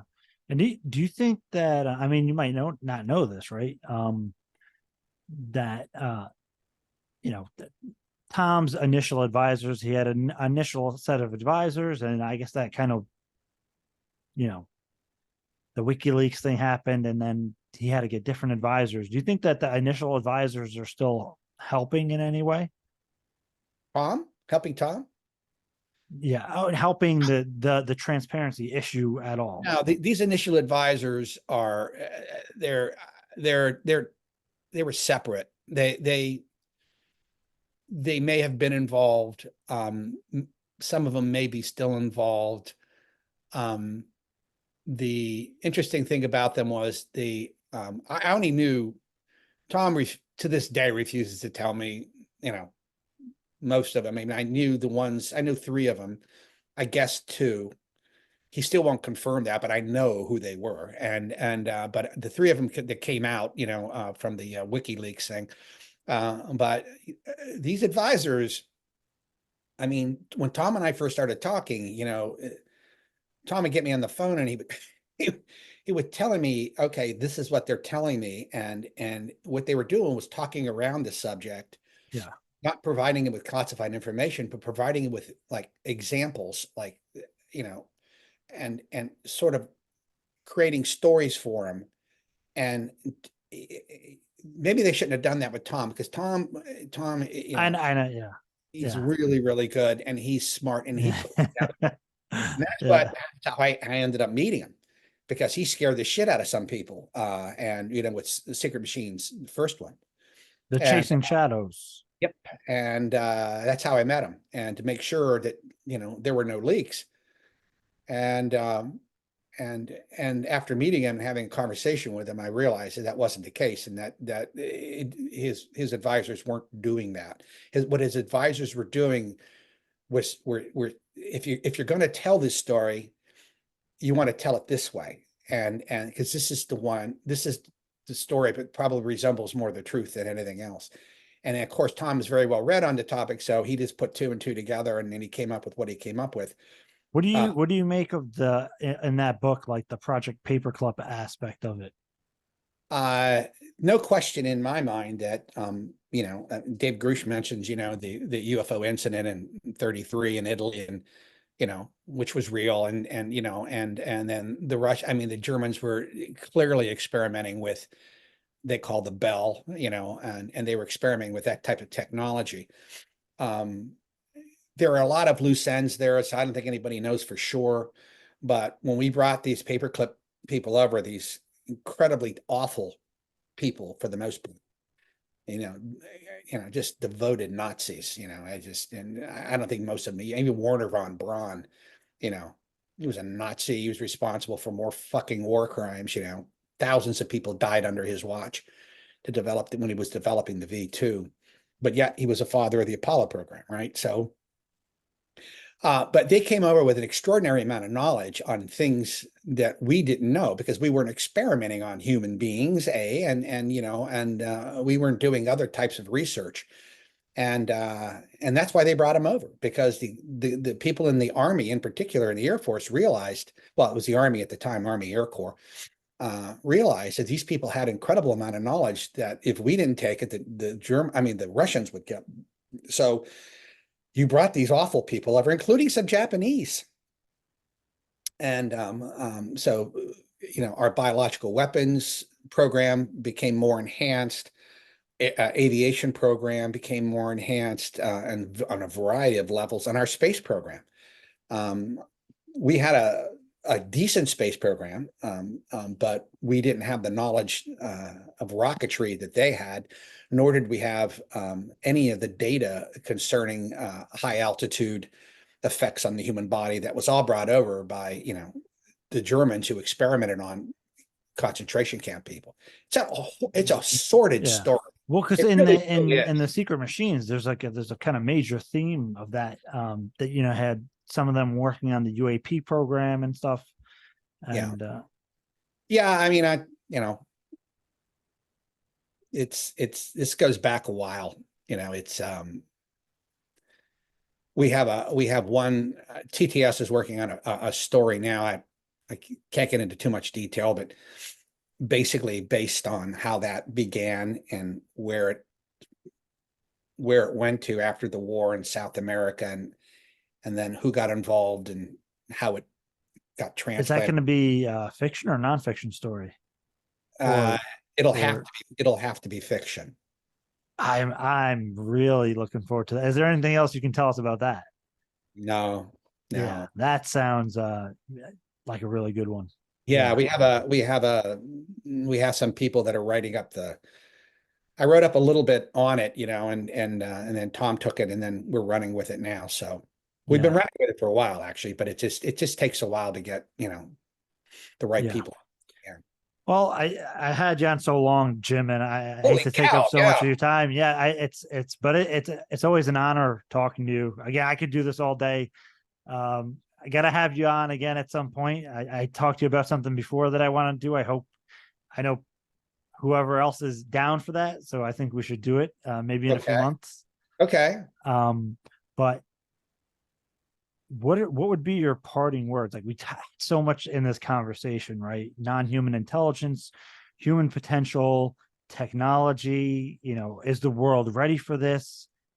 All these obstacles and potentials. So what are some words that you want to leave with people amidst all this information? Well, yeah, it's real. It exists. We live with it. And I think if you're interested in it, be careful a little bit. Know your limitations as how far you want to get into this. It is a rabbit hole and it's very frustrating, but it's also extraordinarily fascinating. And that if you are involved in this, you should see yourself as a fellow traveler and someone who's really on the cutting edge of something that might show itself in the near future. So I say fair forward, quoting T.S. Eliot again, but fair forward, Voyager. I mean, go ahead, keep doing it. And don't believe everything you hear. But at the same time, you'll get the true story out of it. It'll come to you. The true story's out there. Somebody asked me about disclosure once, and I said, it's happened. Yeah. It's happened. And they said, well, how? And I said, trust me, it is out there. And it's out there in the hundreds and hundreds of books that I have. It's all in there. But I can't tell you which ones, are the ones that are more true as opposed to ones that are less true. But nevertheless, it's already Why out. can't you, Jim? Come on. Yeah. Well, it's not my place. It Yeah, really yeah, is yeah. not my place. Yeah. And but it is true. And Yeah. so, but again, it's a dangerous topic in a sense that, dangerous in the sense you have to be careful how you handle it. Don't believe everything you hear. But at the same time, keep an open mind. Yeah. Well, again, And thank you thank so you very, much. very much, by the way, for listening to my monotonous voice over this, over this time period here. No, I feel like doing these podcasts because I always end up repeating myself over and over and over again because there's only so much I can say. no, there's a lot of stuff that's new here, and I always appreciate and honor your time. So, again, thank you so much. It's always a pleasure and an honor talking with you. All right, buddy. Well, we'll see each other again, I'm sure. Yes, sir. You take All care. right. Thanks a Thanks, lot. Jim.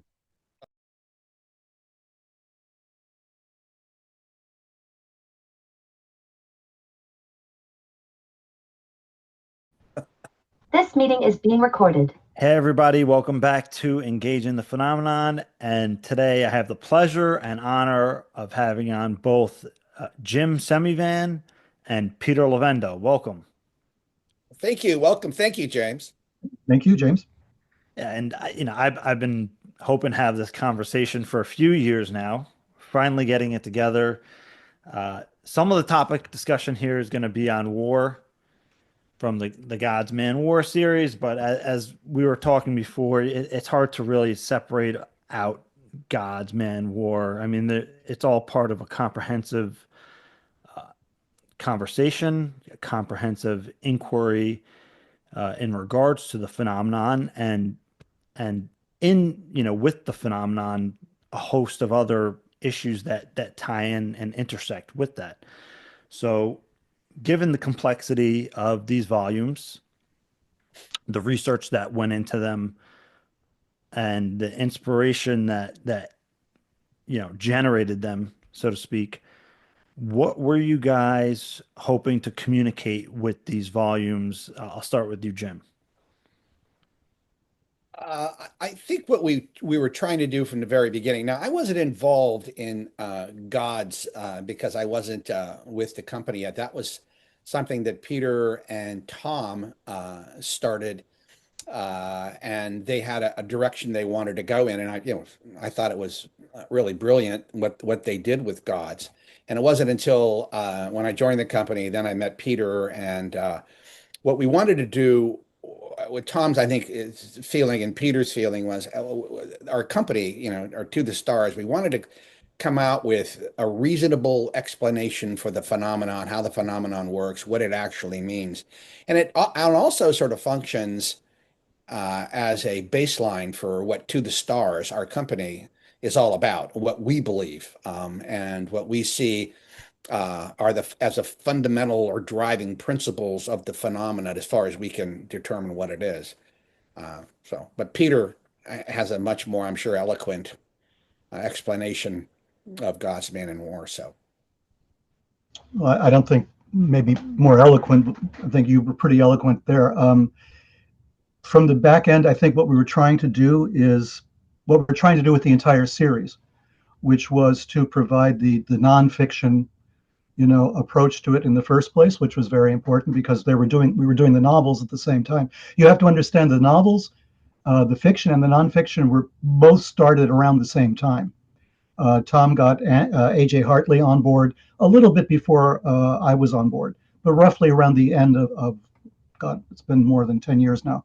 Around the end of 2014, was it? Something like that. Yeah. So we had this idea that we're going to do fiction and nonfiction. The nonfiction was important to give a completely fresh approach to this subject, and to show that it was an all-encompassing thing, that we weren't going to focus on sightings, for instance. That was something we were not going to do. There were a lot of books and articles and papers on sightings, and to us, that's very valuable information. That's the database, basically. But a book that just went into sighting after sighting after sighting would tend to be kind of boring or repetitive, perhaps, because you've seen it all already. You've seen sighting stuff, it's out there already. We wanted to take a step back and look at the entire phenomenon from the religious philosophical perspective, the scientific perspective, and the political military perspective, because it was all wrapped together, especially since 1947, right? For us, this was like a major a stepping stone into the entire field. So God's was, religion. What does spirituality have to say? How intricate is this phenomenon mixed up with religion, with spirituality in general? Because in ancient times, religion, politics, and science was one thing. It was all together as one object. You go to ancient Egypt, and it's all mixed in together. The gods are present in everything. And ancient Sumer, the same thing. So we only started to divide that out in the last 500-600 years or so, with the various scientific revolutions that took place. So we wanted to step back and try to give that 40,000-foot look at the field, and write the fiction and write the nonfiction and have the two talk to each other. So if you got too bogged down in the nonfiction, you could switch to the fiction, get kind of a perspective, a narrative, like a story, a history narrative, and then go back into the nonfiction and get the data, get the facts that contributed to the fiction. So we worked together for a bit, AJ and myself on this. We traded information back and forth. We met with Tom, a number of times, and we talked about what's the nonfiction aspects of it, so that AJ could incorporate these into the fictional narrative. And the fictional narrative was a function also of what actually had taken place historically. So it all worked together. We were trying to give a really comprehensive view of the phenomenon that would influence a reader to, excite them to look more into the nonfiction, or to read the nonfiction and excite them about the fiction, because we were giving a context, we were giving a flow, a kind of narrative flow to the entire field, which from our perspective was not available at the time, right? People wrote fantastic science fiction stories over here, or they were doing all the nonfiction hardcore stuff over there, and never the twain met. We thought, this is a way to do this. This is a way to help explain what this is, and to inspire people to look deeper into it. The way, in a sense, the Indiana Jones stuff inspired generations of archaeologists, right? Or the X-Files, inspired women to become involved in science and intelligence, that sort of thing. So this was kind of the same idea. Let's get people involved in this subject. Let's show them that they are part of this story, because they will be they will be seeing these things with technology that we have, with smartphones, with all of this ability that we now see exploding. People are taking pictures of phenomenon, all the time. So we knew this was happening. We knew this was going to start exploding. So let's give people the tools to look at it, a kind of context from the fiction, and then the data from the nonfiction. And I've been talking like for the last 45 minutes. Does that so the secret give you an introduction? The Secret Machines work is essentially as a recruitment process for people into the UFO Legacy program. There you go. Well, Jim can talk more about that. Yeah. I think Robert Hastings' UFOs and Nukes was, Right. but that's another story. But and absolutely tremendous work. UFOs and Nukes. I was just chatting with Robert the other day, actually, and going over some of this material. We were talking about other material too, but Peter, that was extremely well said. Thank you. I mean, it's Peter's been with To the Stars from the very beginning, long before I was there. Both he and AJ Hartley, and that company is extraordinarily lucky to have them, still associated with us after all these years and the ups and downs, But yeah, I always love Peter's insights. He always says something so plainly, and I'm like, oh yeah, it's like, what, why didn't I think of that? It's like, yeah, it's very bright but obvious in a way, right? Like, yeah. That's what I enjoyed about reading the books myself. I mean, it was just, it was like, the kind of a read you would go, oh yeah. And I would think to myself, I wish I would have said that, but of course I couldn't. Yeah. I didn't have his background. I don't have his background. And, and he's a lot smarter than most people. Yeah. I noticed. Yes. Yeah. And well, the thing was, we were trying to, we were not being doctrinaire, which is also very important. We just want to ask a lot of questions and give people the questions to ask, right? Suggest lines of inquiry. So we were not trying to force a particular point of view down anybody's throat on this phenomenon. We were just saying, what if, what about this? And this happened, now what? Like the weird connections. I mean, the reason I got into this basically was because of the freaking Kennedy assassination, right? So I'm looking at something completely different. And, and I, like everybody else, I'm going through Warren Commission stuff, and I'm going through all this other stuff, and I'm, looking at the background documents. I'm thinking, whoa, wait a minute. Who was involved? Guy Bannister did what in the 1940s? Maury Island, what was the connection? Fred Krisman did what? So by asking these questions, by looking at the data, you're prompted to start asking questions that nobody asked, right? Nobody thought to ask, because everybody's in their own lane. Jim, stay in your lane. Stay in your lane, Jim. Right? Yeah, Jim. So everybody's in their own lane, and nobody's like doing the crossover stuff. No one is saying, why was Guy Bannister, who was like the central character in the New Orleans Kennedy assassination case, why was he in the 1940s doing UFO research for the FBI on the West Coast? It's like, what? It's like, and then they show up later in the 60s, and they all know each other. Like, what the hell is all this about? So asking these questions, and without coming down and saying, this is what happened, right? This guy did this, and therefore this is the story. We don't know the story, but we've got a lot of data to go through. There's just an enormous amount of data on the phenomenon. And there are people out there chasing the data, which is fine. We need that. But there's nobody sitting back and looking at all the data and saying, what does this mean? Or there's few people doing that, Jacques being one of them, right? Yeah, right. So, we need that. We need people to come back and say, wait a minute, what does this really mean? But without an axe to grind, without saying, oh, the government is evil, they've done all this evil stuff, right? Or, these people are crazy, the contactees are delusional, and all this other stuff. You got to step back from all of that, take the value judgments out, and just look at the data and say, what does this suggest? There's a bigger picture here. Yeah. A much bigger picture, and let's look at the big picture for a change, and stop nitpicking on some of this stuff. Let's stand back a little, take a look, and see what we can make out of this. And I think that was, Tom, when he approached me, said, we're going to knock on doors, we're going to get to the bottom of this, we're going to do what we can to find out what really happened without having a preconceived idea of what this all means. And when he told me that, I said, well, hell, in that case, I'm on board, right? That Right. makes sense to me. Yeah, Right. speaking of the original advisors, I mean, I know you guys probably may not even know, or wouldn't be able to speak to it, but those original advisors, do you know if any of them have considered participating in the whole whistleblower thing, or is that not even discussed or known?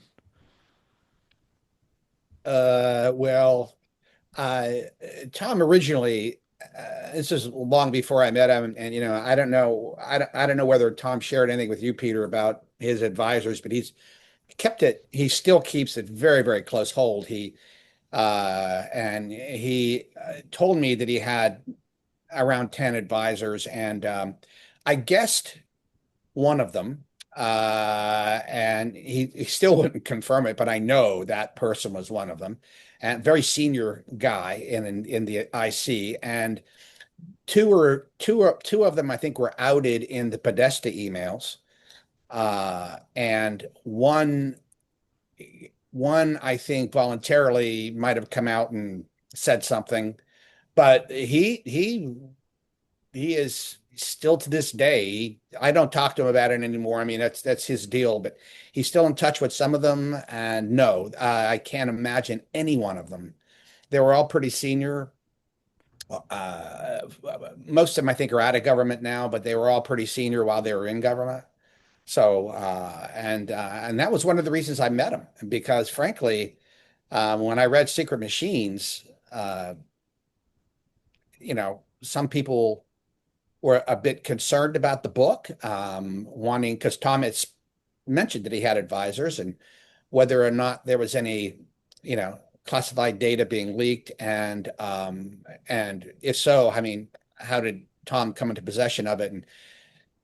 And this is like the story where I met him, and then when I met him, and I was with some other people who came out to California to meet with Tom, and it was very clear to me that what these advisors were telling him were ways that he can talk about this issue, the phenomenon, without getting into the classified data. And Tom made it very, very clear to his advisors and to everybody else, and to me when he met me, not the least bit interested in the classified data. He just isn't.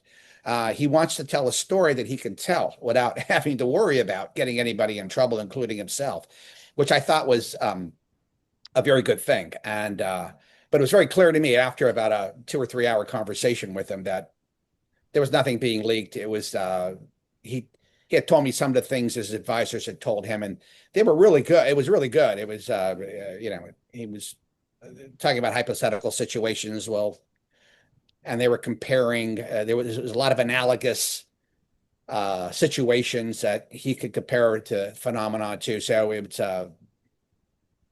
I'm beginning to babble, so I'll just say that the advisors are still there. I still don't know most of them, just a few, and he still does talk with them.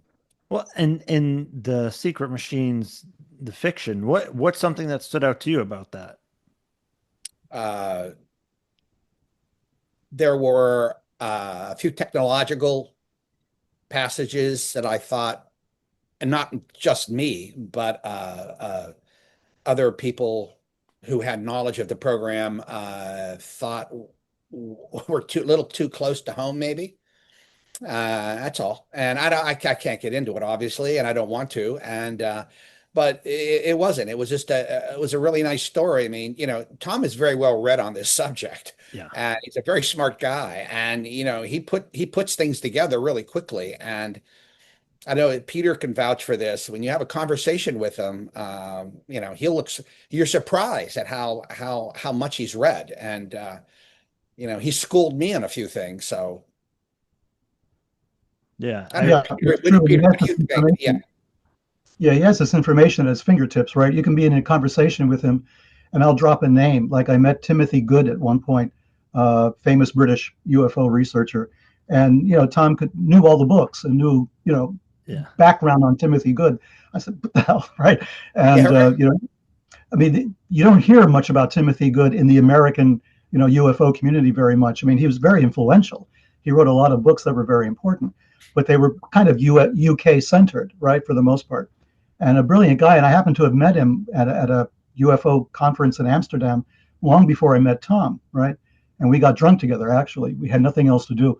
We were in this hotel in the middle of nowhere. There was no food, but he had a bottle of scotch, and he said, "Come on." We just sat there and drank scotch and talked UFOs for a while, which is great, great guy, interesting guy. But then I go and I meet Tom, and Tom is like, "Oh yeah, Timothy Good, this, and this." And I thought, holy shit, So he has the fingertip knowledge of this stuff. He really knows like all the writers and what they've said, and pretty much knows the books. And yes, what Jim said, I don't have no clue who his advisors were, aside from the ones that might have been outed in the Podesta emails. But past that, Tom has never, revealed anything like that, right? He will occasionally say, "Okay, somebody told me this," and with the famous thing that we went through on the Greek religion, right? Oh, yeah, Ancient- yeah. I've had many conversations with him about that, right? Yeah. Yeah. So he said, "Oh, one of my advisors said this, and one of my advisors said that," and I'm thinking to myself, this is a lot like Watergate, where somebody would drop something, like Deep Throat would say something, right? He wouldn't reveal anything. He wouldn't break protocol, but he would say, "Have you thought of this?" And then walk away, and Woodward and Bernstein are going nuts. What does he mean? What does he mean? We were sort of in that situation with the Greek religion stuff. Yeah. Talking about all the various gods, and how does that work out? And so Tom and and I told Tom, I said, "This is like Watergate. You're talking to Deep Throat. He's asking you these things, and now it's up to you to figure out what the hell he's talking about." So we would go through, and I would say, "Well, this is the thing about this Greek God, and that's the thing about this Greek God." We went through all of this stuff, So we went through this, but Tom would never tell me exactly what was said, who said what, or who these people were, right? Until the Podesta stuff came out, and that was a major thing. But aside from that, I'm like Jim. I have no clue. I don't know who these people were. I don't know anything about it. I don't know what he was told. I imagine he was told very little that would have been, or nothing that would have been classified, just guidance, basically, because that's what Tom asked them. Let me know. I'm on your side here, right? Let me know. We're not going to be adversarial about this. We're not going to say, "You guys are, bastards. You've hidden all this stuff from us." Just talk to us like you're talking to a friend that you can talk to without revealing anything. Let's just see where we can take this, right? It was a very non-confrontational, non-adversarial approach, which some people criticize. Well, you should have, held their feet to the fire. What good would that have done, right? Nothing. Nobody's going to tell us anything that they're not clear to tell us. So give us some guidance. Let's approach it from that point of view. And that worked, because what was accomplished, in my estimation, is historic, right? They got this ball rolling for the first time. And this is why we created an atmosphere, I think, in which a whistleblower could talk, in which people who were not even whistleblowers could start to talk about the phenomenon without being ridiculed, without being called, all kinds of names, being without a political association either. Just come out and say, "This is what's going on. We've seen this, we've experienced this. We don't know what it is." And just step back and say, "It's up to you guys. You figure it out." That's fine. That was good, right? We didn't have this fight with the community, with the IC community, or with military or anything else. We just said, "Tell us what you can tell us. Give us some guidance, and we'll take it from there." Yeah. And They like that approach. Yeah, and speaking of the advisors, there's one story that Tom always tells that always comes up, is that he's at this airport and this individual says to him, it was the height of a Cold War, and we found a life form. Yeah. I mean, what do you think when you hear that story, Jim? I think that's exactly what had happened. And what's interesting, people have said to me, "Oh, how the hell can a rock star, meet all these really, really high level senior government people and people in the know and you know 3 stars and 4-star types?" And I said, you'd be surprised. I mean, in the intelligence community, I've met some very senior people in the in from either Hollywood or other industries that you just learn to respect, particularly in the arts, because you view them, as Tom is a very well known, very talented, rock musician and artist. He's seen it, on the same level. These guys see him as somebody who's on their level, and they're not going to talk to a maybe a lieutenant in the military, but they'll talk to a guy like Tom because he's achieved so much, very, very successful, and they see that in him, and Tom has absolutely uh, no fear of approaching people. That's another thing I like about him. No fear at all. And he's not afraid to ask the hard questions. That's an attribute that you don't find in too many people.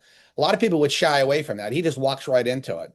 And he's very good about it. And he's like Peter had mentioned, he doesn't, he's highly deferential, but at the same time, he likes to make his point and he gets it across, and it's worked for him. It's worked for him his whole career. And something that Tom, speaking of Tom, something Tom had talked about in an article interview. I forget the outlet, but he's talked about it on a podcast or two before. It's very Colin Elites-esque idea, in the sense, well, what he said was that the phenomenon is kind of interacting with people to the ability that it can, and generating focus or attention, so that the more people that focus and put their attention on the UFO phenomenon, the more it gives the phenomenon the ability to manifest in our 3D reality, so to This speak. meeting is being recorded. So, what are your thoughts on that premise? That the more people, like, say, if there was a disclosure event, right? Um, that would allow the phenomenon to more readily manifest into our reality. Peter, you wanna go for that, or you want me to answer it? Well, it's a tough one. You want to start, and I'll chime in. Yeah. Yeah, the only thing what I can say about that is when you give something energy, in other words, when you pay attention to it, you're obviously going to be closer to it. My wife and I had a poltergeist activity in our house, or a version of poltergeist activity in our house, both before and after our experience. We never took it very seriously. In other words, we accepted it as real, and sort of welcomed it, but it was mild. There wasn't any throwing things around or moving things around. It was just odd things placed, footsteps, cigarette smoke, I mean, anyway, but then again, there are instances where people who have engaged the phenomenon, whether willingly or unwillingly, they either become attached to it, the hitchhiker effect. It jumps on them, and it basically deals with their family in sometimes very startling and unnerving ways. And there's not much you can do about it except don't give it energy. I had numerous people call me or get in touch with me what do I do? You know, I have orbs flying around my house, or I have these experiences that are happening to me and I don't like them. How do I stop them? And, you know, my viewpoint has always been, you know, don't judge them as whether they're demonic or good or bad. Or if you don't want them around, just tell them, I don't want you around, please leave. And I said, sometimes, not all the time, sometimes they just go away. And I said, or just don't pay attention to it. Just treat it as something that's there and it's not going to hurt you. Or if it's, you know, if it starts hurting you, then you want to talk to somebody, you know, a psychotherapist or somebody about that and see if there's anything you can do there. But there's no, you know, remedy for that. When, you know, I always tell people also, you know, don't jump into this thinking it's going to be a fun hobby. For people it is, but for some people, and James, I think you would know this better than anyone.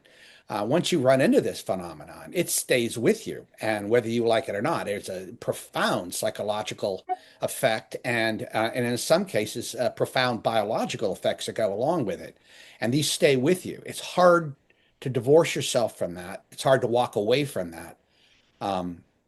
Some people, like in my particular case with my wife and I's, our reaction to it was sort of one of fascination. And we weren't mad or angry, but we were sick. I mean, she was, I wasn't, but you know, I mean, after that was over with, I wasn't upset all that much, but I was curious. And I later came to realize, well, this was sort of like a human rights violation, you know. Now I don't like it. And now I'm looking at it and saying, you know, these entities had no right, you know, and I still believe that. So yeah, I mean, you know, I'm sorry. Do you think that they, I mean, it's hard to just judge this based on anything, right? As you can only speculate. But do you think that the phenomenon intended you harm? I don't think it cares whether it does harm. I think it may go out of its way not to do harm, but if it does harm, I mean, look at the harm. I mean, you know, there's all kinds of harm. There's physical harm, there's psychological harm. I mean, the psychological harm, to me, you know, was probably more profound than the biological. I mean, you know, I had you know, a hole in the back of my neck, and my wife, you know, unexplained bleeding for 17 days. That's that passes, right? But what doesn't pass is the fact that somebody or something came into your reality or came into your room and appeared to you with no preamble, with with no saying, hey, by the way, I'm going to come visit you at 7 o'clock and we're going to talk about X, Y, and Z. It just shows up and you have no clue what it is. And it looks weird, it looks odd. You have no place to put it. I mean, well, you know, look at all the people who've had experiences, James, all your experience. What the hell do you do when you see stuff like this? There isn't a place you can place this. There's not a piece of science that you can go to. There's science fiction that you might have read and say, oh, this is something I, you know, read about in a science fiction book. But when you actually see it, nah, it's disturbing. It can be highly disturbing. Some people then turn this into, they have a theophany, you know, I think Peter Sturrock would call it theophany, or some kind of, you know, a catharsis where they then changed and they become very spiritual. They may even gain some psychic abilities or healing abilities, or they change their life, which is fine, you know, if you can do that. But there are other people that are bothered by this and it doesn't go away, and you know, it's not a good thing. So Which category of that are you in, Jim? I'm one of these characters. Robert Hastings always told me this one thing, and I always laughed. He had a couple experiences. He wrote a book called Confessions, which was excellent, and he talked about his experiences. But he called it the meh response, MEH, meh response. It's like stuff like this happens to you, and you wake up and you go, "What the hell do I do with this?" And you go, "Meh." You know, I got to make coffee. I got to do this. I got to run to the store, and that's what happens. I mean, life just overcomes that. I mean, it walks over that, and you have to deal with life as opposed to dealing with it. If you can sit around all goddamn day and I shouldn't swear, I apologize.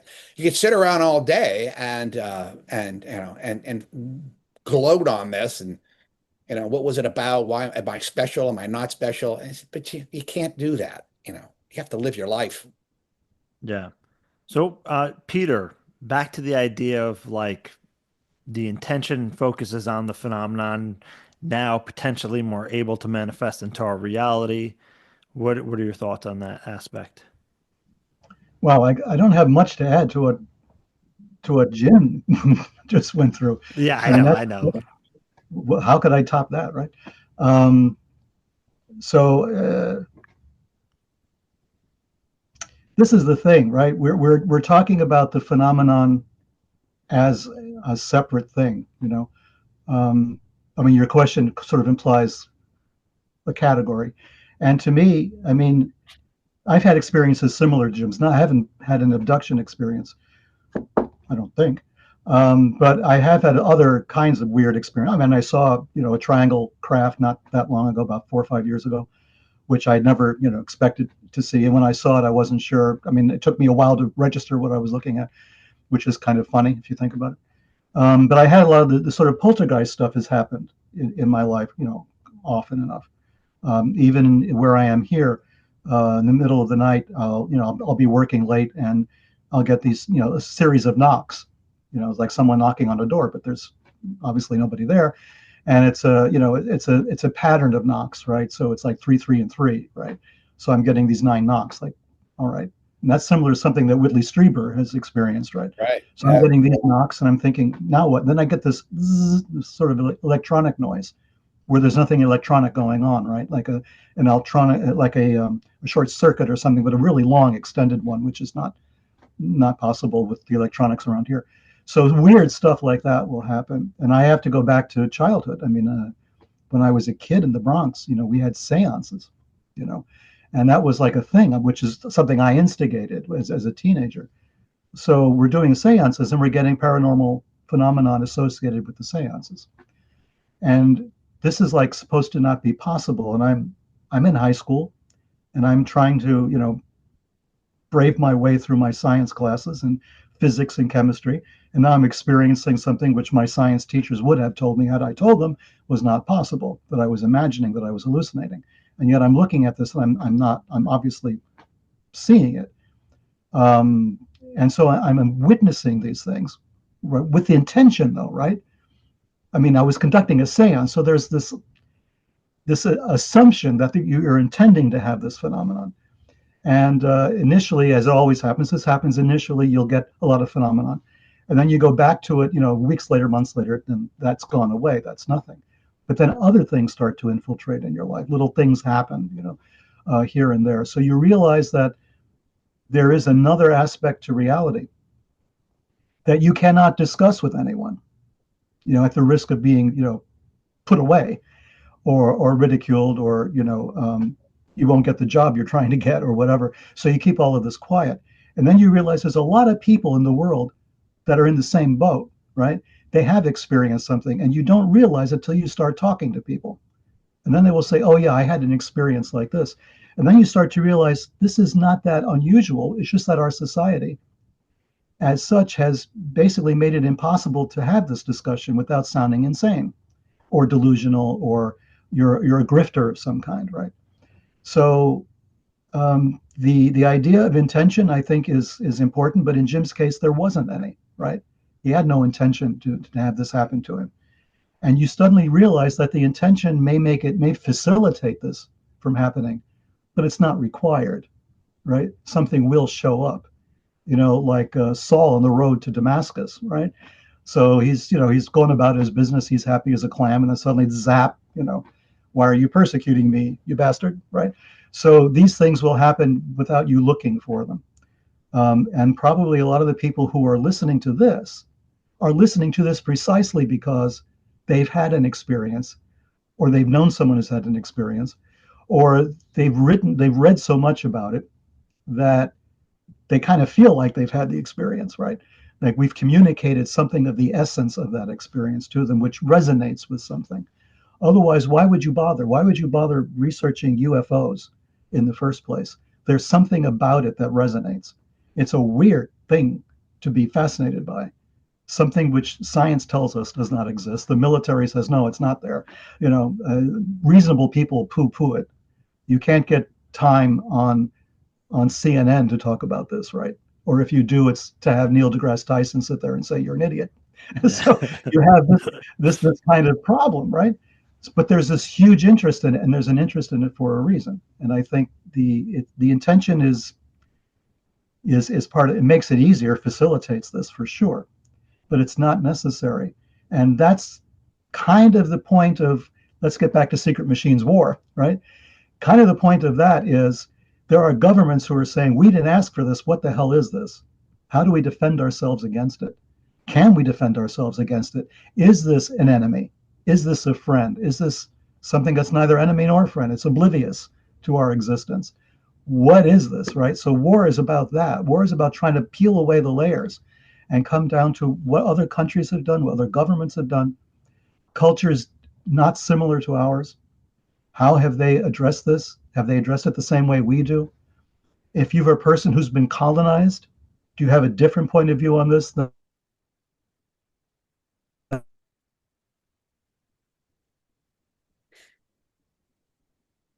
This meeting is being recorded. I keep You're losing? back, Peter. We got you back. Yeah, that's weird. Okay, so how do you approach it, right? How do you approach this based on your own psyche, based on your own background?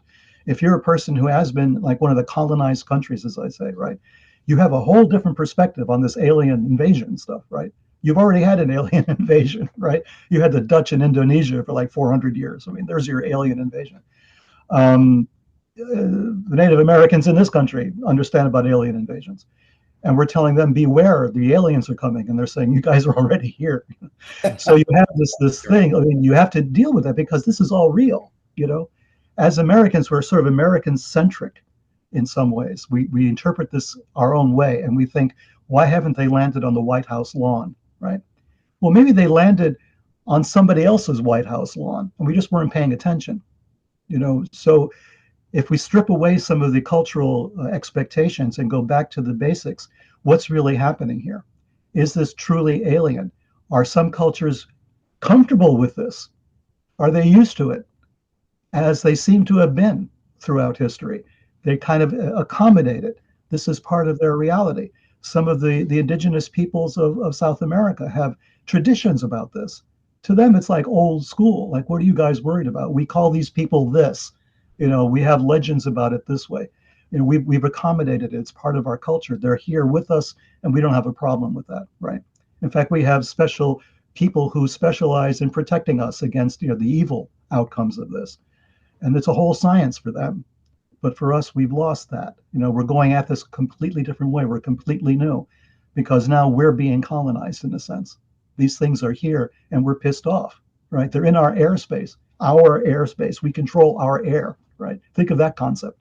And now they're in our airspace. But maybe it's the opposite. Maybe we're in their airspace, right? And they're concerned because the air was their territory or the deep sea was their territory. And now we've penetrated it in the 20th century for the first time, right? That we know of in recorded history. We're in the air and we're in the sea. So yeah, maybe this non-human intelligence was comfortable there, was comfortable in the oceans, was comfortable in space. They never had any problems with us up there. Now they got problems. Now we're blowing up bombs. We're sending missiles. We're sending satellites. The atmosphere, around the Earth is cluttered with debris, with space debris, and with thousands of satellites. It's becoming really crowded up there. How is that affecting our relationship with this so-called alien invasion concept? What does that all mean? So I'm babbling now again. So I'm out of my lane. Let me add that about manifestation, and I think I know people. I've always told people, if you're interested in something, and particularly this particular topic, I said you'll inevitably start seeing synchronicities in your life, and that's not necessarily magic. I mean, that's just basically cognitive behavioral therapy, right? If you want to succeed at something, You can pray to your spirit guides, or you can, read the book The Secret. And I'm not denigrating that book at all, but you can ask the universe, make me this, give me this, or what have you. But you can also basically just focus on what you want to know. It's pretty much the same thing. The cognitive behavioral therapy works, and so if you want to reach a particular goal, I want to be really well read on the phenomenon and UAP. Well, then a good psychotherapist or psychologist will tell you, well, here's what you have to do. You have to get all the books, you have to talk to the right people, and then you develop a plan, and you become very, very good at that over a period of years. So, but when you do that, whether you're a basketball player or a really good, baseball player or a guitar player, you're going to learn new things. Things are going to come your way. You're going to see the world much differently because you've been focused on a particular area, and it's going to change things for you. Your worldview is different. That's all. But when it's like Peter said, when it's uninvited, then you have a problem. Then you're saying, okay, why the hell are you bothering me, right? And we don't know. I mean, Well, yeah, I mean, we don't invite a tornado or a hurricane. Right. That's a good point. This stuff happens. Shit happens, right? So when these things happen, we tend to say, why me, right? We start to ask, why did this happen to me? But it happened. It just happens. It's part of nature. Maybe what's going on is something like Jim said, maybe it was not intentional. We don't know if the damage that it's doing to individual people is intentional. Does a tornado have the intention to destroy a house, or a tornado is just being a tornado, right?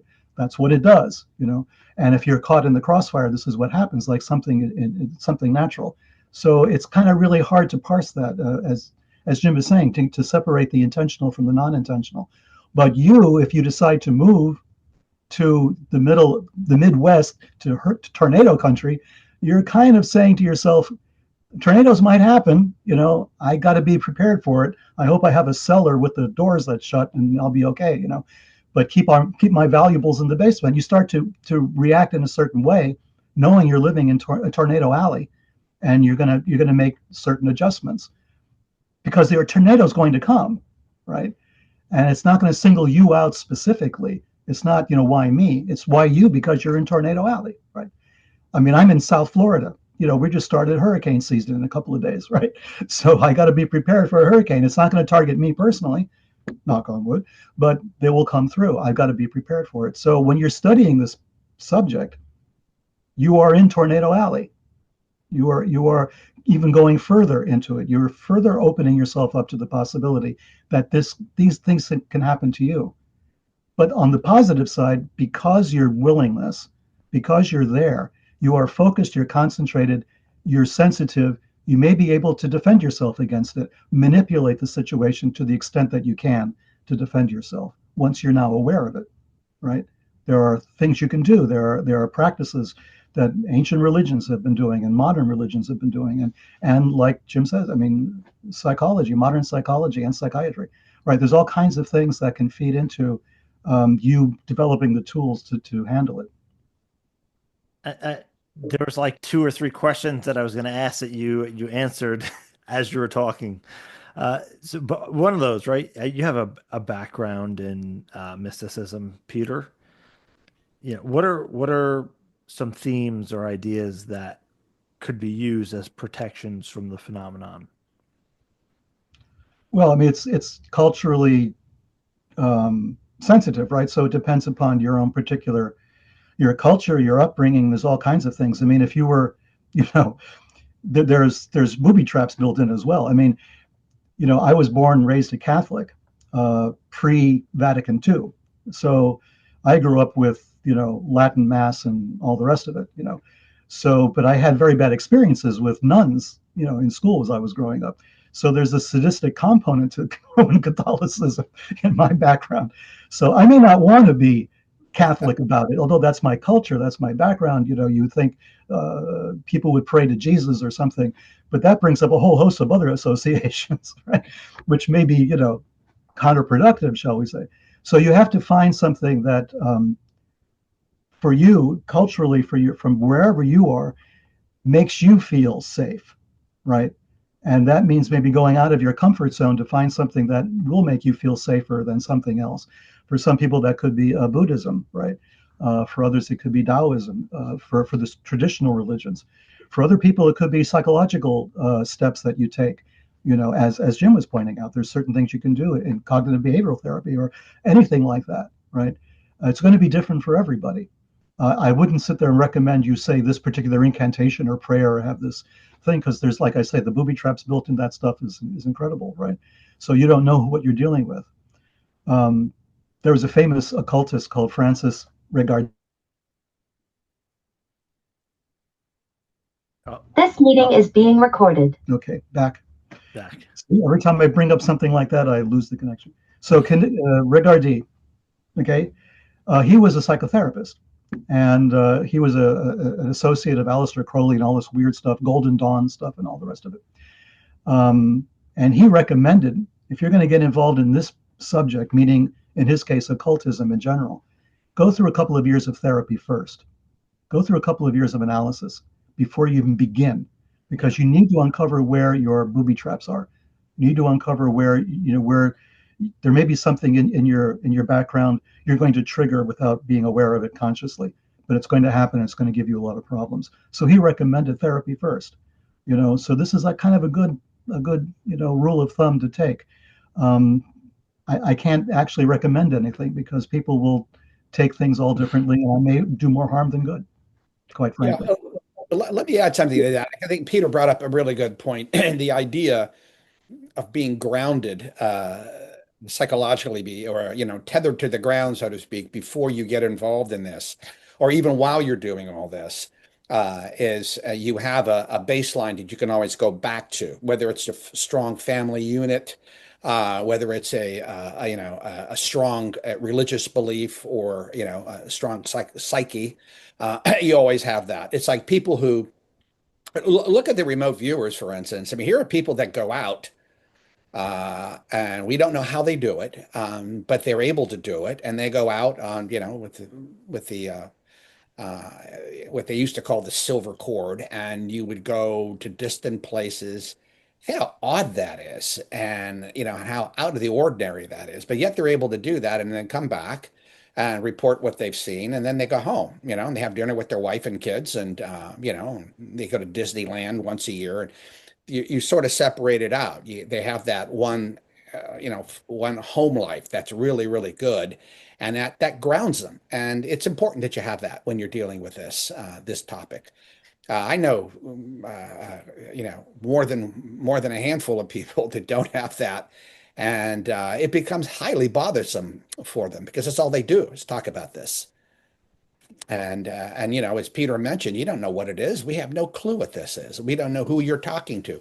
It's like people who do seances, or start wishing to make contact. Be careful of that. If you're really well grounded and you want to do it, like a shaman, or a holy person, you can go out and do that. Like, a lot of mystics do that. They pray, they get, completely, they alter their mind, and they get to touch that one bit of holiness that exists out there, the universal, but they don't stay with it a long time. They just touch it, and it puts them in a state of ecstasy, and then they come back. Sometimes they're drained, sometimes they're energized, depends on different saints. But it's fascinating, and yeah, it's just a way of life. They'll say they touch God, other ones will say they just touched, the all-present love in the universe. I don't know what it is, but I don't do it. I'm not tethered all that well, and I've always said that. And I'm just not grounded enough to want to do that. I had an experience once when a good friend of mine who was involved in the program, he said, "You got to go back and make contact." That was a contact experience, and I said, "Absolutely not." I don't know what the hell that thing was, and I said, "I'm not gonna try to conjure that thing up again and have a conversation. I don't want to do that." Is that something that they had done? Now, it's something that happened to me after my incident, maybe not even 10 years ago. And and I don't want to get into it. It's just, but it was very real once again. And, but I wasn't afraid. This time I wasn't afraid. I just looked at it. It looked at me and, and it was a messenger, when I talked to, I think, Colm Kelleher about it, he said it was a messenger. It was a messenger. So, anyway, I didn't want to, I don't. What did he mean by messenger?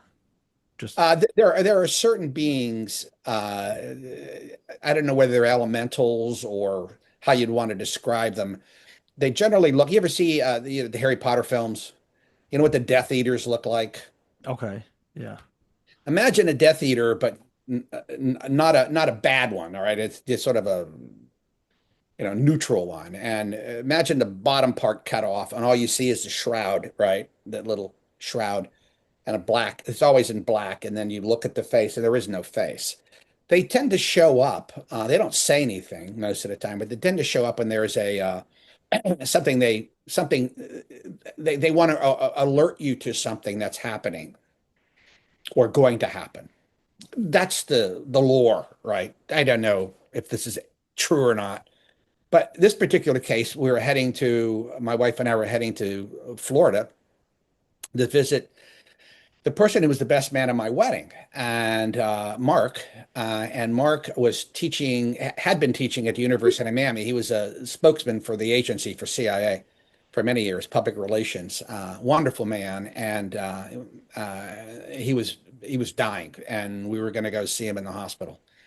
And then at 2 o'clock in the morning, I was sleeping, got up, and all of a sudden I went back to bed.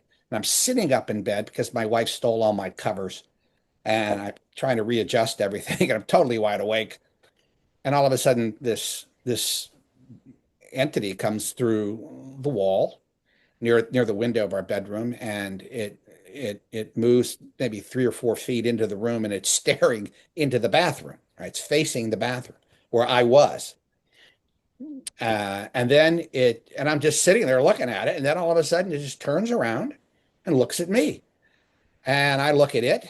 I'm not the least bit afraid. And normally I'm afraid of everything. But this time I just wasn't. And I'm looking at it, it's looking at me maybe for like 10 seconds, 15 seconds. And then it just drifted right out through the wall/window and disappeared. I did what Robert Hastings called the meh, meh, what the hell am I supposed to do? Chase it? It was just everything just sort of said, to hell with it. And then I went back to bed and I went back to sleep. Next morning, got a phone call getting ready to leave for the airport. It was a buddy of mine at CIA. He told me, if you were planning on seeing Mark, he died last night around 2:30, and so you look at that, poltergeist activity. Where do you put that?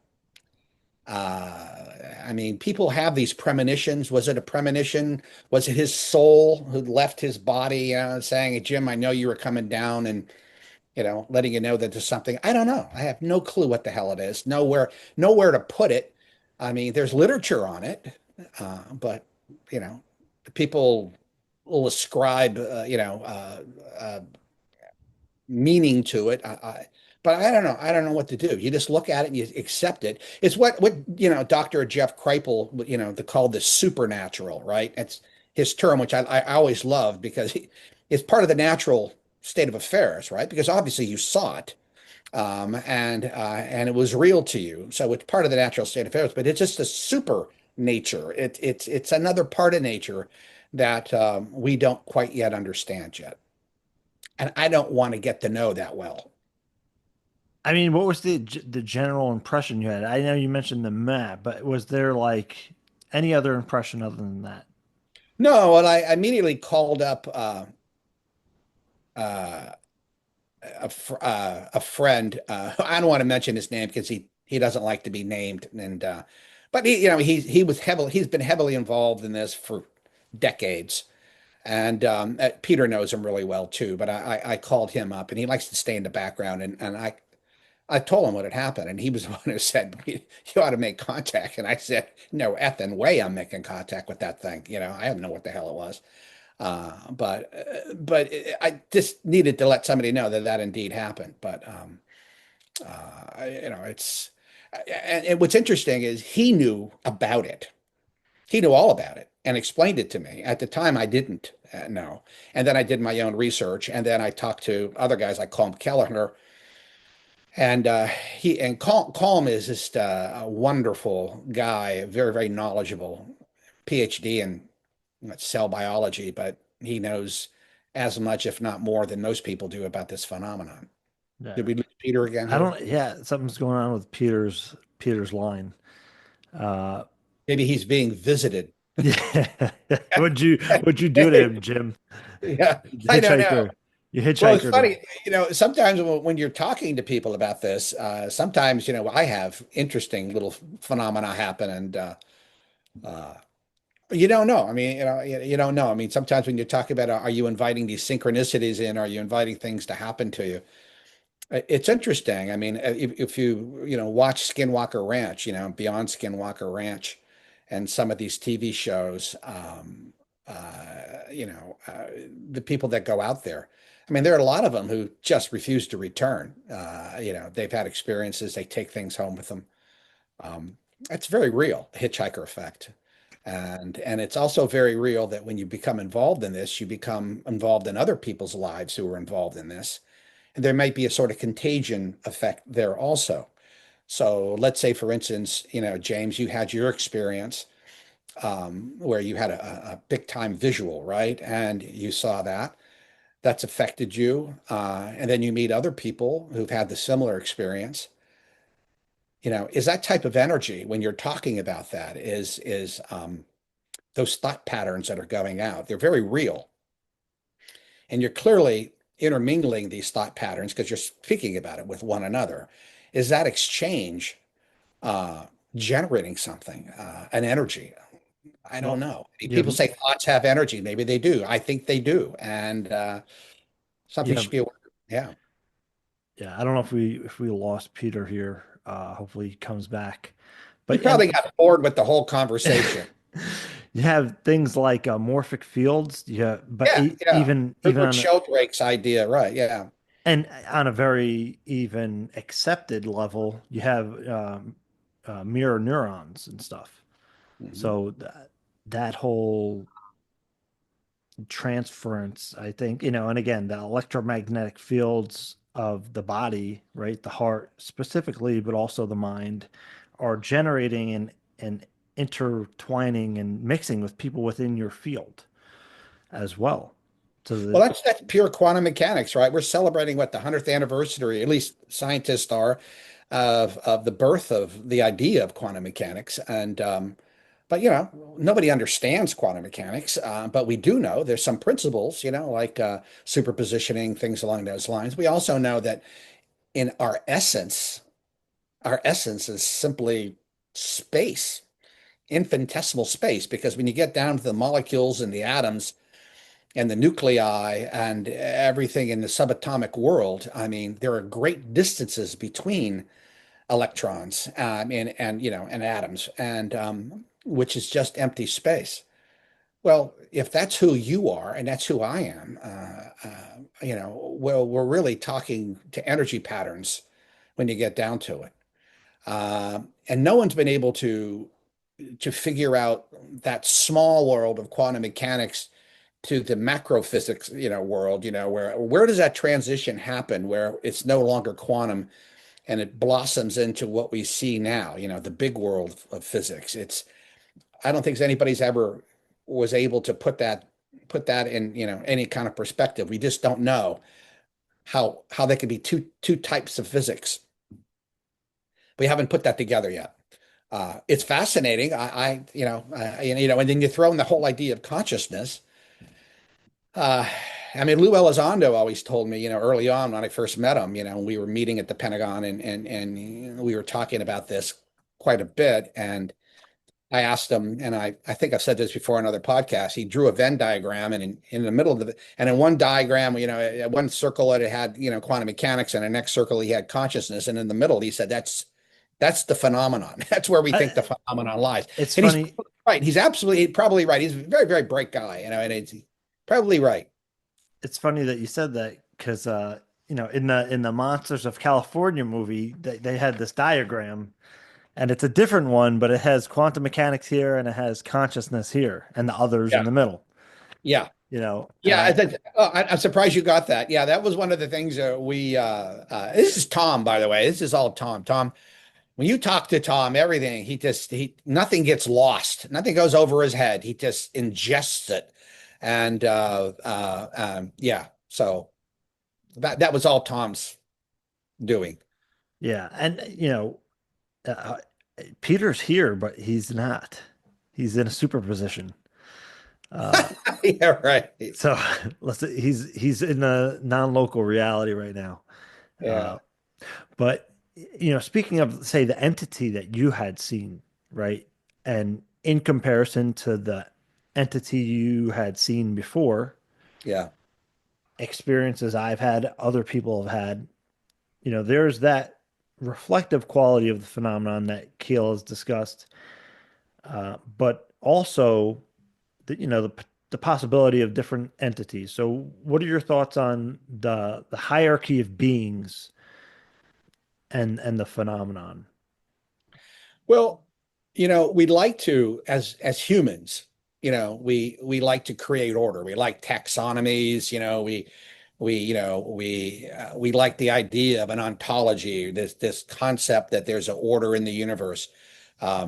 As a matter of fact, there are philosophers who talk about man's quest, in life it's a quest for order and stability because it makes him feel better, right? But in the end, we don't know. I mean, where do these non-human entities fit? How do they fit into our universe? I've mentioned the great chain of being before, this whole medieval concept of, trying to, put God at the top and then, angels, man, and you go down and we like to live with that because it's the way we create order. Uh, um, Mankind doesn't like disorder. That's why we have religion, because religion places an order on things we don't understand. When you're born, I mean, and if you were conscious, well, you're conscious when you're born, but if you were able to stand up and you're able to, look at your world all around you, and you don't have an instruction booklet. No one's telling you what this is all about. Your parents don't have a clue. And if they do, they're not telling you the truth because they don't have a clue what's going on. And it's because your sensory system just simply isn't capable of taking everything in that's around you. Your reality is just this small thing that's dictated by what your brain filters in and what your sensory system allows in, but it's not giving you the complete picture. I mean, that's pretty much, most scientists will agree with that. So you're left really in a state of limbo. You don't know what to do. So, you create things to make you feel better. You create distractions. I mean, look at yourself now. I mean, you're in a house, like I'm in a house and Peter's in a house. And what are we doing? We have distractions every day. We get married, we have kids, we have jobs, we decorate our house with things. We have books all over the damn place. We go to Disneyland, we do this, X, Y, and Z. Those are pretty much, I'm not saying marriage is a distraction or Yeah. love is a distraction, but in some respects it is. It takes you away from having to deal with that void. What's our purpose? What's the meaning? So, a lot of people create their own meaning, or a lot of people just don't pay attention to it. They live in the matrix, right? They live in this matrix and they're very happy in this matrix because it's a very condensed, beautiful little place, and sometimes not so beautiful, but it's predictable. Sun's going to rise tomorrow. If I make money, I can go buy food, things along those lines. But they don't really spend a lot of time thinking about what's beyond that. And I think that makes them feel better. But that's why a lot of people go through midlife crises, right? They get to a certain age in their 40s and their 50s, particularly when it happens. Men go through andropause, women go through menopause, but also those, hormones change. And then as you get older, you start thinking about death and you start thinking about what's beyond. Renaissance painters, pre-Renaissance painters used to rarely sign paintings because, you know, God supposedly created the painting. They didn't create the painting. But there was all the little motifs that would put skulls or, you know, some kind of reminder of death in the paintings because they always wanted to be knowledgeable about painting. I mean, about death. They always wanted you to know that death is imminent. A lot of religions allow you to focus on it. Eastern religions are much more easy about it. You know, Western religions are a little bit more, I don't know, they're a little hard-edged, you know, this whole idea of heaven and hell and things along those lines, and you have to prepare yourself and things. Yeah, it's sort of all well and good, but you end up scaring little children, you know, which I don't like, and I don't think it's necessary. But people should be spending time thinking about that. What's their purpose? Why are they here? And if you can't find one, just take love as the answer, capital L. That just take that as the answer. Love, kindness, compassion. If you live your life with love as much as you possibly can, you can't do it all, you're human, but if you live as much of your life with love, compassion, and kindness, and you die, you've been a successful human being. Much, much more so than if you had a lot of money or, you know, a lot of fame or notoriety, you know. So, Peter, you back? Kind of. My desktop completely froze. I'm still staring at all you guys, but you're frozen. So I had to go to my cell phone and I logged on that way. So sorry for the inconvenience. I don't know what happened, but it froze. My computer froze. Yeah. Oh, I'm So sorry to hear that. We can see. Yeah, we can see and hear you now at least. Yeah, you Okay. look great. So, yeah. Actually, you look better on your cell phone. Yeah, I have looked better, actually. Okay. Yeah, so what what do you guys think of the physicality of the phenomenon? I mean, there's the psychic consciousness component, but there's also the very physical component of entities, you know, allegedly bodies that have been taken into custody, crash retrievals, technology, right? So, you know, how do you reconcile the indigestible aspect of this whole quantum mechanics consciousness part of the UFO or the phenomenon conversation with the literal physical measurable aspect of the phenomenon? Go ahead, Peter. Thanks a lot, Jim. Yeah, no, I was going to say, right? I can't answer that, right? No, It's classified. there you Yeah. go. Is it classified? Something like to that effect or no? I think aspects of it are. And I'll leave it at that. Yeah. I mean, this is the further problem that we have because we look at the phenomenon like it's one thing, right? And any new information that we get kind of throws it out of whack. So the effect of the phenomenon is definitely psychological for people, except in the rare cases where it's become very physical, as in Jim's case, in the case of abductees or Whitley Strieber, for instance, or where there's a major physical component to it. But it's largely, you know, you see something weird. It's you know, close encounters of the first kind, second kind, etc. So you're it's affecting your psyche. It has to, because this is not normal, right? What we're trained to think of as normal. So there's that aspect, and you know, we tend to focus on that. And then there's the equipment, there's the machines, there's the stuff that we capture on videotape, right? There's the tic tacs, and there's all the other weird stuff we've been photographing, the orbs and all the rest of it. So that implies immediately that there is a physical component to the phenomenon. It's implied right there. What's not so clear is that there are little humanoid beings inside this phenomenon that are like flying around in it. You know, there's this other aspect of it. Now, if they just appeared and disappeared, we could deal with that. That's part of the overall idea of, you know, occultism in general. In many countries around the world, they see things and these things appear and disappear all the time. But nobody says they've got a body. No one says that a jinn showed up and now we've got, you know, the body of a jinn. This doesn't happen. So stuff like that is going on, right? So now there's a body. What do we do with that body? Is that a real NHI, or is this, was this a test pilot, from Russia that crashed in, Roswell, right? Or was it, as Tom sometimes says, maybe it was a Nazi technology, and I have, talked about that in Secret Machines War. The idea that there might have been a German, program to build flying saucers at the end of the war. Well, there really was. We know where it was located. We know the names of the people that were involved. That brief period after the fall of the Soviet Union, a lot of this information came out. So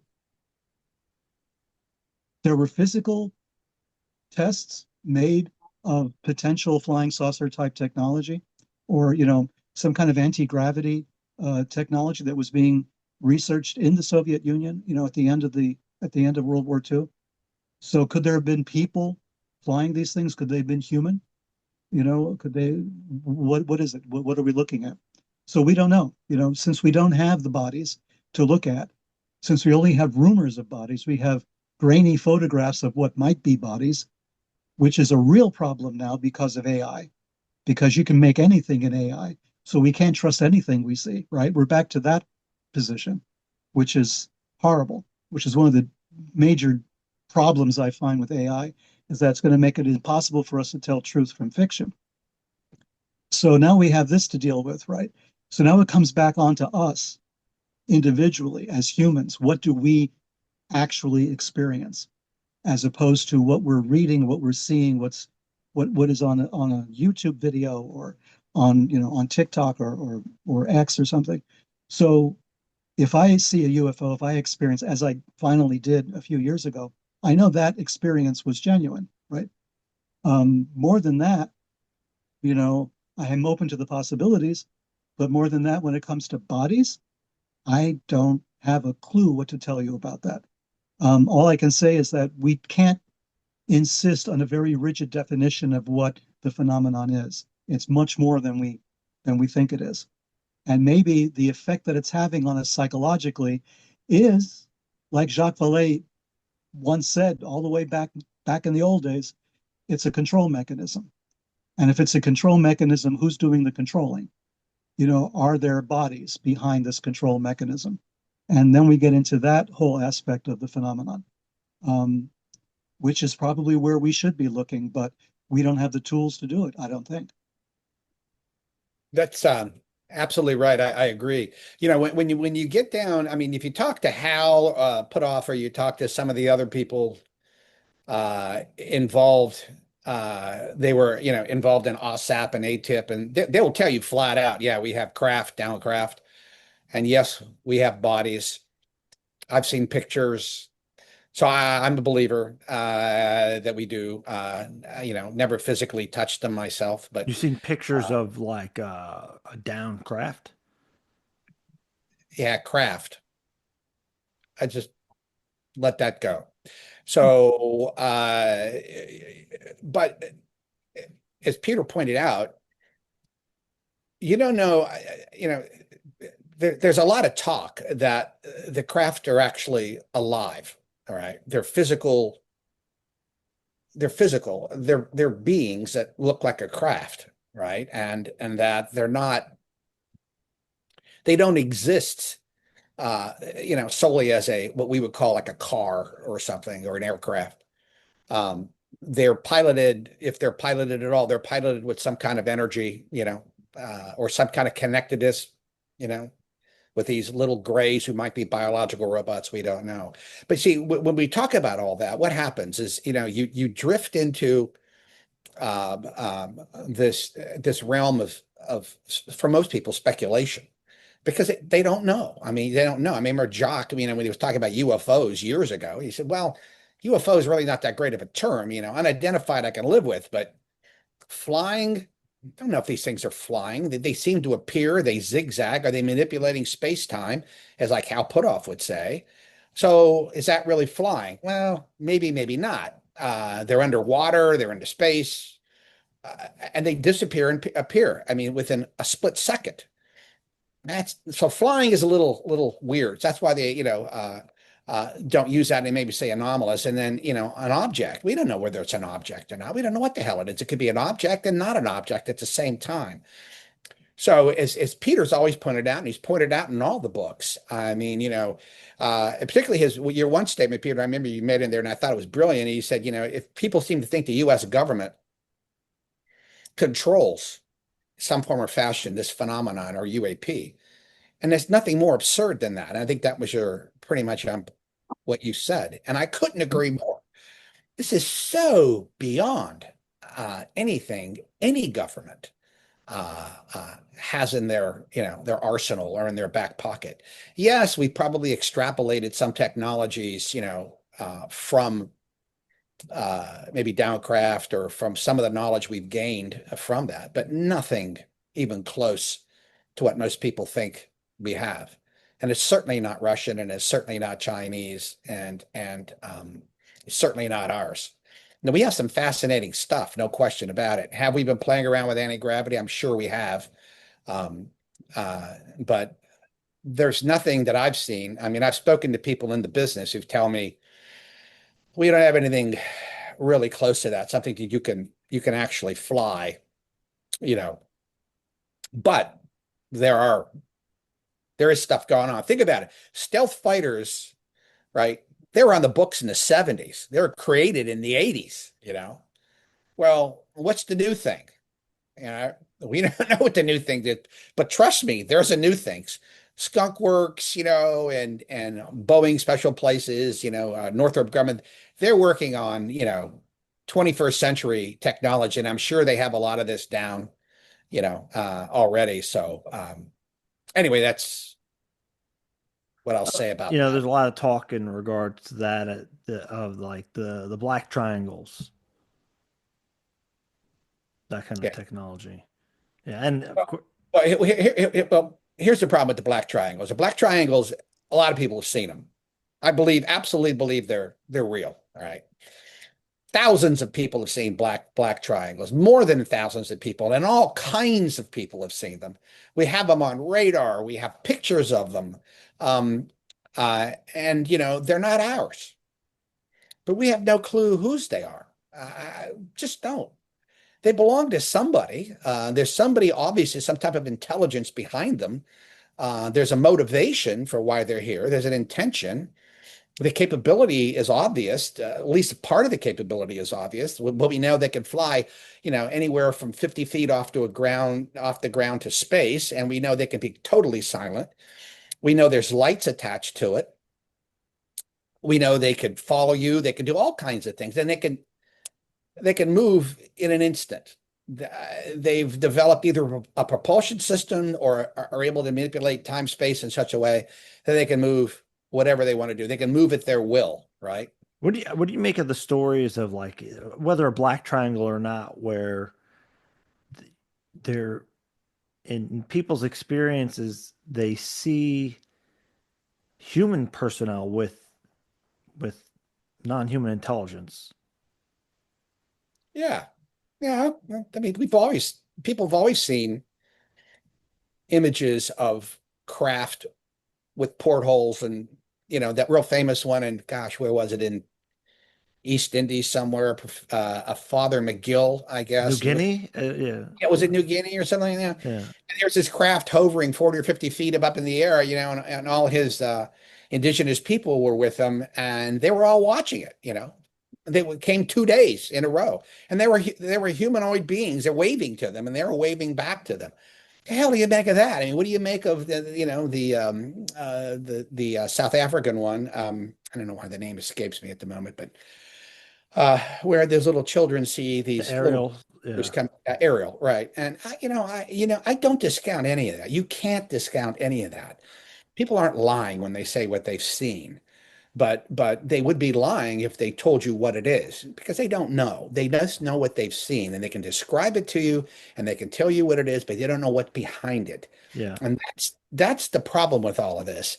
And that's the problem with disclosure in general. And I think why the government is really highly reluctant to come out with any of this data, because their narrative their narrative isn't complete, nowhere near complete. They can't come out and, for instance, if the president came out tomorrow and said, well, I got this fantastic thing I want to tell you. A, UAP are real. B, there are non-human intelligences, and maybe C, we're in contact or we have been in contact with them. But I can't tell you anymore. What do you, I mean, what do you, what do Limited you, disclosure, right? Yeah. yeah, Can't I tell mean, you. what do you think the nature of that contact would be? And is the contact with the legacy program? Well, getting back to what Peter said, nobody controls this. I mean, if anybody controls it, it's the phenomenon itself. Disclosure may not happen or may not be happening because of, the NHI don't want it to happen, or because we're not ready for it. I mean, that's what I've heard. I've heard that that's pretty much the case. And you can't explain it to the American people. You can't, well, you'd explain it to everybody in the world, right? What the hell are you supposed to say? I mean, I mean, it's a statement that would beg a million questions, and you have no answers for that. Well, do we have free will? Well, I don't know. Well, they're able to come in your house and do all kinds of crazy stuff. They're able to abduct you, take you away. They're able to, plant memories inside your mind. They're able to do this, that, and the other thing. You have no control over it. So there's a loss of control. People don't like that. They want to think that they control their lives. They get up every morning and make decisions. They can go here, there, and the other thing. And now somebody's going to tell them, well, that's not really true. yeah. So They you can heard, come into your house anytime, or they can appear to you, not appear to you. They can do anything they want to do. They're omnipotent beings for all intents and purposes. Do you really want to say that? Particularly if you have no way to defend against it? No, I I mean, don't think. where'd you hear that from? But that, you don't have to say an individual's name, but like, Peter Lavenda. I knew you were going there. Yeah, I know. I couldn't pass that one up. Yeah. Yeah. Well, this is why one of the reasons why I'm not too big of a fan. I love your podcast, James. Don't get me wrong, but I think it's chicken shit sometimes when I give answers like this, where I say, well, I don't want to do that. Well, then don't say things that, that's what's going through the back of my head. Yeah. So it makes me really reluctant to want to say things because the obvious question from a good interviewer like you are, and you would be like, well, who told you that? Well, I say, I can't say. Yeah. I don't want to say. And people, it's really funny when you talk to ufologists, and I talk to them all the time. And these are the guys, all their names, right? Leslie, you can go on and on and on and on. All these people. And each one of them, Lou, each one of them knows stuff, right? And they know stuff that's classified, and they know stuff that's, unclassified, and they know stuff that's sort of in a gray area. And everybody dances around one another because they all respect the classification process. I mean, some of their knowledge might come from a particular program, others, from other programs. And just because you have top secret clearances doesn't mean you can actually talk about everything. You can't. You just can't. It's always compartmented, and it's always need to know. So what you get is, even when I was meeting with Lou, I mean, there are things Lou just wouldn't tell me. I had as many clearances as he did, but he couldn't, and I don't blame him. I mean, and I couldn't tell him some things too, and we respected that, and that was perfectly fine. So when people sort of say to you, yeah, we have downcraft, and yeah, we have bodies, they know that, but they never say where they got the information, how they got the information. So there's a deniability to that. And when you see Age of Disclosure, that documentary that's going to be coming out, hopefully soon, it's still being, the distribution still being figured out.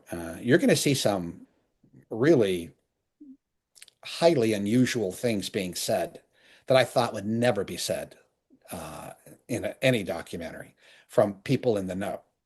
Matter of fact, there was a couple times during the premiere when I was in Austin at South by Southwest when I saw it. I actually put my hands over my eyes. I couldn't believe things that were being said.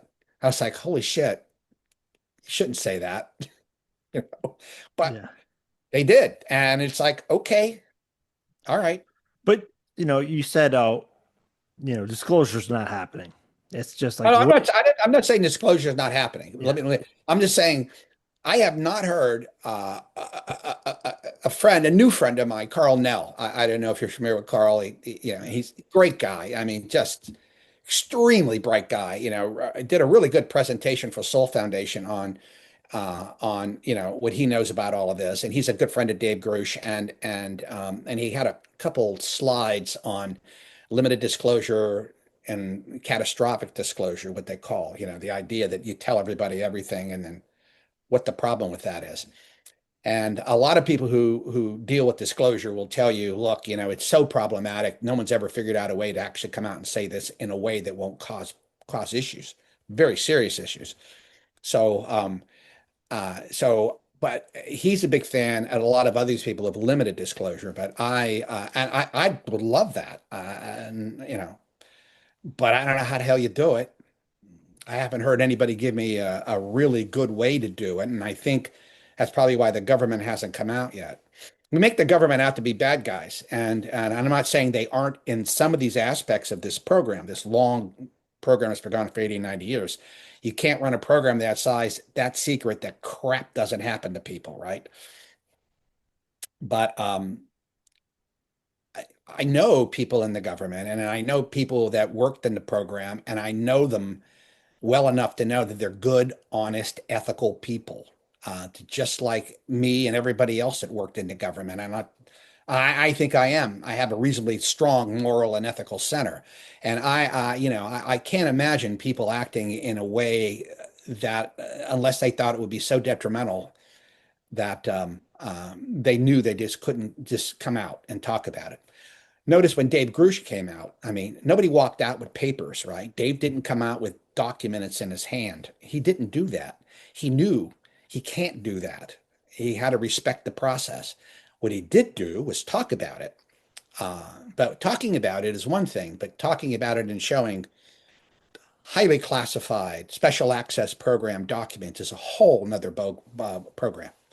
That gets into a whole nother area of borderline criminal activity if you did something like that. And he knows. I mean, he's an honest guy, and he's a moral guy, I think, and very strong ethical center also. I really respect him. And so he knew. Just why he doesn't name names. I mean, he names names, certain names, but he doesn't. He doesn't talk about the program publicly in depth. And he always says, I can tell you in a classified setting, but even when he's in a classified setting, if it's all secret, it's a classification just goes to secret. That's all he's going to go. He's not going to go any farther than that. So, okay. So you have this concept of war, right? But potentially, in the book you guys mentioned, you have to look at it from the perspective of an alien invasion, right? And if that were true, we're basically sitting on our hands, no? Or as a civilization, we're just sitting on our hands and not doing anything about anything. Well, Peter, there's another tough question for you. Thanks a lot, Jim. You set me up with this whole thing. Now I got to I answer. know we did beforehand, right? Thanks a lot. If we think in terms of an alien invasion, which I think we have to look at the worst case scenario, right? I mean, and that's what the government has to do, right? The military has to do this. Military is always thinking of worst case scenario. They war game this stuff, right? But how do you war game something with the phenomenon, right? When we have no freaking clue what we're talking about in terms of capabilities or intention or even identity, right? So, if you see movies, and we mentioned this in war, movies like Independence Day, right? Independence Day, oh, was great. We defeated the aliens. We beat them at their own game. Seriously? Really? They're not coming back, maybe in force, because we don't know where they came from. We don't know where their home base is. We don't know what raw materials they need to function. We don't know if they eat, drink, or sleep. We've got no data on this. How do you defend yourself against an entity that's coming at you from God knows where, God knows when, with God knows what resources?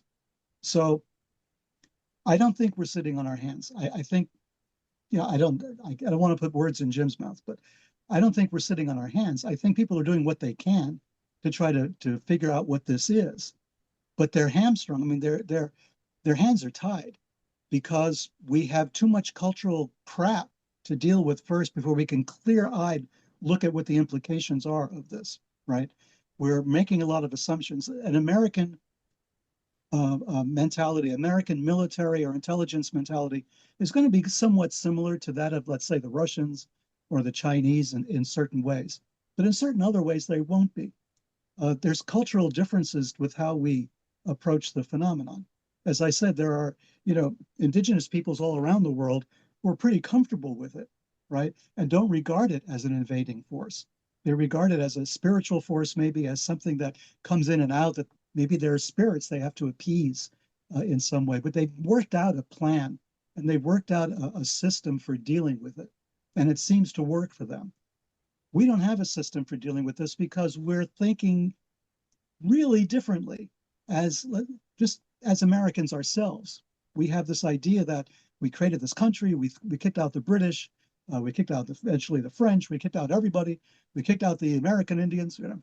We did all of this stuff, and we have our Constitution. We have this. We have a how shall I put it? A kind of movie that goes on in our heads about who we are and what our country is and what the defenses of this country require and all the rest of it. And then you've got the entity, you've got this NHI, you've got whatever the phenomenon is showing up and saying, "Oh yeah, really? Seriously?" And they're questioning every single aspect of who we are. Their mere existence questions every single aspect of who we are. Language, culture, raw material need, water, air, language, everything is being questioned. Politics, non-existent, right? We're looking at a phenomenon that we have no clue if there's a political structure behind them. We don't know if this is just like an ant colony, right? Or like a beehive, a situation that we're looking at. Maybe there's a queen bee somewhere. Maybe all the phenomenon are just individual worker bees. We have no way of knowing it. We have all kinds of, like I just did, we come up with ideas, with similes, with metaphors, and we're trying to figure out, what this is, but we're coming up with stuff based on our own experience of the world. Now we have to come up with something which is based on an experience of another world. And that's what's really freaky. How do we defend ourselves against that? Do we look back to the peoples who have found a way to cooperate, to coexist with the phenomenon to the best of their ability? Do we study them? And are they willing to give us this information? Are they willing to share how they do this when they think that we're ignorant as far as they're concerned, that we're materialistic, that we don't have a spirituality, that we don't have the wherewithal to understand what they are doing to cooperate with the phenomenon, right? We're sitting here thinking in terms of guns and rockets, right? How do we defend our airspace? How do we do this? And we can't, as the Nimitz demonstrated to us, right? As all of those situations demonstrated. They show up when they want to. They disappear when they want to. They sometimes will figure out in advance where we are going to be, and they wait for us. There's all kinds of stuff that they're doing that's beyond our ability to understand. So I forgot what your question. No, I mean, Totally forgotten what your question was. yeah, you answered it. I thought you answered it very, very well. And I couldn't agree with Peter more.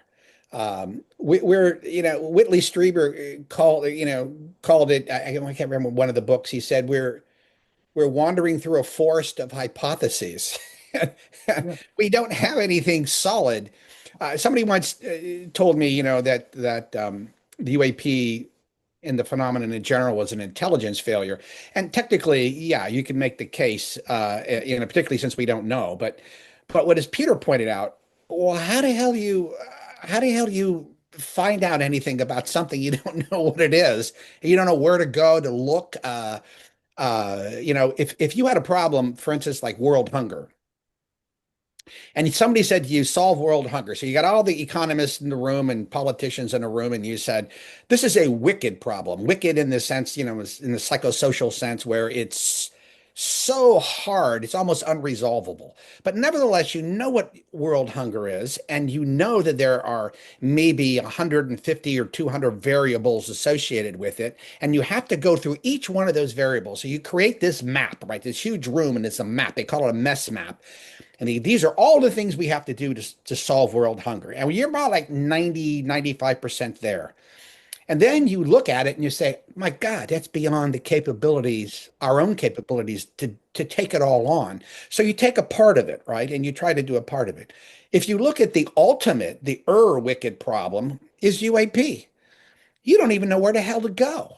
As an intelligence officer, if somebody told me, I want you to write an intelligence assessment on UAP, it would be pretty short. Because normally what I would do is I would get a group of people together and go, okay, let's go after that planet, and find out, who's there and what they're building and, things along those lines. There's no way to do that. We are literally powerless in that respect. And notice, a lot of people also blame the government, for not coming out with all of this. Well, what about NHI? Really? I mean, what does it say about them that they're not basically announcing themselves in some form other than showing up, and scaring the living hell out of everybody, and causing all kind of consternation? They're not helping. They really are not helping. They haven't helped solve world poverty. They haven't helped solve war. They're letting that. I mean, this is another one of those things. Their intentions. I mean, their intentions probably are not to, get involved with this, but yet they do to a certain extent, but maybe only in their own interest. Hybridization programs, if that's a real thing. Well, those are the three things, right? Hybridization, nuclear, and environmental. Those are the three main focuses they seem to have. Well, that's in their interest, particularly if they're living in a dimension very close to ours, or they're living on the planet with us, or they're trying to tell us something, right? But they don't want to tell us any more than that. They don't want to get us involved.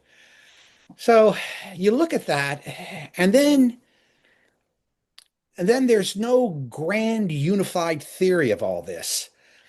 If you run into UAP, and let's say you run into NHI, you're going to find elements of clairvoyance. You're going to find elements of psi, right? You get all kinds of psychic phenomena that attach themselves to this. Well, how the hell does that fit in? Where does near-death experience fit into all this? I mean, there are so many different things that you would have to understand to get your arms around this. And yet we have no place to go to study it. It's unpredictable and unreliable as a subject. And it's not offering us anything. 20 million people died in Russia during the pogroms and during the Ukraine pre-World War II. How many people died in World War II? I mean, the Soviets lost, what, 20 million, 6 million Jews dead. I mean, no one stepped in and said, whoa, stop this. Khmer Rouge wiped out 1 million people, of their own people. No one steps in. The NHI is nowhere to be found during this. So you look at them and you have to make the assessment that they're, for some reason or other, they don't really care all that much about this. They're not willing to give us some tools.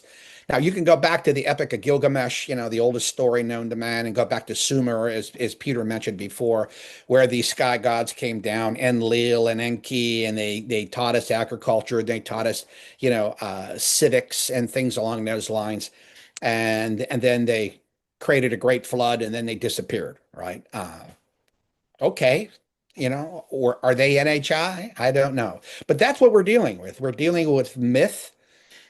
That's the best we have. And now we have Downcraft, and I'm sure we have the bodies, but they're not telling us anything. Except maybe they're bio robots. We sort of have an indication that maybe the Downcraft are alive. Okay. I don't know what else we can take from that. Well, is in the legacy program, you mentioned the hybridization thing. Is that something taken seriously within the legacy program? Everything has to be taken seriously. Let me tell you why. in the intelligence community was formed, and I'm not going to speak about any one, but I'll use CIA because I know it better. CIA was formed not to prevent another Pearl Harbor. That's essentially what it is. So anything that happens, if you read the history of UAP, the unclassified history of UAP that CIA put out, they make it very, very clear. I think it was Bettel Smith or McCone. I can't remember which one. DCI, the Director of Central Intelligence, made it very, very clear. If there's a 1 in 10,000 chance that UAP is real or could pose a problem to us, we have an obligation to pay attention to it. So that's what they've done since 1947, and I'm sure they continue to do this today in some form or fashion. Every intelligence agency has a responsibility to do this. They cannot walk away from something like this. Like DIA can't walk away from it, like NORAD, NASA. When you see something like that, people say, oh, they put it under the rug to make sure. No, it goes someplace. Trust me. People are looking at this. They're trying to figure it out. The problem with it is how Puthoff points out, is that it's so compartmentalized and so siloed that no one wants to talk to each other about it. And then there's a natural distrust between intelligence services themselves. CIA and the FBI got in a lot of trouble after 9/11 because they weren't sharing enough information. Well, they weren't sharing a lot of information because there was an institutional rivalry going on to a certain extent, and it was detrimental to both services. That, I think, has been fixed from what I understand. And before I left, we started to fix that, and I thought I think it's going very well right now. So there's more sharing going. That's why the DNI was formed. The Director of National Intelligence was formed. So they're sharing, make sure that sharing is going on. So I'm sure there's sharing on some levels on UAP, not only within the government ourselves, but with foreign governments. How much sharing is going on, I don't know, because intelligence agencies don't necessarily like to, and this includes the military too, do not like sharing certain things with other agencies. And I know this is you're part of To the Stars. So in the fictional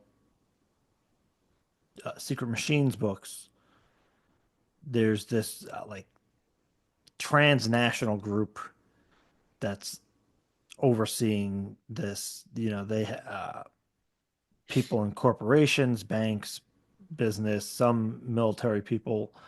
I mean, is there a reality to that kind of thing? Peter? Thanks, boy. I'm So not every touching time that one. Jim says Peter, that means yes. Okay. No. I just No. I want to make sure. No, well, Peter, I mean, he knows all this stuff. He's just not telling anybody, right? There you go. Oh boy, I'm gonna get a knock on my door now. Well, you're the guy who wrote the book on, you wrote the books on this, so you're the guy to answer this. So, Well, we talked about it a bit in war. Obviously, every country's government is going to try to keep as much of this to themselves as possible. They're not going to share, right? Because it's an intelligence nightmare, basically. And they don't want another country to get an inkling of what they know, vice versa. So governments are not going to share very much. There might have been periods of warming up where they kind of wanted to share it, but then the shield came down again. But when you talk about business, when you talk about international business and technology, we have corporations that have no loyalty to a country, right? I mean, they will easily pick up and move someplace else, depending upon how much money they're going to make someplace else. We have to be worried, I think, about some corporations that have no particular desire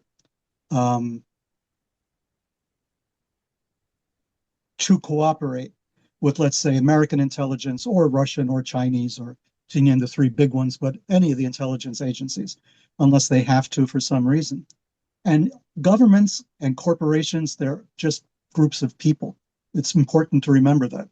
And people make mistakes, and people are venal, and people are greedy, and people are nervous, and they're paranoid. So you get all of this is baked into the system. So can there be a global system of people sharing information about this particular subject? Yeah, there are already, right? We've seen this. We've seen the French and the Brazilians and the Italians, and you've seen people doing cooperation where UAP is concerned. You've seen people, sharing information to an extent that they're able to without jeopardizing their own national intelligence interests. So I think that does exist to a certain extent. And you've got Jacques running all over the world talking to everybody, right, about this and collating information and trying to understand it. At the same time, if you've read Jacques' books, especially the diaries, but also the other books that he's written, and read them kind of dovetailed with each other, you can kind of build a story as to what Jacques has experienced himself in the last, God, 50 years of this kind of research. So yes, there's probably a lot of people who are sharing information, and they probably still don't know any more than we do, right? They may have little bits of information. They may have little, additional insight. They may have some of the classified stuff that Jim talks about, which may be classified in the US, but not as classified in some other country, right? The same phenomenon, the same situation of maybe a crashed vehicle or maybe a body, and it may not be as zealously guarded in another country as it is here. That's the other thing we have to worry about. And I think which the US must worry about, which must keep people up in the IC up at night, thinking, what if, Brazil has a crashed saucer and bodies, right? Will they be as zealous in keeping that under wraps as we are in this country? What if something leaks? What if somebody pays somebody off in some other country, right? What if somebody uses a blackmail of some kind, gets some of this information out? What if somebody is venal enough to steal a body part, right? And sell that to some, anything can happen. We saw that with the Dead Sea Scrolls. We saw that with Egyptian mummies. We saw that with, ransacking all sorts of things and stuff that was supposed to be kept under wraps, winding up in museums around the world that wasn't supposed to. Stuff floating around on the black market. The black market exists. All this stuff exists. If something crashes in North Africa, in the desert, right? There's going to be a lot of people on scene before the military is, before the intelligence agencies are, before we are. We may see it from our satellites, but will we get there before someone else does? And if someone else gets there first, where does that information wind up? We are at the brink of this kind of a problem. So far, so good. This stuff that's come out so far has been very tightly controlled. There hasn't been a lot of, really big surprises, little surprises. There's been a little bit here and there. It's been great. But we are operating under the assumption that we're the only ones with this information. In this conversation, we have to realize everybody's got a piece of this action. Everybody has a piece of it, and pieces can come out that we cannot control. What do we do then? Are we ready for that? Have we war gamed this? If Brazil comes out with something, if Guyana comes out with something, right? They're right next door. They could be sharing a lot of the same weird stuff we've been seeing coming out of Brazil. China, they're going to control their situation, but not necessarily Indonesia, not necessarily, another country in Southeast Asia or on the African continent. Something else can slip. Something else can come out, which is irrefutable. What do we do then? How do we handle that sudden, possibly catastrophic disclosure that we cannot control? And that's a question for Jim. Really? Yeah, well, no, I think, well, that's fascinating because when you get to disclosure, if you don't control the narrative completely, it will be filled. It will be filled by other people. And sometimes the other people will not be, have the best motives. Imagine, if you come out with a hack narrative, and there's you leave a thousand questions, and you don't have answers to the questions. You're the government. You don't have answers to questions, but nevertheless, you would make this announcement. The first thing that's going to happen is every journalist, every podcaster, everybody is going to try to fill that gap and try to, fill in the narrative themselves. So you're going to get people coming in, talking about abduction experiences and what have you. And then you're going to get posers who really don't know anything but making stuff up, say, well, I work for the government and this is the real truth. It's going to get so cloudy, so filled with disinformation and junk that you'll never be able to determine what's real and what's not real. So that's sort of a problem with this, unless you can control this narrative in some form, it doesn't make any sense for me to allow it to get out because it's just going to be filled. And then you have the other problem. You've obviously seen the Netflix series, The Three Body Problem, right? Or you know about the book. That's and a wonderfully written book by a Chinese author. I can't pronounce his name, Chi something or other. And I did a podcast for Netflix during the show. They had simultaneous podcasts. On episode 4, I did one but just on intelligence and how intelligence organizations work together during a crisis, something like this, what that would mean. And but one of the things in the book is, people find out that there's a force, an alien force coming from another part of the universe to basically take over Earth.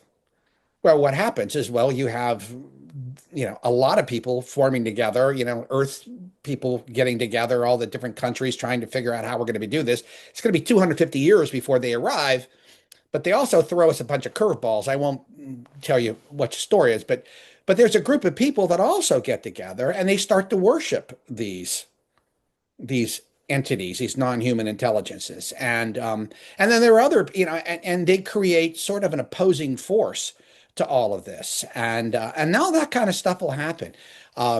Markets get jittery. What are markets supposed to do? Markets are so jittery. If you have any money in the stock market, you know this. Trump says something about tariffs, the market goes down. If he comes back and he says, I was just joking, they go up. I mean, people can lose their lives. Their financial lives over this. Some people maybe can't handle the fact, that there are other entities out there that are quote unquote in control, that we're living in a zoo, that we are indeed in a matrix of some sort, or a computer simulation. Who the hell knows? I think this is what that term indigestible meant. It's just not something. It has to be well thought out. Anything has to be well thought out. Just like when the government comes out and says we have a plan to fix Social Security. Hopefully, they had a series of economists come in and look at it and go, okay, here's the best approach we can take to it. And that with the government, even that isn't always the best thing. So that's. I mean, but who's the government to withhold that fact of reality from us? Just like in the sense of like, oh man, how are we going to tell them that the Earth is not flat, right? Like that you could worry about that for 100 years. Well, you're right. You're right about that. And that is the conundrum, because if somebody asks me, do I have the right to know based on my experience? And the answer is hell yeah, I have a right to know. Yeah. You have a right to know. Peter has a right. Everybody has a right to know this. And that's sort of the conundrum. I don't know what the answer to this is. I'm all for disclosure. I really am. I know I sound like I'm not, but I'm trying to play the devil's advocate here and talk about the government perspective on this. Don't forget, what's the government's reason for existence? The president is supposed to be, and the Constitution is built to basically protect the people of the United States. That's our national security interest. And it's not just defending ourselves against the Russian and the Chinese. It's also making sure that our national interest economically is well protected so that people can live a normal, happy life, have access to medicine, have access to food. If you announce this and something happens and the infrastructure starts to break down, then the government's not doing its job. The government then has to step in and try to take control of this. They might declare martial law, whatever the story is. When you think about all that, and President Trump alluded to this in 2016 when he was given the briefing on quote unquote his powers.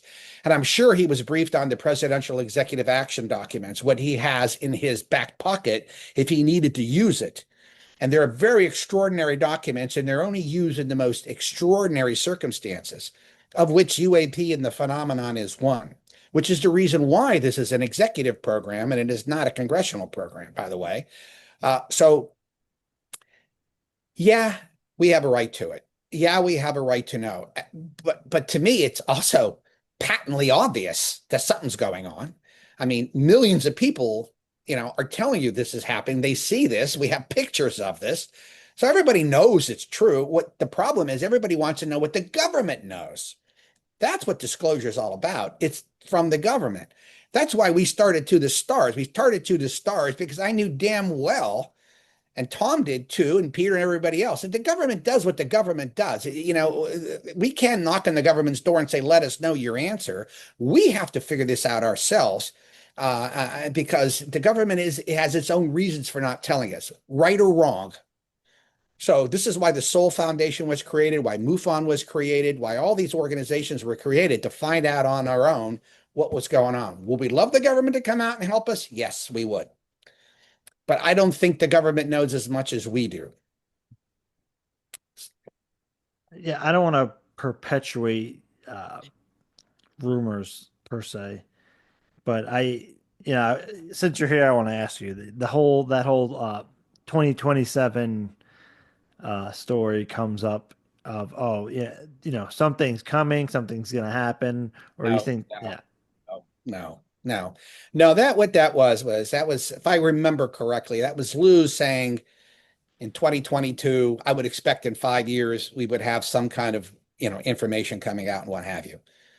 And then some people took that to mean that Lou was saying in 2027. Well, no, there was also a correlation with Chris Bledsoe No, talking about.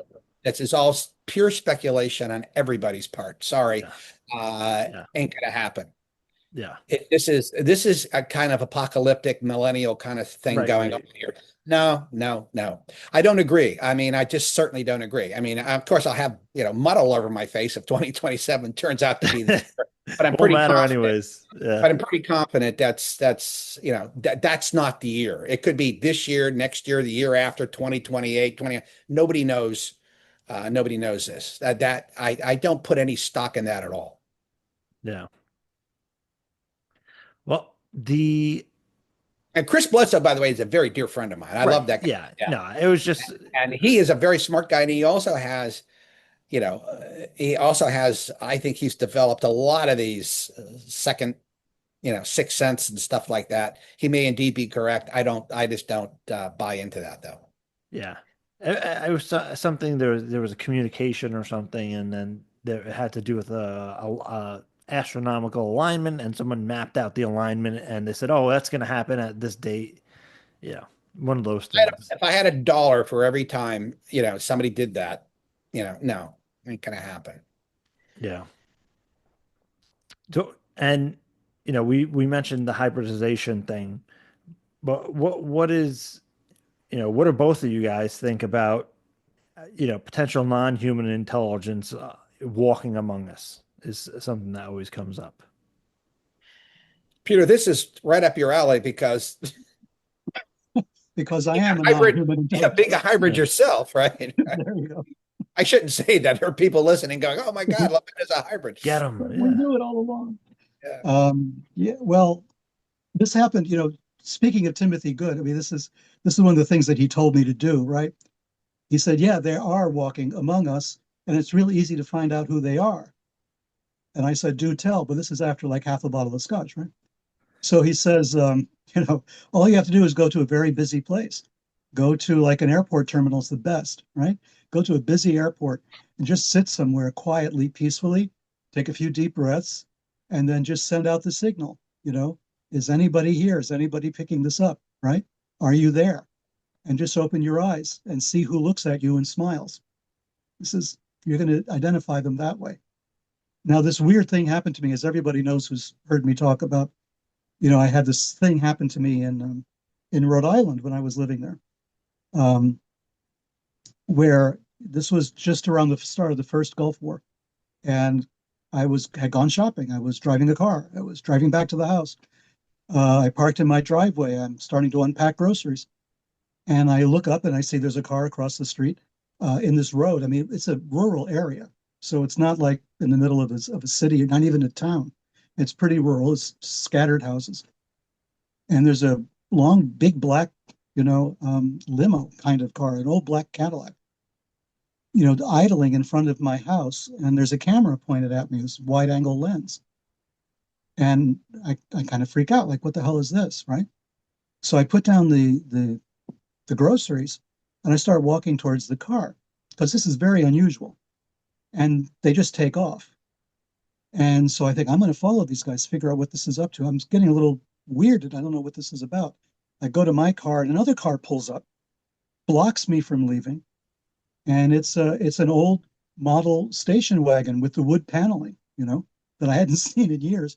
And it blocks me from getting out. Both doors open and two women come out, little short women dressed in like old clothing. And they're asking me if so-and-so, if I know where so-and-so lives. The name is important. It comes up later, and I'm frustrated. I say, no, I don't have any idea. And they smile sweetly at me. They get back in the car. They pull out, but by that time it's too late for me to follow the black Cadillac. Again, no imagination, right? Not understanding that this car was part of that team stopping me from following the Cadillac. I should have followed that car. I should have had the presence of mind. Instead, I was just pissed off that they stopped me from doing this. And so now I lost my opportunity to follow them, to find out what this is all about. Years later, I'm living in Southeast Asia, and I'm changing planes in Singapore in Changi Airport, and I'm dragging my ass through the airport. And as I'm doing so, somebody touches me on my shoulder, which is unusual in and of itself. I turn around to see who it is. It's one of those women from the car, and she kind of waves at me. I'm staring at her like, what the hell? And I recognized who she was. And I said, and I start following her to see what this is all about. And naturally, she disappears in the crowd and I can't find her. So are these non-human intelligences, right? Was this some weird, was this one of Jim's people? Was it the feds in some way? Was this kind of an intelligence? And I'm thinking, and I talked about this with someone, and they said it's impossible. It's 2 cars, 4 people. They're not going to waste those resources on you. I mean, what do they think, right? And I said, yeah, it doesn't make sense. Plus, the cars were old. It was all the Men in Black scenario. It was like perfect, except I hadn't seen a UFO, right? There was no connection. And so I wondered always if that was some kind of non-human intelligence. And if so, they had bodies, they were driving cars, and they spoke English. Yeah. And they asked me for the name they asked me was De Vilbus. De Vilbus is a bizarre name, but it rang a bell. And I looked up, I went through all the sources. There's no De Vilbus anywhere in Rhode Island at the time. So they were asking me for a name of somebody who didn't live in Rhode Island at all. But it triggered a memory. I said, my God, I know the name. It's a company in Ohio that I had sent a proposal to because I was in the business of equipment manufacturer at the time. And, I was trying to see if they were interested in the business. So they picked this name out of my head, right? Just this weirdest name they could think of, I guess. Let's pick De Vilbus. Do you know where De Vilbus is? And that was the key. This whole thing was some kind of weird hoax. But a hoax by whom? What was this, right? To this day, I can't digest it. It's indigestible for me. That was plus the whole Singapore thing. On its own, it was weird enough, but in Singapore to reinforce it and to say, see ya, that was weird. So when you ask me about non-human intelligence is among us, First Timothy Good tells me, try this. And I have these experiences before I met Timothy Good. And so, and it worked. It worked in an airport. I tried it in an airport. I sat down, I remembered what he said to do, and I had been traveling a lot in those days. And I sat down and I tried it. And somebody was walking past and they turned. They were going towards a bar, I think, on the other side. They turned and looked at me and smiled, directly at me, like in response. And then they walked away.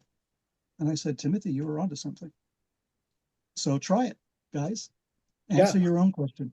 What's interesting about his story is the initial part of it is a classic surveillance move. I mean, it's you when you're surveilling somebody, you always have the rabbit, right? The person you're surveilling, like Peter in this particular case, and then you have your lead card. Now, generally speaking, when you're surveilling, you don't ever want to be seen. but clearly they wanted to be seen. And then they wanted to be seen in a certain way. Cadillac, big camera, it's threatening. All right. That's what he was threatened. I mean, it's essentially what it was. Somebody's taking your picture, you're threatened, particularly in a big old black Cadillac. He confronts the threat, car takes off, and what happens? Two little old ladies pull up in a nondescript, quote unquote, car, station wagon, get out of the car and defuse the situation or confuse him. But what's really odd about this is Singapore. Oh, Yeah. And De Vilbus. Those are elements that are almost impossible to explain. I remember what Jacques in one of his books was talking about the Melchizedek incident where he was in San Francisco and I don't know, or someplace overseas, and he was thinking about Melchizedek, right? And he gets in a cab. Here's the guy's name is Melchizedek, right? These are synchronicities that happen to you, and that we talked earlier. When you get involved in stuff like this, you become more prone to this. But why were they bothering Peter? Unless this control mechanism is such that it's able to control us in such a ways that it sort of planted in Peter, this idea, and that the world is amiss, right? And then they knew Peter was going to go off and do this other stuff right down the road. I don't know. I mean, when Jacques mentioned control mechanism, I think he meant in a certain way that, it's like a Skinnerian type of deal where it's behavioral periodicity with irregularity. Well, yeah, it just shows up, doesn't show up, and it's a reinforcement mechanism. But could it be that they do this not only, with craft, but they do it with individual people? Is Peter somebody they picked out when Peter was born? I don't know. Is there something about Peter that, or me or you, James, that make us special enough? All of us have had these experiences. We're all talking on a show that's international in scope, right? So who knows? I don't know. I mean, I remember when To the Stars was formed, a lot of people thought we were quote unquote a scam, right? They thought we were some kind of government, disclosure thing, or we were just, the government was just trying to dissuade people from looking into this, whatever the story was. There's all kinds of stories. And I have to tell you, first of all, it was nonsense. None of us were, but they kept saying, "Look, it's a CIA guy, right?" And then you got a senior guy from the Pentagon, Lou, who was also in counterintelligence, and then you got Chris Mellon, who was, U.S., I mean, a very, very high level job in intelligence and DoD. Plus, he worked for Sissy and Hipsy, the Senate Select Committee on Intelligence and House Permanent Select Committee on Intelligence for many years. It's an intelligence community scam, right? They're just trying, and it's of course nothing of the sort. And then when we started talking to one another, all of a sudden Steve Justice shows up, who was like one of the big project development for the Skunk Works, and he did some really crazy stuff there, and everybody's looking at one another. And I remember I used to sit there and look at these guys going like, shit. And then somebody would say, well, maybe Tom's a plant. And I go, and then you could just run yourself in circles. Who's everybody's looking at me thinking maybe Jim's the guy because it was CIA. He knows how to do this. But actually, none of it is true. And the truth is that we were all interested people who happened to get together, and we distrusted one another. And there was nothing more than what we said it is. And it's what it is today. It's all it is what we said it is. Nothing more than that. I'm not a shill for the government. I don't work for the government. Neither does Lou anymore. Obviously, Chris, everybody else, we do our own thing. Peter, the same way. But why? Why? I mean, I can understand why people would think that, but they don't have a very sophisticated view of what intelligence was. If I was going to start an intelligence operation to fool anybody, I sure as hell wouldn't put a former senior CIA guy or two former DoD guys in the middle of it. Mm-hmm. Create that operation. That's the most ridiculous thing I've ever heard, Anyway. Well, I want to come back just briefly to something you said about the event in Rhode Island, why would they have been interested in me anyway? Let's say it was an intelligence thing. Let's say it was a typical 2-car, 4-man operation. As I brought up to somebody who had been in the FBI, I think, and they said it doesn't make any sense. It's just too many people, too many resources. Plus, they were too obvious about it. I mean, how does that work, right? And I for the longest time, I had to think to myself, it's got to be something in my past. I had done business in China. Were they looking at me? But it was an old black Cadillac. It was like pure Men in Black territory, right? And then these two women were not old ladies. They were young. They were much younger than I was. They were like maybe in their 20s, you know, sort of redheaded kind of, rosy cheek types, looked like Manson family members, and it's just like that, and dressed in old clothing too, like old like wool cloth coats and stuff, that they used to make fun of with Pat Nixon, and this whole thing was like totally just out of context. And the thing with the big black, camera pointing at me. So I wasn't up to anything, in 1991, whenever that was. I was minding my own business. What was I doing, right? So it only later with Singapore that really, put the nail in it. This is something that's not. It can't be. This cannot be an intelligence. This cannot be one of our people or their people or anybody's people. This is something completely different. So then you go to the next step and you say, okay, like these people were thinking TSA to the stars was simply, some weird intelligence operation, which is, like you said, ridiculous on the face of it because you're all out there, with your faces hanging out saying, Yeah, right. this is our background. How could that possibly be? So I was trying to think about, well, what about this particular instance? What other group could have been behind it? And nothing that I came up with made any sense, which is why I started to venture into the NHI Men in Black territory on it, because as ridiculous as that sounds, it makes more sense that it was an American intelligence, thing that they were doing. It doesn't, some surveillance on me that didn't make any sense. Well, I agree. And, it's, there are people who believe, I remember my wife and I were being interviewed, by some people. I won't name the people. You know them all. James, you know most of them too. After they got wind of what happened to my wife and I, and they were talking, and I had gone out to dinner with a couple of them, and one of them said something, we started talking about DNA and alien DNA. And then they got very heavily into my wife's background because they didn't think I was the primary focus of what had happened. They think my wife was. And I said, and so why was that? And they said, well, they noticed in some instances, if you come from, if you have a lineage that's indigenous to the U.S., my wife is mostly Scots-Irish, but she has Cherokee Indian blood in her. She also has, I think, African American blood in her also. But it was a Cherokee Indian blood they were concerned about. And sure enough, my wife has a relative named, I can't remember the name, but it was an American Indian name or Cherokee name.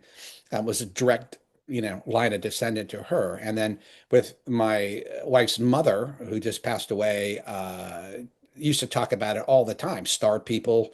And she grew up in the hills of Georgia, but she always claimed, she had family up in the stars, but even she was a little girl.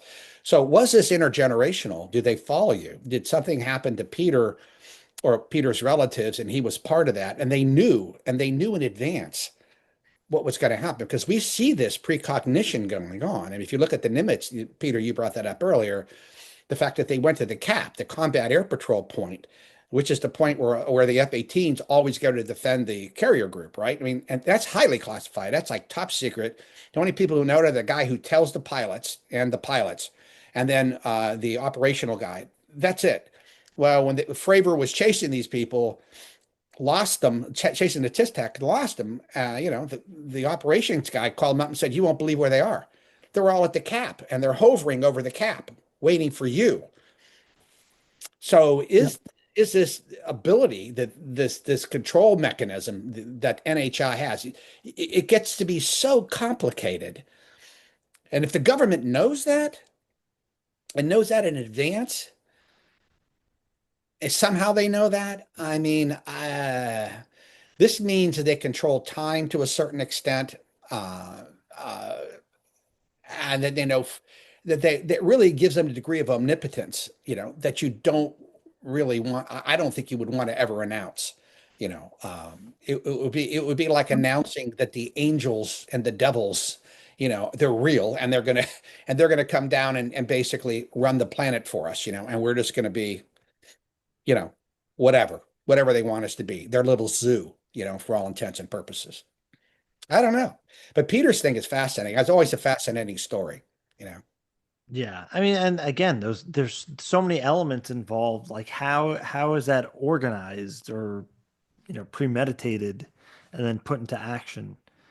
Is like you said, it seems that the phenomenon has foresight, into time. But Yes, time may not exist for them as we yeah, know it. not the same way, right? Oh, that's what's hard to put our head around, right? If that's indeed the case, I mean, how do you come out and announce this? Because you'd have to talk about that. And most people, and I include, us three, I mean, we're pretty well-read people, right? But if somebody comes out and told me, um, time doesn't really exist. Past, present, and future is all now in the moment. Yeah, I mean, I understand the words, but I don't understand the concept. I No. don't. I just have no idea. I have no idea where to go to. Who do I call? Hal?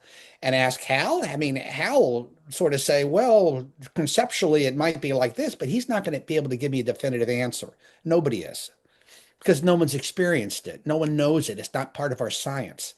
And it's not part of our reality. So we're just these blame brinkered human beings who are only able to deal with so much. And if you throw too much reality at us, it just goes right over our heads. It scares us. I mean, look, go out in the middle of the woods some night, right? And all you see these two spooky eyes, staring at you, and it's not an animal. They're going to run like hell because you're scared. You're scared of the unknown. Well, then someone's going to come out and they're going to tell you the unknown, and they're going to tell you not only the unknown, but this great, huge, incredible story that is absolutely fascinating and, and frightening at the same time. And nobody knows what it's about, but you want to know it, right? I'm not that brave. That's what I'll say. Do you, do you think that the phenomenon and non-human intelligence have something to do with our ancient past as well? I do. Peter could answer that better, but yeah, I do absolutely.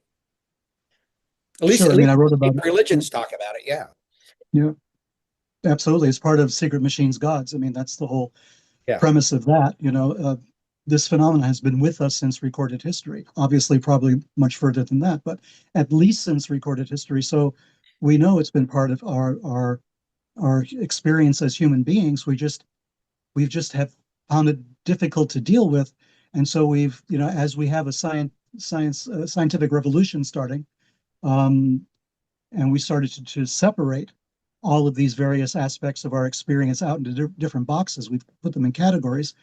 We now live in a world where nothing is really linked anymore and everything's disconnected. So you become a specialist in this area and you ignore everything else.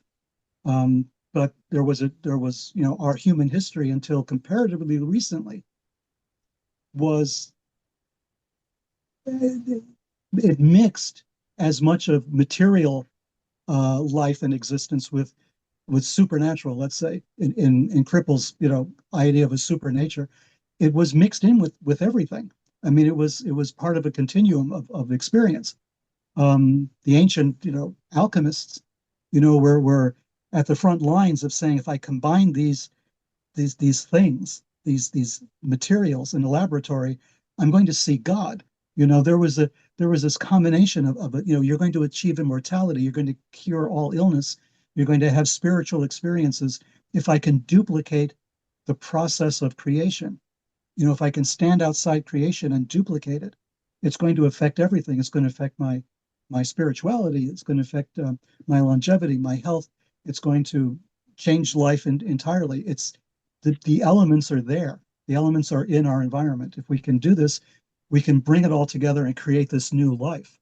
And there was the assumption was there for forever, for thousands of years, that this was all one connected, one continuum, that the gods, the angels, the demons, all of these supernatural forces were there with us. Even in Islam, in pre-Islamic Arabia, the jinn, had societies. They had cultures, they had language, they had their own religion. They lived among the people. You could occasionally see them, these non-human intelligences. And occasionally they mated with human beings and created hybrid creatures. This is all part of the idea of the jinn, if you read the Islamic texts and the pre-Islamic information that we have. So this idea was already there. It's been there for a very long time. There's nothing really new about this, except what we're doing now is we're assuming these are machines. And it's because we've developed machines, right? So that's the way we look at this now, through the prism of machinery, of things that were built in a laboratory or in a factory. And that's how we are explaining this phenomenon now. And the phenomenon is behaving in that way. And it's saying, okay, we're going to be machines, right? Whereas 100 years ago, at the turn of the century, they were sailing ships, right? Sailing across the country, and saying hi, and, really mysterious ships with sails and anchors, right? But they were obviously not ships. They were not in water. They were sailing through the air. So that's what we expected. That's what we saw. Now we're seeing machines. Maybe in 100 years, we'll be seeing something different, right? We'll be seeing plasma. We'll be seeing poltergeist phenomena, God knows what, but it's going to be something different, maybe. Maybe the machinery is the tease for them. They're manipulating this idea of machinery. If we're looking at the videos that have been coming out all over the place now, we're looking at orbs, we're looking at beings inside of orbs, we're looking at this jellyfish phenomenon floating around. That's like machine biology mixed, or maybe there's no machinery in that at all, right? In Secret Machines War, just to bring it back to war, there's an account of a Russian scientist who very early in his lifetime, as a teenager or as a young man, saw an orb at an Orthodox church, a Russian Orthodox church, I think in the city of Perm. And this thing appeared as an orb, glowing red with a being inside of it, right? Which is eerily similar to some of the stuff that we're seeing now that's being photographed and thrown up online. Whether this stuff is AI generated or whether it's, whatever it is, I don't know. But it's eerily reminiscent of these visions that this guy had 100 years ago in Russia. He saw this and it inspired him later to get very involved in space science and in physics. And he became a well-known Russian scientist. So, but he had this experience in a church and didn't know what to make of it. And it was this thing that was floating in front of him. And he felt terrified and enthralled at the same time by witnessing this. So we don't know, what the hell we're looking at. We're looking at machines, and now we're going on the assumption that these are machines, and we have crashed machines, and we're sort of happy with the fact that there are crashed vehicles. But everything that I've heard, and God knows 90% of it is probably nonsense, is that there are no control systems inside these machines, right? They're like machines to satisfy us that they are machines, but there's no control systems. And people who've been abducted, like Whitley Strieber and people who have been contactees that way, talk about the craft. But the inside of the craft is missing a lot of stuff that we would take for granted, if this really was a machine. And I point that out in the Secret Machines trilogy in various places. Why do we not see, certain things that we would take for granted? Why is there no waste disposal system, right? There's not even a single wastebasket anywhere on this craft. There's no place to throw anything away. We can't, it's just smooth surfaces everywhere you look. There might be music playing or something. There might be some weird sounds, but nobody's talking. The beings are not actually speaking. They're communicating, but they're not speaking. Well, if they can communicate without speaking, can they make us see things that are not there the same way? if they can control what we have going on in our brains that way, if they can have voices inside of our heads, if they can communicate that way, maybe they're making us see things that are not there, hear things that are not there, you know. So this is the problem that Jim and I've been talking about. You start asking these questions and you're back to square one. We don't know what to do with it. We don't have a system for testing this information. We don't have a system for communicating with these beings unless we're communicating within a completely mystical, you know, religious occult environment, which seems to be built for that, which seems to be designed for that, which the spiritual technicians, let's call them that way, from, you know, my religious studies background, spiritual technology, maybe it was designed specifically for this type of an experience. The people have been trained to train their brains, to train their minds, to train the bodies to a certain extent, to be able to accommodate this experience and to learn from it. And it's just a very rare handful of people that, you know, go and try to do this, especially now. There's a lot of nonsense in the world about these kinds of technologies, let's say. But there were very real, very, you know, graduated systems, methods for attaining this type of intelligence. And there was always a kind of, like in the Masonic ceremony in the third degree, you're dead and reborn. And this kind of death and rebirth thing is part of it, is to kind of make you comfortable with the idea that there is something other than this life, that you can pass through it and experience something different. And in order to experience this contact, you have to go through this kind of a process. So maybe that's a way up, a way of looking at it. But there's a lot of people, especially in Congress, who are saying, no, it's from the devil. You know, UFOs are from the devil. It's demonic. They're demons. And read your Bible and stay away from that. So we have that tension as well in our government. So I'm blabbering again, going on, but I'm trying to get to that point of saying that there is something, there are systems in place that seem to have worked for other people, that maybe they would work for us, but it would be probably a little dangerous, you know, for individuals to try this. And they would have to really sign up for a program of gradually getting there and not just, you know, jumping full with all 4 feet into something like this, which would be dangerous, obviously. And then we get back to Jim's point. Well, these things are happening to people without their even trying. Maybe that's the reason that you and I are here talking, Jim. You know, maybe No, that's the the reason whole we're point. talking is because James basically forced this idea on us, right, to get together. Yeah, James is the reason. Yeah, James. that's Yeah. James. Oh, yeah. But you know, and what Peter is saying is absolutely right in my opinion.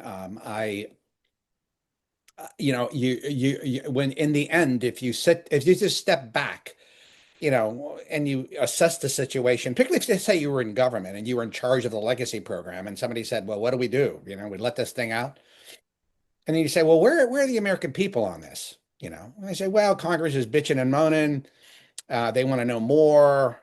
But yeah, but where are the American people? Because that's how things get done, right? People push this stuff. So if you probably, you know, asked most American people, you know, on a scale of 1 to 20 or 1 to 25, you know, list the most important things in your life, or the most important things to you. You know, it's going to be the economy, it's going to be this, that, and that. I doubt very much where the UAP would rank in the top 25. I really doubt it. Most people don't think about it. I mean, I can't tell you how many people, we live in this little world, honest to God, we live in this little world. But most of the people, most of my friends where I live, yeah, they could care less. Well, some of them do. They like the idea, but it's not a big deal in their lives. They're fascinated by it, but only for like an hour, and then their eyes glaze over and they go someplace else. And a lot of people just don't want to deal with it. It's just too much. If you start talking to them and you're getting in depth, so you have this sad situation, because it is sad. You know, people like you, me, Peter, and you know, and thousands of other people have had these experiences. And what we're not getting is the validation we should be getting. And somebody coming out and saying, yeah, what you experienced was probably real. But if there was a way to say that, the government can say that without getting into too much more trouble. I was hoping Arrow would come out, but that was, and the guy who's running it now is a great guy. He's really a nice guy. He's just has a really tough job. If there was a way to come out and say, look, and they've already done this actually, that look, the UAP are clearly real and we can't explain all of them. Okay. That's about as best as you're going to get from the government, right? So we rely on people like you who basically take it not only a step further, many steps further, and by interviewing and talking to people and getting this out there and making people become accustomed to it. And you take this tradition of disbelief, which we have, and turn it into a tradition of belief. And, we had 80 years of disbelief. And now we're just, I think, merging into this era now through people like you and Chris and Chris Mellon and Lou Elizondo and Dave and, other ones, Tom, moving this forward into a tradition of belief that we actually are going to believe, that we're going to go back and recapture what we lost from what Peter was talking about from the old days where religion was and politics and the economy were all one thing. They were just a natural part of your life. Now, I'm not a big fan of religion being a natural part of my life, but this concept of the other being a part of my life, I'm perfectly happy with. I just don't necessarily want to know exactly what it is unless I know I'm going to feel comfortable with it. Come You know what on, I'm you saying? you want to know what it is, no matter what. I don't know. No, I don't know. I mean, let me tell you, when I was spoken to, so to speak, I always mention this, that I was at the agency. I was a contractor at the time though, and I had two people come in and brief me, 7 hours. And it wasn't on a UAP program per se, but it was on some highly classified stuff associated with it, and scared the living hell out of me. And because they told me things that I had read about it, and I sort of knew, and I thought were maybe, well, maybe yes, maybe no, but no, that's actually real. And by the way, we've done experiments with this, classified experiments with this, run by this, place and that place and another place, and this is what we found out. And then when you ingest that and you go, holy cow, I was not myself for about 3 months. My wife's a clinical psychologist, and she will tell you had the 1,000-mile stare, the pale lips. I mean, I was not in a good way. And this was because it was the veil was lifted. The new reality sort of set in a little bit, saying like, yeah, you read about this in all the books back here, but you always had that veil there. Oh, it could be all bullshit, or maybe it's not real. But then all of a sudden, somebody lifts the veil. I go, no. That book, right on the money. That book's bullshit. And they're going through, right? This is what really is real, and this is what we've done. And they start talking to you about, what really has occurred. And then he came back and did it again. And then when you start talking to these people who have been in the know for a long time and what they're interested in, and they're PhDs, they're MDs, some of them have 2 PhDs, and very well versed in this, involved in really unusual government programs that are out there, and you wouldn't believe how many there are. And it would, I remember getting briefed on a couple of them when I was at the agency. I was going, oh, I don't want to know anymore. I mean, it's too strange. I mean, the stuff that goes on, and The UFO or consciousness stuff. Not UFO. I would say psychic stuff.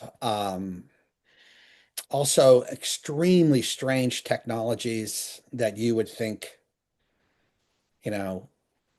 wouldn't exist, that they do, That we have. Yeah. And we developed. Yeah, we developed, or the Russians developed over years, but mostly us. And but you don't know what to do with it. It's like pharmaceutical companies, right? You go to a pharmaceutical company, and the reason why pharmaceutical companies keep all their data secure is because they're looking for, say, a cure for heart disease. But in the middle of that, the 20 years they're doing this, they come across all kinds of stuff that could maybe help with other afflictions, but there's no money in it.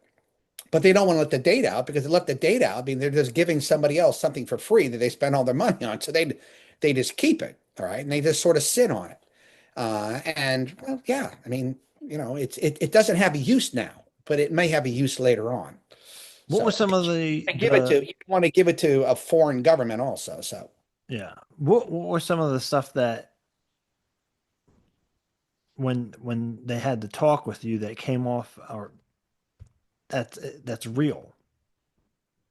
well, one of the things was, one of them told me, they were talking about my experience, and because I was very concerned, and I was explaining to them, I know the difference between liminal states and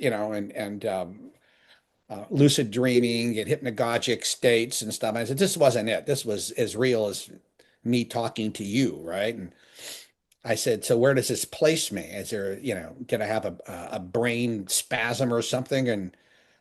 And then they said they had me describe the beings that showed up. So I did. I roughed out a little sketch, but I explained to him. And one of the guys said, "Oh, I know exactly who they are." And I said, "Really?" He said, "Yeah, they're called, they're called by Bendy. They've only showed up 3 times. Once in Mauritius, once in Spain, and once in your house." Yeah. The fuck would he know that? Right. I mean, and not only that, but there was other stuff associated with that. And it was just, it's just, oh, okay. I mean, did they have like a file on those beings of where they're from potentially, or No, what type of technology they use? no. Everything they have, and I have to tell you that, and this is the absolute truth. This is what I will say. Everything they have is cursory, is superficial. It's somebody in the government may have more in-depth detail.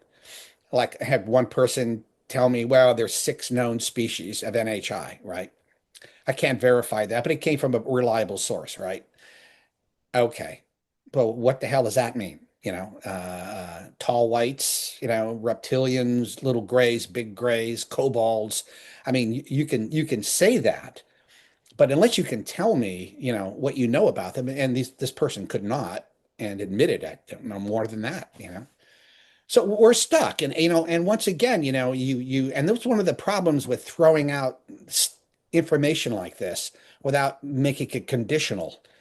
You can't come out and say, I know that there are 6 known species of NHI. You just can't do that. You don't have anything backing it up. All you're doing then is clouding the waters. So a lot of these people that I deal with and I work with, we don't talk about this publicly. We talk about it privately, because we know when you go public with this, it just muddies the water. It doesn't lead you anywhere until you actually have something that you can back it up with. And that's what I talked to you about earlier. It's like chicken shit. You ask me this stuff and I give you this chicken shit answer. Like, well, I can't talk about it.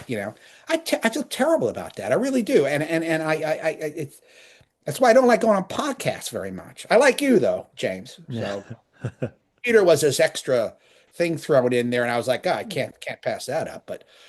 But you see the problem. And this is the problem with many people in government too. You don't want to come out and say we think something that's really challenging to accept when you don't have anything backing that up. So my feeling has always been is give the government a little bit of credit here, right? This is not some kind of cabal that's trying to create, we have these technologies that's going to save this and save that and change the world. I heard that recently. Nonsense. The only technologies, if you come up with the technology for free energy, okay, and you say, okay, should we let that out? Should we give that to the public?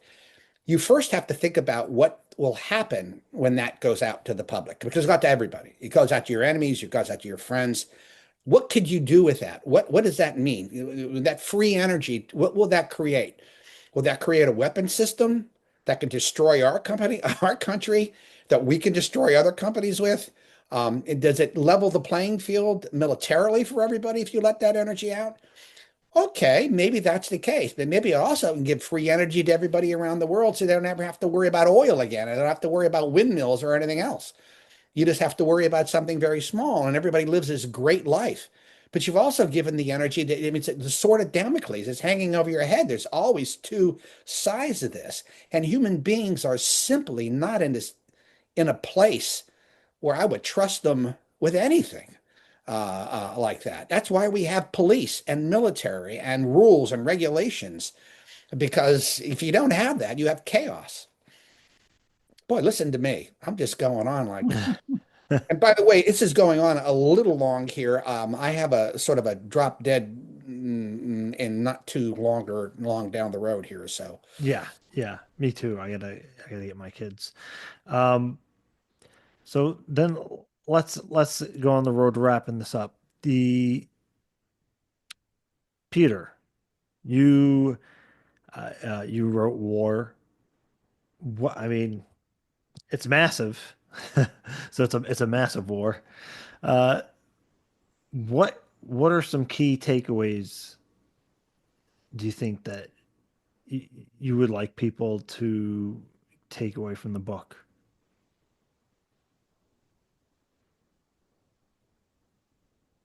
I think we did a pretty good job in trying to explain um, government reactions towards the phenomenon in different countries. We did chapters on Russia, on China, um, showing the degree to which the phenomenon in all of these places is understood on different levels. It's not strictly a military problem or an aviation problem, let's say, or a science problem. It's also a spiritual problem. China approached it that way. Russia approached it that way. I mean, the man who jump started the Chinese rocket, this rocket science in China was originally one of a scientist working with us at the Jet Propulsion Lab, right? And because of the McCarthy era, they accused him of being a Chinese spy and everything else. He was under house arrest. He couldn't do any work. Eventually, they let him go, but then he said, "Screw you, I'm out of here." He went to China and basically created single-handedly, the Chinese rocket industry. And very famous guy, but in the back of all of that, he was fascinated with spirituality, and he decided to make a study of Chinese spirituality, and made big contributions to, trying to understand ESP, psychokinesis, and all of this using Chinese systems of, qi regulation and all of that, and applied that to his work. I mean, in general, to him, science and spirituality was a continuum. So there was that. There was the Russians who, at one point, decided they could communicate with the phenomenon. At one particular Russian military base, they realized that every time there was a big motion, a movement of heavy equipment, of tanks and half tracks and that sort of thing, the phenomenon would kind of show up to see what was going on. So they deliberately started doing that. And when the phenomenon would show up, they would kind of signal to it using their hands. They would raise their hands this way, and the phenomenon would kind of line up. Then they would do that, and the phenomenon would move to the side. And they realized they were having a rudimentary communication with the phenomenon. That was released at that little honeymoon period between the fall of the Soviet Union and the Putin regime. So you had this little area where KGB files were being released, military files were being released, generals were starting to talk about the phenomenon. And you realize that they were doing this. We were at war with each other on one level. And at the same time, we were all looking at the phenomenon kind of the same way, looking at to see how we could communicate with it. Is it spiritual? Is it consciousness as well as nuts and bolts? Or, is it nuts and bolts at all? All of this was going on. So I think war kind of makes that point that we're all in the same boat when it comes to the phenomenon. But also it asks a lot of questions, about ideas like invasion. Is there such a thing as an alien invasion? To the Stars have been criticized by saying that we're propping up the alien invasion theory, that the aliens are a threat. And that's not what the purpose is. That's not what we're trying to do. What we're trying to do is say, if we were to regard the alien phenomenon as a military threat, we might be devoting more resources to it. We might be looking at it with a more holistic approach. But as it is, we're kind of poo-pooing it. We're not letting science take a sober, jaundiced look at it. We're afraid of religions taking a closer look at it. So we're kind of fragmenting our resources. Nobody's on the same page. So war is trying to make the case that, there is a way for us all to cooperate on this, to look at this phenomenon in a more positive way, at the same time realizing that our mode of looking at this phenomenon is outdated. We can't keep looking at it as it's strictly a military problem or an intelligence problem or even a science problem. We have to sort of look at it in a more holistic way. Everybody has a piece of this puzzle. And by everybody, not just in the US, but around the world, everybody's got a piece. Everybody has their own piece. And if they all brought all the pieces together, we might be able to put this puzzle together in such a way that we get the beginnings of an outline of how to approach it or how to understand it. And I think war talks about that, talks about the contributions that we all can make based on our history. Those countries that have been invaded and those countries that did the invading, we both have pieces of this problem that we can discuss, that we can find out what would happen should we get invaded, by an alien presence. Has the invasion already taken place? Are they already here? Are they already manipulating the situation? Do they know what's happening in our world? Are they manipulating it as we've been discussing? Is this deliberate? Is this accidental? So war kind of makes those points, but it goes really into a lot of the strangeness that accompanied the military and intelligence investigation of the phenomenon. We talk about, Guy Bannister and Maury Island and the Fred Krisman, situation. We talk about Morris Jessup. We talk about some of the lives that were lost, quite frankly, because they were ridiculed for studying the phenomenon, like James McDonald, the famous scientist who testified in front of Congress that this was real and was basically laughed out of the building because he dared to suggest this. There's a chapter called Collateral Damage where we talk about all of this. And, Richard Doty, Paul Benowitz, that gets brought up as well. I mean, what's going on with these guys? Why was it okay for, Air Force intelligence, for a FOSI to go and target somebody like Paul Benowitz, So is this where we're at? Is this okay? Is this permissible? So we ask these questions as well. There should be, a way to look at our military and intelligence and make them responsible for some of this. And at the same time, we're responsible for having a more open mind where this phenomenon is concerned. So we're not divided, we're not splintered, because it's going to be easier. If there ever is an alien invasion, I would want to pick the planet the way it is right now. Everybody at each other's throats, right? Wars for ridiculous things, wars that make no sense, genocides occurring everywhere. What a perfect time for an alien to invade. Or maybe they're looking at us and saying, you're doing a good job on your own. We don't need to invade, right? We'll just wait till the smoke clears and see who's left. So it's asked questions like that. They're tough questions. The last chapter is called The Alien and the Panopticon, right? Which is a kind of a heady thing, but the Panopticon is an invention of a kind of prison where you have a column and you have all of these cells in a circle, like an arena around that central column. So one person in a central column can watch everybody and all the individual cells and all the rows, all the columns, right? And they can see right into every individual cell, but you can't really see who's looking at you. And I thought that was a very apt way of trying to discuss the phenomenon. We're in a kind of panopticon. We're looking at each other, we're looking at the other cells. We can't quite see who's looking at us in that central column. There's somebody in there. There's that alien sitting in there watching all of us.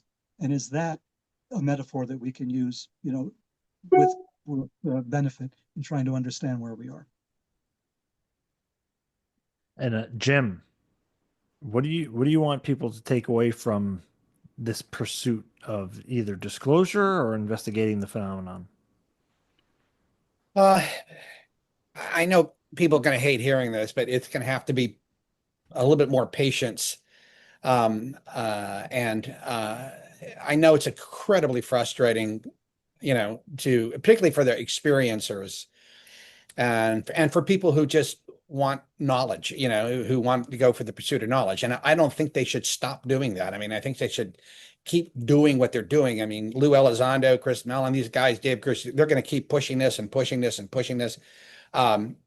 We at To the Stars do that also in our own way. And we also do it, through other channels. And we're hoping that sooner than later, something more will come out. But I don't know if that's going to be the case. I just don't know. But in the meantime, I think what God's Man in War, what we tried to get across, and what Peter, I think, has done so brilliantly with it, and he just, summarized it pretty well. I mean, I is this idea that you have to look at everything. It's a multidisciplinary approach, and you have to be cognizant of that at all the time. You can't rush to judgment. You can't, basically say, oh, this is right and this is wrong. And you sort of just have to step back and look at it all and realize it is what it is. And it is an incredible mystery. When John Mack, wrote his book, I think it was Passport to the Cosmos or Abduction, I can't remember which one. And he said, perhaps we should just recognize that this is just a mystery, and we should recognize it as such, and we shouldn't go any further. In other words, there's no reason to go any further right now because we just don't have the data. We just don't. For whatever reason, we don't have the data. And like I said, the NHI, UAP is not cooperating fully with us. So what do they expect us to do? I mean, so it's hard. It's very, very hard. It's been a hot potato, by the way, since the 40s. I can tell you that much. No government agency wants this. No one does, because it's just a hot potato. And you can throw money at it, and throw money at what? I mean, you're throwing money at something you can't understand. How long could you do that before somebody says, is that the correct use of government funds? I mean, look, if the best minds that are dealing with this right now, and there are dozens and dozens of top-rate minds that are dealing with this now, not in the government, but outside of the government, and they can't make heads or tails of this. What makes you think that, the government's going to know any more? I mean, they might have the downcraft and the things, but they might get so much, maybe a little bit farther with it. So let's be considerate. Let's be a little understanding.